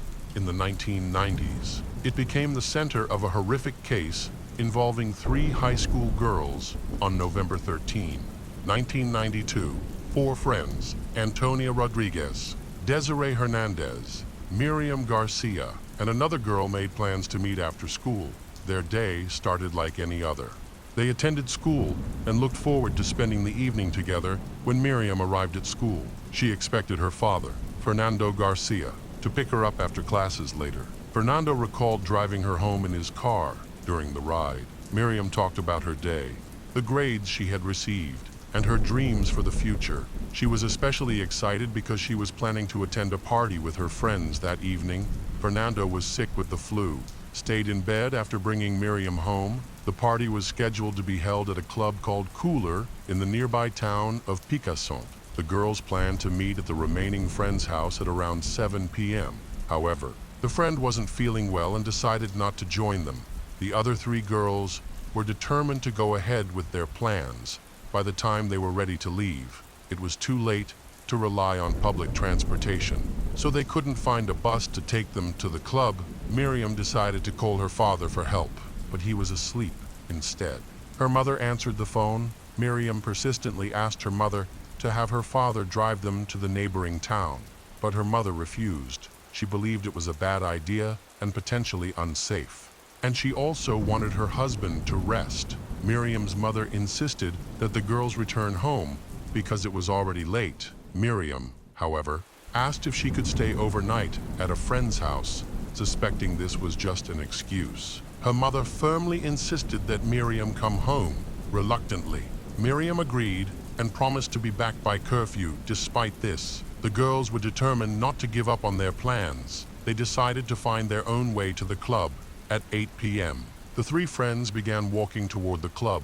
For these young teenagers, this felt like an important night. It was their first time attending such a party. They had all promised their parents they would return on time. As the night went on, keeping that promise turned out to be much harder than they expected. Miriam was about 30 minutes late returning home, and her mother grew increasingly worried. Panic set in. However, in the early 1990s, the girls did not have cell phones, making contact with them impossible. The uncertainty was overwhelming for the parents. Miriam's mother tried to reassure herself, thinking that perhaps Miriam had been upset, gone to a friend's house, or was avoiding coming home to prevent an argument. Though this explanation felt overly optimistic, it gave her a brief sense of calm. She began calling the parents of all the friends Miriam had planned to meet that day. To her dismay, none of the girls were at home. The other parents were just as alarmed and immediately began searching for clues about where the girls might be. No one had any idea when or where the teenagers had disappeared. The last time Miriam's mother had spoken to her, Miriam was leaving a friend's house. It seemed unlikely that the girls could have gone far, as they had no money and had left all their belongings at home. The parents speculated that the girls might have gotten lost while trying to find transportation. Fernando decided to go to Picasso to look for his daughter, though deeply worried. Miriam's father tried to reassure himself, believing that his daughter had always been a quiet, responsible girl who avoided trouble and bad influences. He hoped to find her near the club and bring her and her friends back home. Unfortunately, when he arrived, there was no sign of the missing girls. Witnesses at the club could not recall seeing anyone matching their descriptions. Fernando relayed this information to her mother, and the family quickly decided to contact the police. However, the police showed little urgency. They assumed the girls had simply stayed out late at the party, wandered into another club, had too much to drink, or spent the night with friends, and would likely return home soon. The authorities informed that they had to wait at least 24 hours before officially filing a missing persons report.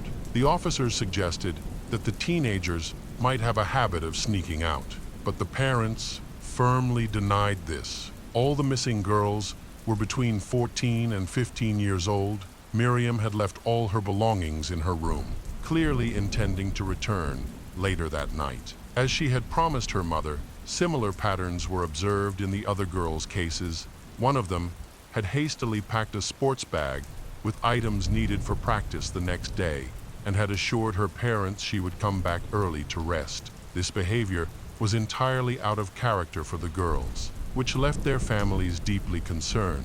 Despite this, law enforcement remained resolute in their belief that no foul play was involved. Crime rates in the area were very low, making it difficult for anyone to believe the disappearances could be connected to criminal activity. When news of the case became public, everything changed. People in the small town, where most residents knew each other, were deeply shocked and assist in the search. Despite 24 hours passing without any progress from the police, the girls' whereabouts remained unknown. Volunteers formed groups to look for the girls and distributed leaflets with their descriptions. Throughout the town, Miriam's family was especially proactive. Working closely with the police and witnesses, the last person who saw the girls was their friend, who had fallen ill and stayed home instead of going to the party. She explained that the group had no access to transportation, no one to give them a ride, and no money. They had planned to hitchhike if necessary, an idea she strongly opposed. Considering it too dangerous, she tried to dissuade her friends, but feared they might go through with it anyway. Investigators questioned other young people who attended the party, but none of them remembered seeing the missing girls that night. This prompted the police to focus on the shortest route the girls would have taken to reach the party. A classmate of one of the girls stated that on Friday evening, as he was heading home after his final exams, he saw the girls in the city center. They were walking in the opposite direction of the club. When he asked if they were going to the party, they said no. He couldn't remember the exact time, but guessed they were likely heading to their friend's house. Another witness, an older acquaintance, reported seeing the girls a few blocks from their friend's house. He was driving through the area with his girlfriend when he noticed them. Although he didn't know the girls well, he offered them a ride. Antonia, Miriam, and Desiree told him they were heading to the nightclub Cooler. Then his car broke down, so he dropped the girls off near an auto repair shop near the nightclub. From there, they likely continued on foot. The area where they were dropped off was near some fields. There were a few buildings around, so the area wasn't entirely deserted. Someone might have seen the girls, and there was hope of identifying another key witness. Shortly after, a witness came forward. A woman testified that she saw girls matching the description walking past her house. She mentioned noticing a white car with 3 or 4 men inside that stopped near the group. After briefly speaking with the driver, the girls got into the car. However, she couldn't remember the car's make or license plate. Her testimony raised several questions, considering the number of people already in the car.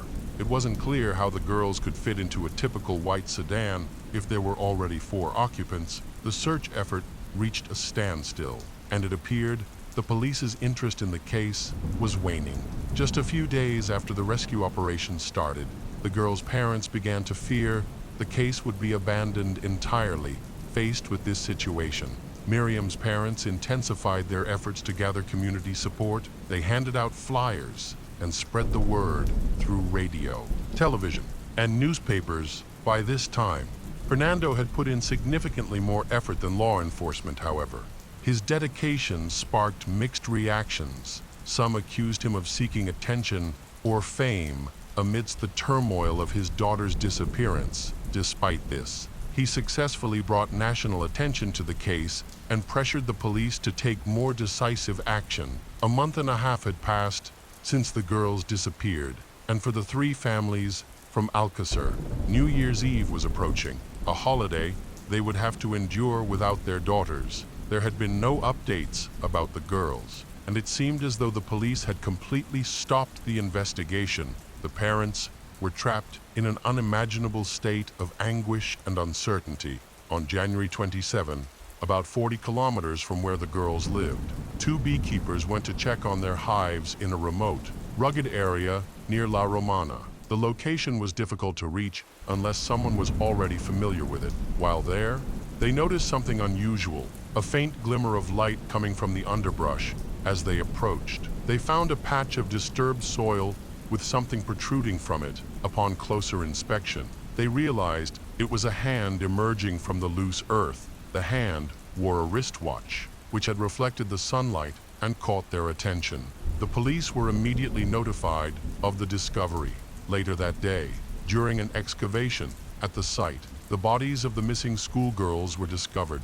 All 3 were buried together in a shallow grave, bound with ropes, wrapped in a carpet, and covered with dirt. Shortly afterward, an investigation team was assembled, but its members were inexperienced and unfamiliar with handling such cases. This lack of expertise led to several critical mistakes. The burial site was neither photographed nor properly examined, and it wasn't secured until hours after the police arrived. As a result, crucial evidence may have been trampled, overlooked, or entirely lost. Afterward, authorities concentrated their search on the area surrounding the grave. Among the findings were personal belongings of the beekeepers and several small, isolated cabins. In one of these cabins, a piece of jewelry resembling an earring worn by one of the girls was discovered. Since the bodies were found on the beekeepers' property, their homes were searched thoroughly. Police suspected that these locations might contain items related to the victims. However, initial searches did not turn up anything. The medical examiner identified numerous signs of torture on the bodies of all 3 victims. The girls had suffered horrific deaths. 2 of them, Antonia and Desiree, were found decapitated, while Miriam's body was missing her right hand, which was never recovered, although bullet wounds were determined to be the cause of death. The bodies also showed multiple stab wounds and evidence of severe beatings. Some of the victims had teeth knocked out. It was clear they had been held captive for an extended period. Bound, subjected to starvation and dehydration, each girl endured brutal abuse and torture over several days, with some abuse continuing even after death. At the burial site, numerous DNA traces were discovered on the carpet, but the forensic technology of the early 1990s was too limited to fully analyze the evidence. In and around the grave, investigators found various unrelated items, fragments of clothing, rope, hairs, bone fragments, scraps of paper, and other debris. At the time of the discovery, Fernando was in London, working to raise international awareness about the girls' disappearance. He had planned a press conference the following day to continue the search for the missing schoolgirls. Despite everything, he remained hopeful that the girls might still be found alive. The news of their bodies being discovered was devastating.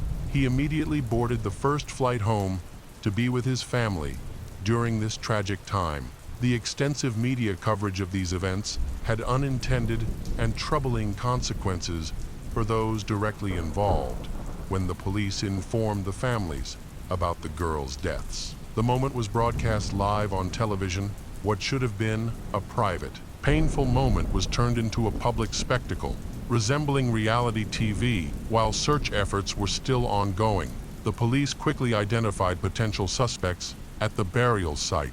They found fragments of paper that turned out to be part of a patient record from a nearby hospital. This clue led them to a small house near the location where the girls' bodies were discovered. Inside the house, they found an earring, which became a key piece of evidence in the investigation. The suspect was Antonio, who had access to the house and a prior criminal record. However, the authorities could not apprehend Antonio, as he had disappeared, seemingly fleeing, which added to suspicions about his involvement. Forensic analysis determined that more than one person had attacked the girls. Investigators then turned their attention to Antonio's social circle, including his friend Miguel Ricard. Miguel was initially shocked to be under suspicion.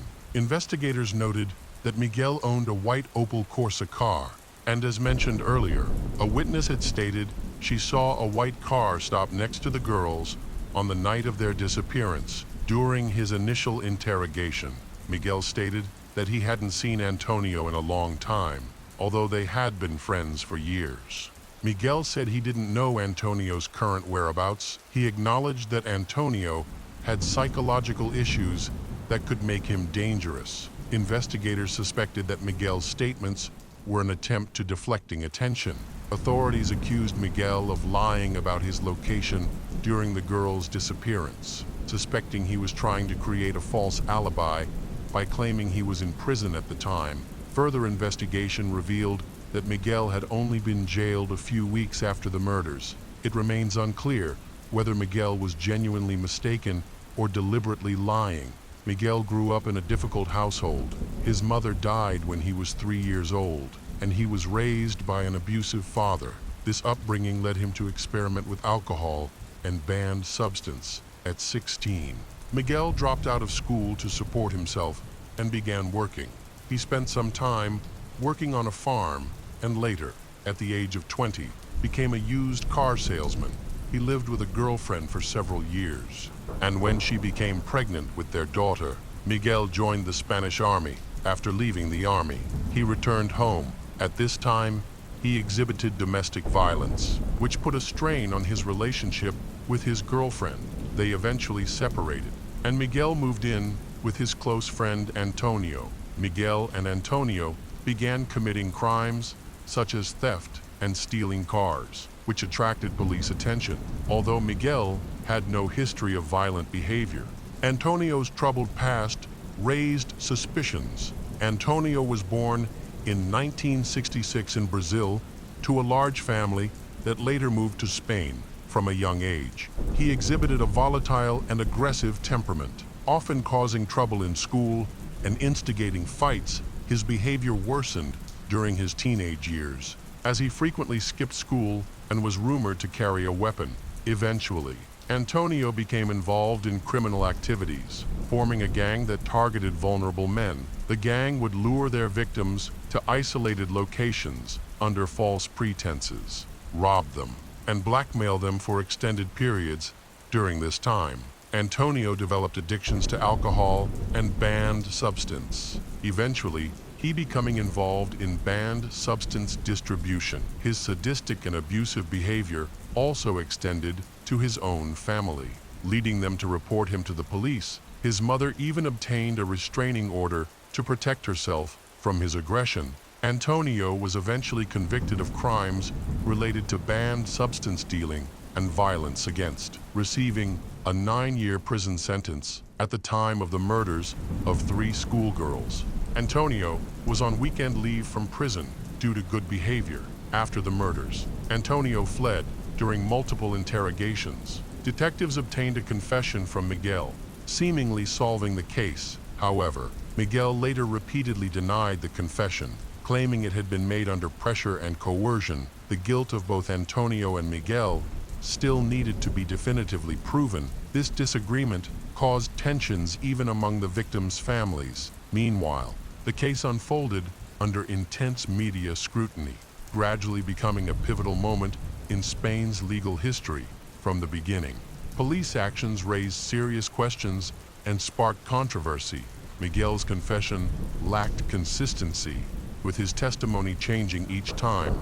Additionally, the detective's records appeared fragmented, leading many of Miguel's supporters to believe that investigators had manipulated him to obtain the answers they wanted. According to the official prosecution narrative, Miguel and Antonio met on the specified date late that evening. They were driving a white car down a road when they encountered three schoolgirls walking toward a club. After stopping near the girls, the latter appeared to feel uneasy. Miguel confessed that Antonio instructed him to help seize the girls and forcefully drag them into the car. The two then drove to a secluded area where they assaulted and abused the victims. They decided to move to a more remote mountainous location near an apiary. There, in an isolated cabin, they continued to torture and abuse the girls for days. Miguel stated in his confession that he tried to persuade Antonio to stop, but claimed Antonio ignored him and coerced him into participating. Miguel asserted that he complied out of fear for his own life. The girls reportedly cried and begged for release, but Antonio struck one of them on the head with a rock to silence her. After a prolonged period of torture, the perpetrators murdered the girls. They wrapped the bodies in a carpet and buried them on the apiary grounds. Miguel later retracted his confessions after consulting a lawyer. When Fernando looked into these allegations, he discovered that many interrogations had been inadequately documented. Additionally, there were no audio or video recordings of Miguel's confessions, leaving investigators to rely solely on written reports. This raised suspicions that something was being hidden throughout the case. Miguel faced significant challenges, including going through 7 different defense attorneys, which caused major delays as the investigation and his detention lasted 4 years. Shortly before the trial, a new lawyer joined the case and had to review over 800 documents, including confessions and expert reports. During this time, advancements in forensic science enabled more detailed DNA analysis. Investigators had collected numerous samples of bodily fluids, hair, and blood during the investigation. However, they could not be fully analyzed with the forensic techniques available in the early 1990s. Now, updated methods made such investigation possible. Just 1 day before the trial, Fernando requested a delay to conduct additional analysis of this evidence. He contacted an independent forensic expert with experience in criminal cases. He quit his job and devoted his life entirely to the investigation, which took a heavy toll on his personal life. His marriage suffered greatly, and his wife later admitted that the tragedy had reduced their relationship to a mere shadow of what it once was. The tragedy also severely impacted Fernando's wife, whose health declined over the years. She battled cancer and ultimately refused a liver transplant, saying it should go to someone who truly wanted to live. By the time the trial began, she had passed away. The case of Alcácer girls undoubtedly became the most high-profile case in Spain's history. A heated confrontation unfolded as the prosecution's version of events was riddled with gaps and inconsistencies. Independent experts were unable to find any evidence linking Antonio or Miguel to the murders of the 3 schoolgirls. Their only connection to the case appeared to be a cabin near the area where the bodies were discovered and a torn map located close to the burial site. But outside the pit, searches of the apiary cabin and the white car allegedly used by the men revealed no traces of the girls' torture or blood. Considering Miguel's confession, it seemed highly improbable that no physical evidence of the crimes could be found in the house or vehicle. Despite such doubts, the prosecution remained determined to secure a conviction. Meanwhile, Fernando launched his own investigation and unearthed evidence suggesting the involvement of high-ranking officials. Driven by the painful loss of his daughter, he tirelessly sought the truth, openly criticizing the entire investigative process and sparking widespread public debate. He even appeared on television, alleging that the crime might be linked to a criminal network responsible for orchestrating such activities. He accused several prominent figures in Spain, a move that drew significant public attention. However, these allegations came with consequences. Both Fernando and a criminologist assisting him faced legal repercussions for attempting to obstruct the ongoing investigation. Miguel's trial began in mid-1997. By that time, he had already spent 4 years behind bars. He was expected to receive a severe sentence for the crimes he was accused of, despite the lack of concrete evidence. Miguel was convicted of kidnapping, abuse, and murdering the 3 victims, and sentenced to 170 years in prison. In 2010, Miguel appealed to the European Court, which ruled in his favor, stating that the sentence constituted cruel punishment. The European Commission argued that indefinite prison terms could make inmates increasingly uncontrollable and violent toward other prisoners and staff. Miguel was later released in 2013, following a ruling by the Court of Justice of the European Union. As for Antonio, his whereabouts remain unknown. It was suspected that he had attempted to flee the country, although briefly detained in Ireland for traveling without a ticket. He disappeared shortly afterward. Some speculated that he allegedly jumped into the sea off the coast of Ireland to end life. Many believe he successfully escaped abroad, possibly returning to his native Brazil, as he held dual citizenship to this day.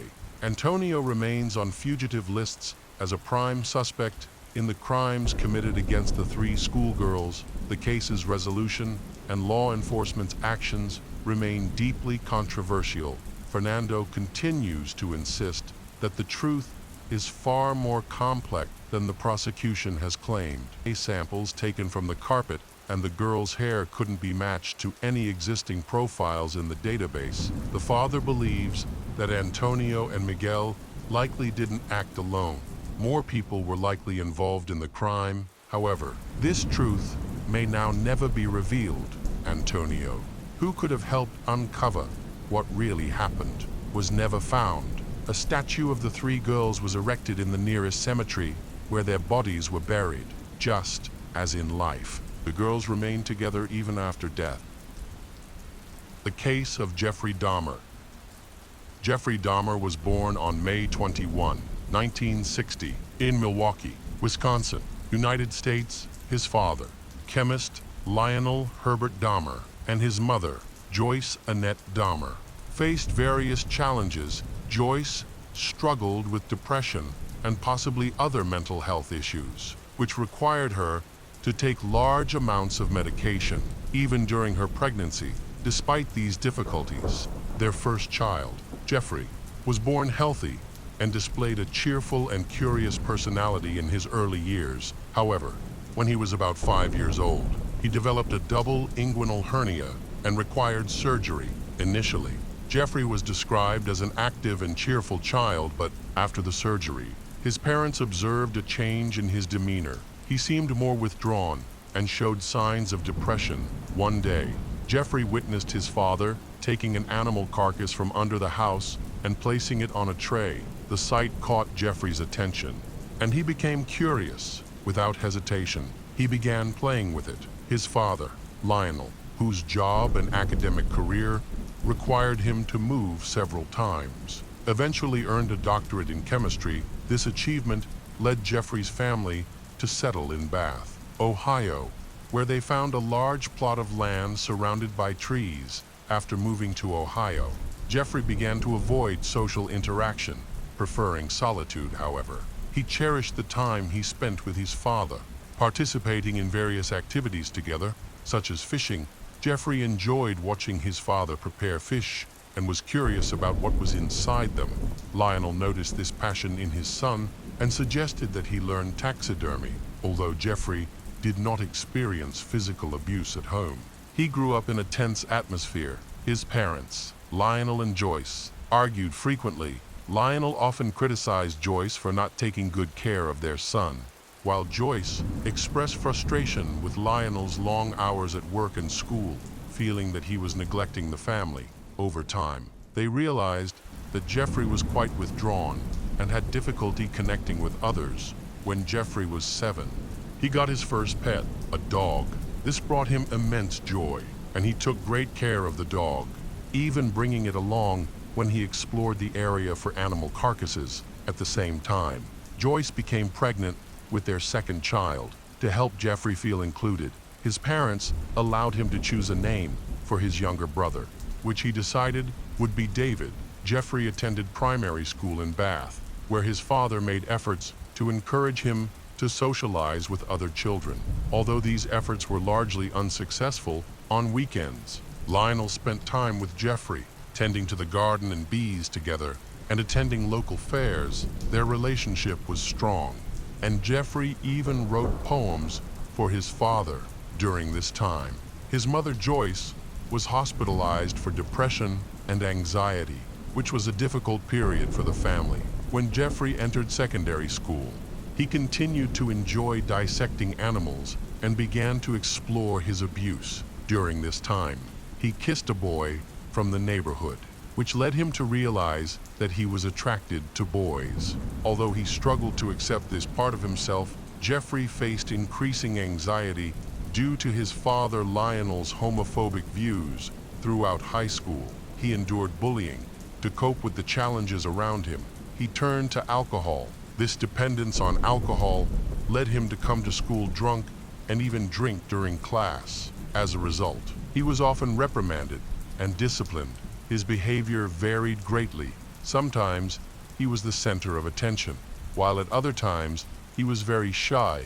In school, Jeffrey often engaged in behavior that was considered humorous or eccentric.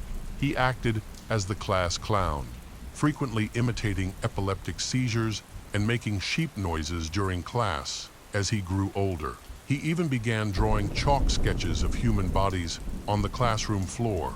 Around the age of 14 or 15, Jeffrey began to experience disturbing obsessive thoughts related to sex. This struggle intensified over time, leading him to develop various fantasies. However, unlike typical teenage fantasies, Jeffrey's were more disturbing. Jeffrey found his senior year of high school particularly challenging.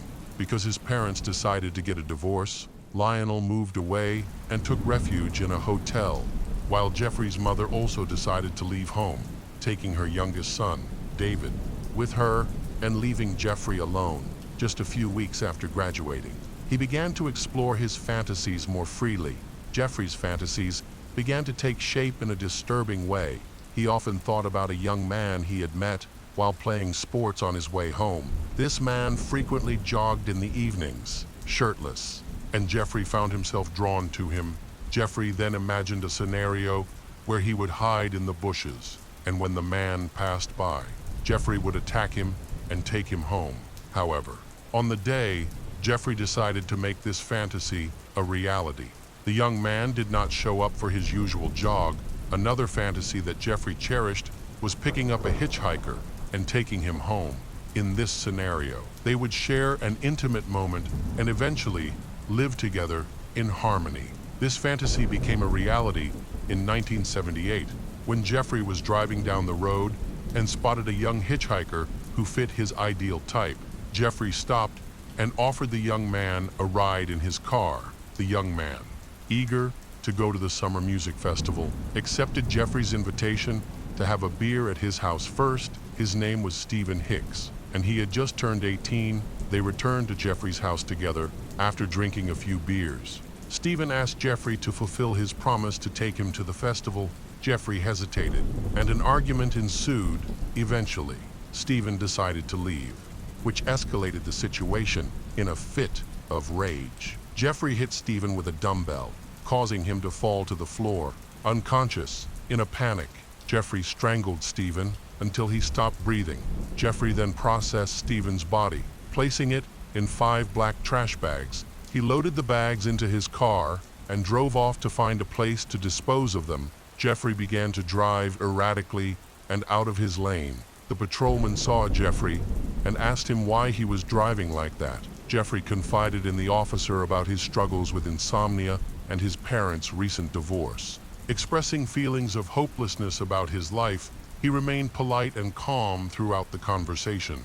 When the officer asked about the car, he explained that it was full of trash and that he was looking for a place to properly dispose of it. Jeffrey made a good impression on the officer, who asked him to return home. Jeffrey complied and returned to his house with the trash bags containing Stephen's body. He eventually hid the bags in the basement. The next day, he continued to process Stephen's body. Attempting to crush the bones, he then scattered them in various locations behind the house. In the days that followed, Jeffrey paid attention to newspapers and news reports, hoping to find any updates on the missing man. However, he found none. He had committed a serious crime, but it was still a secret. This prompted him to repeat his crime. A week after Jeffrey's mother, Joyce, left home, Lionel found his son living alone and increasingly anxious. He encouraged Jeffrey to find a job, but Jeffrey showed little interest. Instead, he spent his days drinking.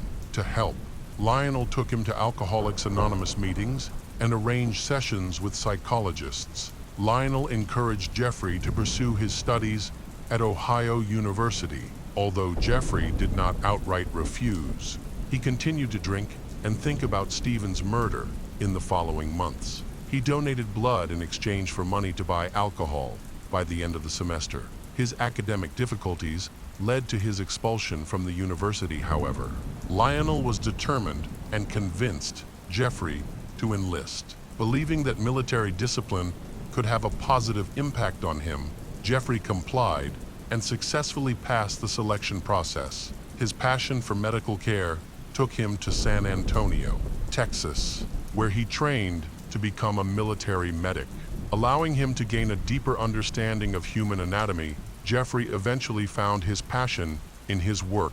After 6 months, he had changed dramatically. Military physical training not only improved his physique, but also made him more sociable. For the first time, Lionel witnessed his son smile, although not while on leave. After completing his training, Jeffrey was deployed to a base in Germany. Unfortunately, his struggles with alcohol were not resolved, and when the authorities learned of the problem, he was discharged from the military upon returning to the United States. Jeffrey chose to distance himself from his father instead of going home. He settled in Miami, where he rented a hotel room and found work at a diner.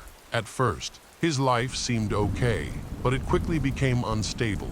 Jeffrey drank more and soon found himself unable to afford a hotel room, forcing him to sleep on the beach. Realizing that he could not continue like this, he decided to ask his father for financial help. Lionel, understanding that giving his son money might cause him to drink more, Lionel bought Jeffrey a ticket home instead, determined not to give up.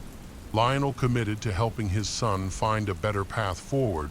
Lionel picked Jeffrey up from the airport. Jeffrey greeted him with a bright smile, which initially led Lionel to believe that his son was simply happy to see him. However, it soon became clear that Jeffrey had consumed a significant amount of alcohol before the flight. Faced with this reality, Lionel decided that the best course of action would be to send Jeffrey to live with his grandmother in Milwaukee. During his time with her, Jeffrey matured considerably. He developed a deep respect for his grandmother, who, by many accounts, was the only person he felt truly close to. Jeffrey helped her with various chores around the house and even attended church with her. During the first few weeks, Jeffrey began reading the Bible, which helped him alleviate some of his negative thoughts. However, he still struggled with his fantasies. One day, he stole a male mannequin from a clothing store and hid it in his closet. He saw the mannequin as the perfect companion because it never rejected him, made no demands, and inspired him. However, one day, his grandmother discovered the mannequin and was horrified. She insisted that Jeffrey leave the house, but he calmed her down by promising to get rid of it one day. While sitting in the library, a man approached Jeffrey and handed him a note instructing him to meet in the men's room.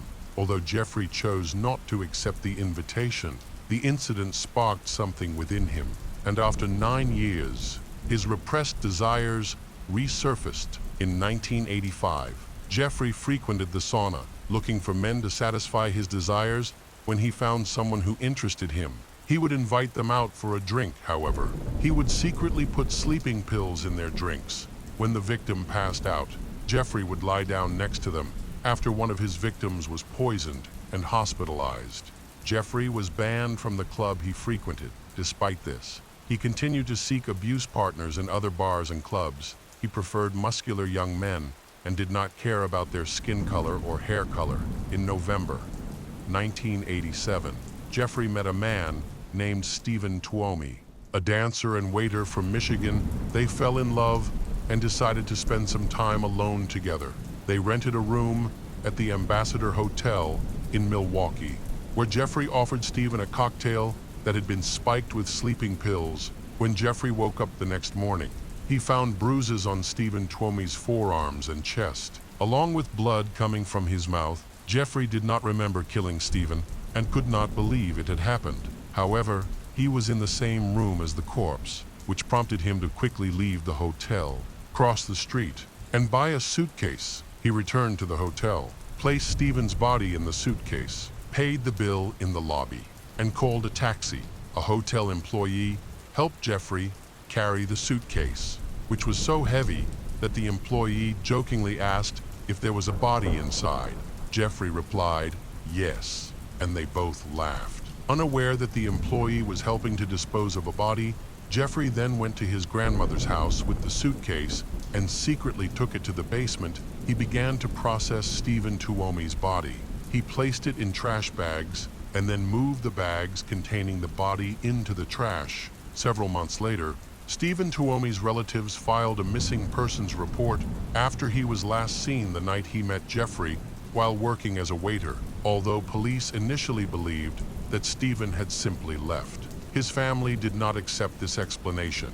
They had been unable to contact him, and his belongings were still in his house. However, the investigation stalled, and there was no explanation for Stephen Tuomi's disappearance. After not being held accountable for his actions, Jeffrey increasingly embraced his dark desires and became a serial killer over the next 5 years. He committed multiple murders on his free nights and weekends. After 3 months of searching for new victims, Jeffrey met a 14-year-old boy at a bus stop near a club. Jeffrey approached the boy and offered to pay him $50 to sleep with him, and unfortunately, the boy accepted the offer. They took the bus to Jeffrey's grandmother's house, where she was sleeping. While they went down to the basement, there, Jeffrey drugged the boy and then strangled him. He became more perverted, abusing the boy while he was dead as the body began to decompose. Jeffrey treated it like those of his previous victims. He began to dispose of the body of James Dox Tater. He packed the body in plastic bags and threw it in the trash. The victim's name was James Dox Tater, according to the Tampa Bay Times. James had run away from home 2 days earlier to escape his abusive stepfather, although his mother filed a complaint. Police showed little interest in finding him.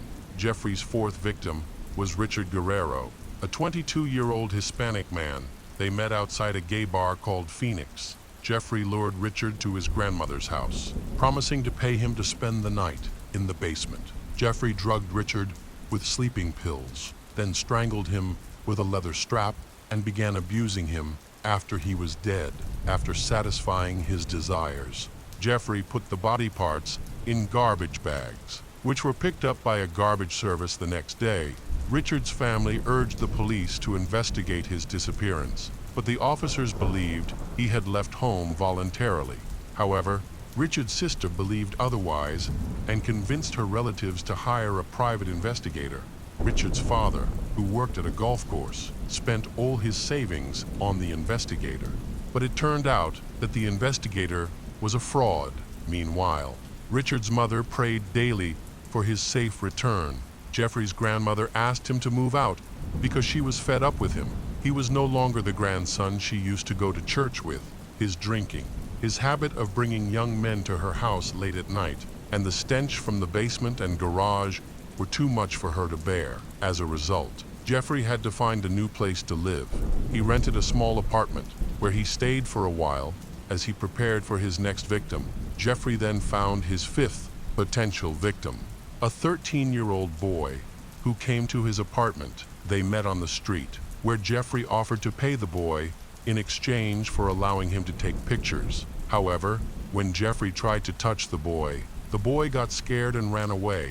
The 13-year-old then informed his parents about the incident, and they reported it to the police. As a result, Jeffrey was arrested and charged with harassment. He received a 1-year sentence at the Milwaukee Correctional Center. Although he was allowed to leave during the day to go to work, he was required to return to the facility at night just days before his sentence began. Jeffrey met his 6th victim, a 24-year-old man named Anthony Sears. On March 25, 1989, Jeffrey and Anthony met at a bar, and when the bar closed, they decided to spend the night together. They could not go to Anthony's house because his girlfriend was there. Jeffrey asked a friend to drive them to his grandmother's house. When they arrived, he took Anthony to the basement and committed his usual act. However, this time was different. After disposing of the body, he put it in several different garbage bags. Some of Anthony's remains he threw in the trash, while others he kept in his locker at work. During Jeffrey's trial, his lawyer successfully reduced his sentence to just 10 months in a rehabilitation center. Jeffrey's father wrote to the judge, asking that Jeffrey be allowed to attend an alcohol treatment program while incarcerated. However, the judge received the letter too late, and Jeffrey was released without undergoing any rehabilitation.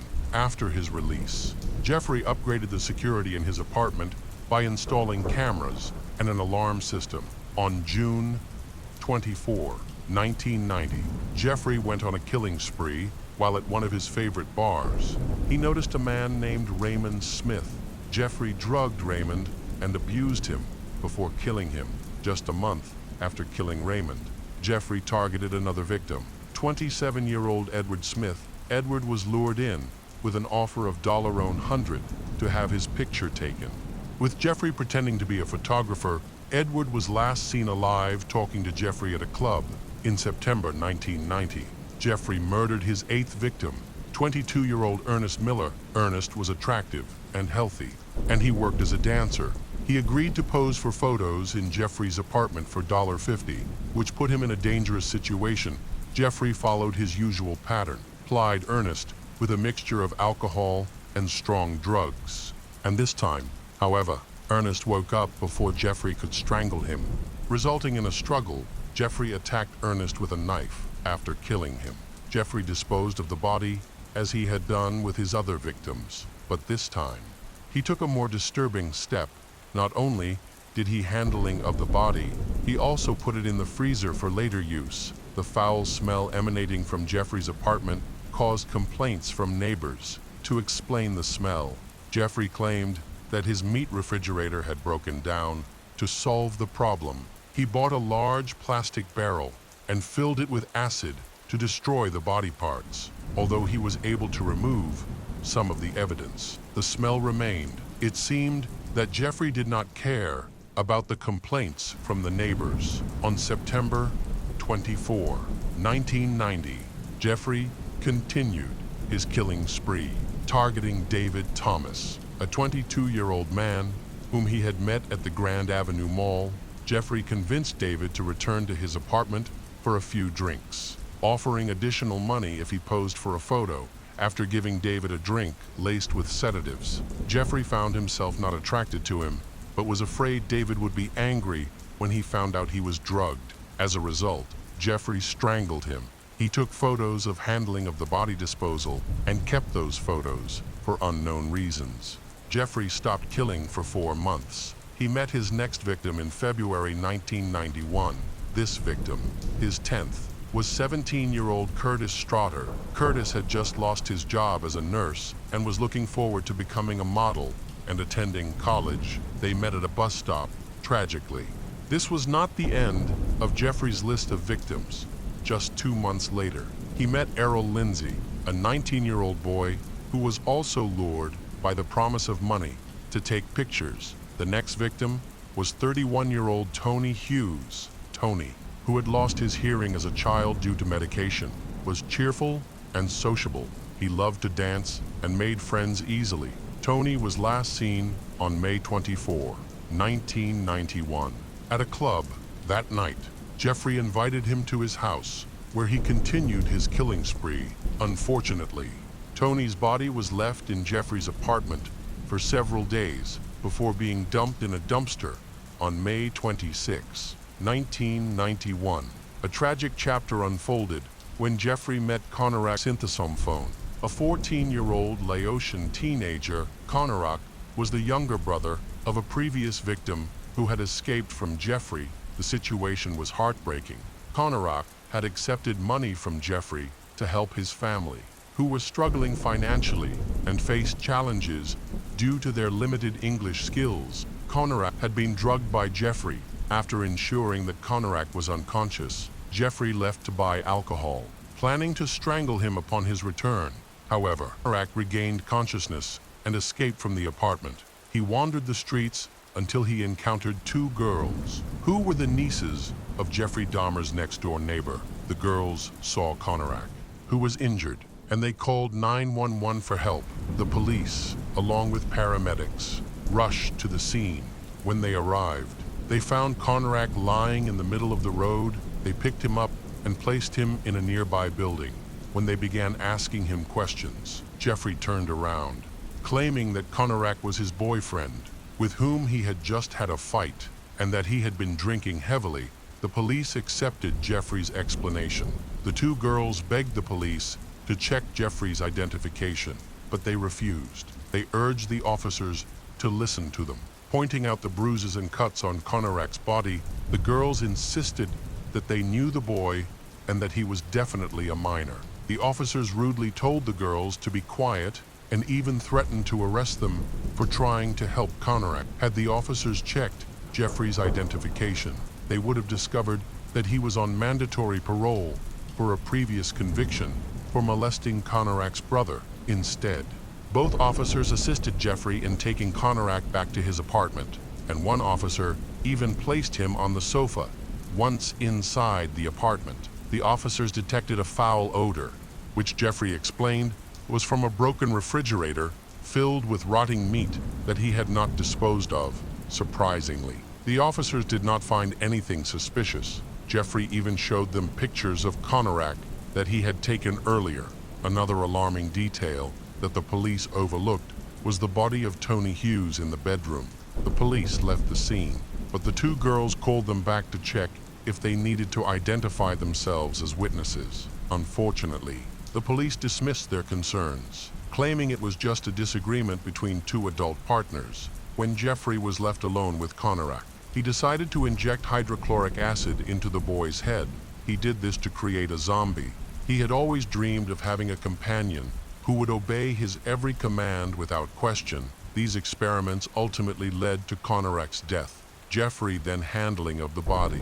Conorak's, the next victim added to Jeffrey's list, was 20-year-old Matt Turner, whom he met at a bus stop.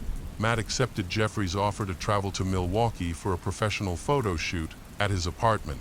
Jeffrey drugged, strangled, and handling of the body Matt's. On July 5, 23-year-old Jeremiah Weinberger became Jeffrey's victim. They met at a bar in Chicago, and Jeremiah went to Jeffrey's apartment with the promise of spending the weekend with him. Jeffrey then drugged Jeremiah and injected boiling water into his skull twice, causing him to fall into a coma and die 2 days later. Oliver Lacey, a 23-year-old athlete, accepted an offer for a photo shoot for money and accompanied Jeffrey to his apartment. There, Lacey and Jeffrey engage in intimate activities. Jeffrey then drugged and strangled Lacey and continued to abuse her even after she died. He subsequently handling of the body Lacey's and stored some of her body parts in the refrigerator. Just 4 days later, on July 19, Jeffrey lured 25-year-old Joseph Braidhoff to his apartment. Joseph was strangled and laid out on Jeffrey's bed, covered with a sheet. For 2 days, on July 21, Jeffrey began handling of the body Joseph's. On July 22, 1991, Jeffrey approached a group of 3 friends at a bar while they were drinking. He introduced himself as a photographer and paid $100 to anyone to pose for photos. Only one, a 32-year-old homeless man named Tracy Edwards, agreed Jeffrey invited Tracy to his apartment and mixed him a cocktail, which he offered to all of his victims. However, Tracy, being as smart as he was, noticed a strange taste in the drink and decided not to finish it. Jeffrey then attempted to be intimate with Tracy, but Tracy repeatedly refused. Eventually, Jeffrey handcuffed one of Tracy's hands, leading to a struggle. During the fight, Jeffrey grabbed a knife, but Tracy fought back, hit Jeffrey, and escaped from the apartment. On the street, Tracy spotted a police car and informed the officers about the incident. They accompanied him to Jeffrey's apartment. Jeffrey tried to prevent the police from searching his place, but it was extremely dirty, and a strong stench filled the air. While going through boxes in Jeffrey's apartment, the police discovered gruesome photos of his victims. It was clear that they were dealing with a serial killer. This was the beginning of the end for Jeffrey Dahmer. The police searched the apartment and arrested Jeffrey. Inside the refrigerator, they discovered numerous human body parts. In a container filled with acid, they found more human body parts. They also found photographs that not only revealed the bodies of the victims, but also documented the many abuses Jeffrey had committed against them. Jeffrey felt relieved that he no longer had to hide such a secret that he had kept for so many years. When he realized that he would have to face the consequences of his actions, he chose to confess everything. His confession took 6 weeks to complete and spanned 159 pages, detailing every aspect of his crimes, from his first murder to his last victim. Jeffrey explained that at first, he just wanted to lie next to the men he had kidnapped. But over time, his desires became increasingly horrific. He admitted that the only way to keep his victims with him forever was to kill them. Jeffrey Dahmer claimed that he did not want to kill. Instead, he wanted a zombie-like companion that he could control indefinitely. Psychologists who worked with Jeffrey concluded that his motive was not abuse, but a desire for control. After Jeffrey's detailed confession, the court no longer had to prove his guilt. It only needed to determine his sanity. At the time, Wisconsin did not have the death penalty. If he were found insane, he would have been committed to a mental hospital indefinitely.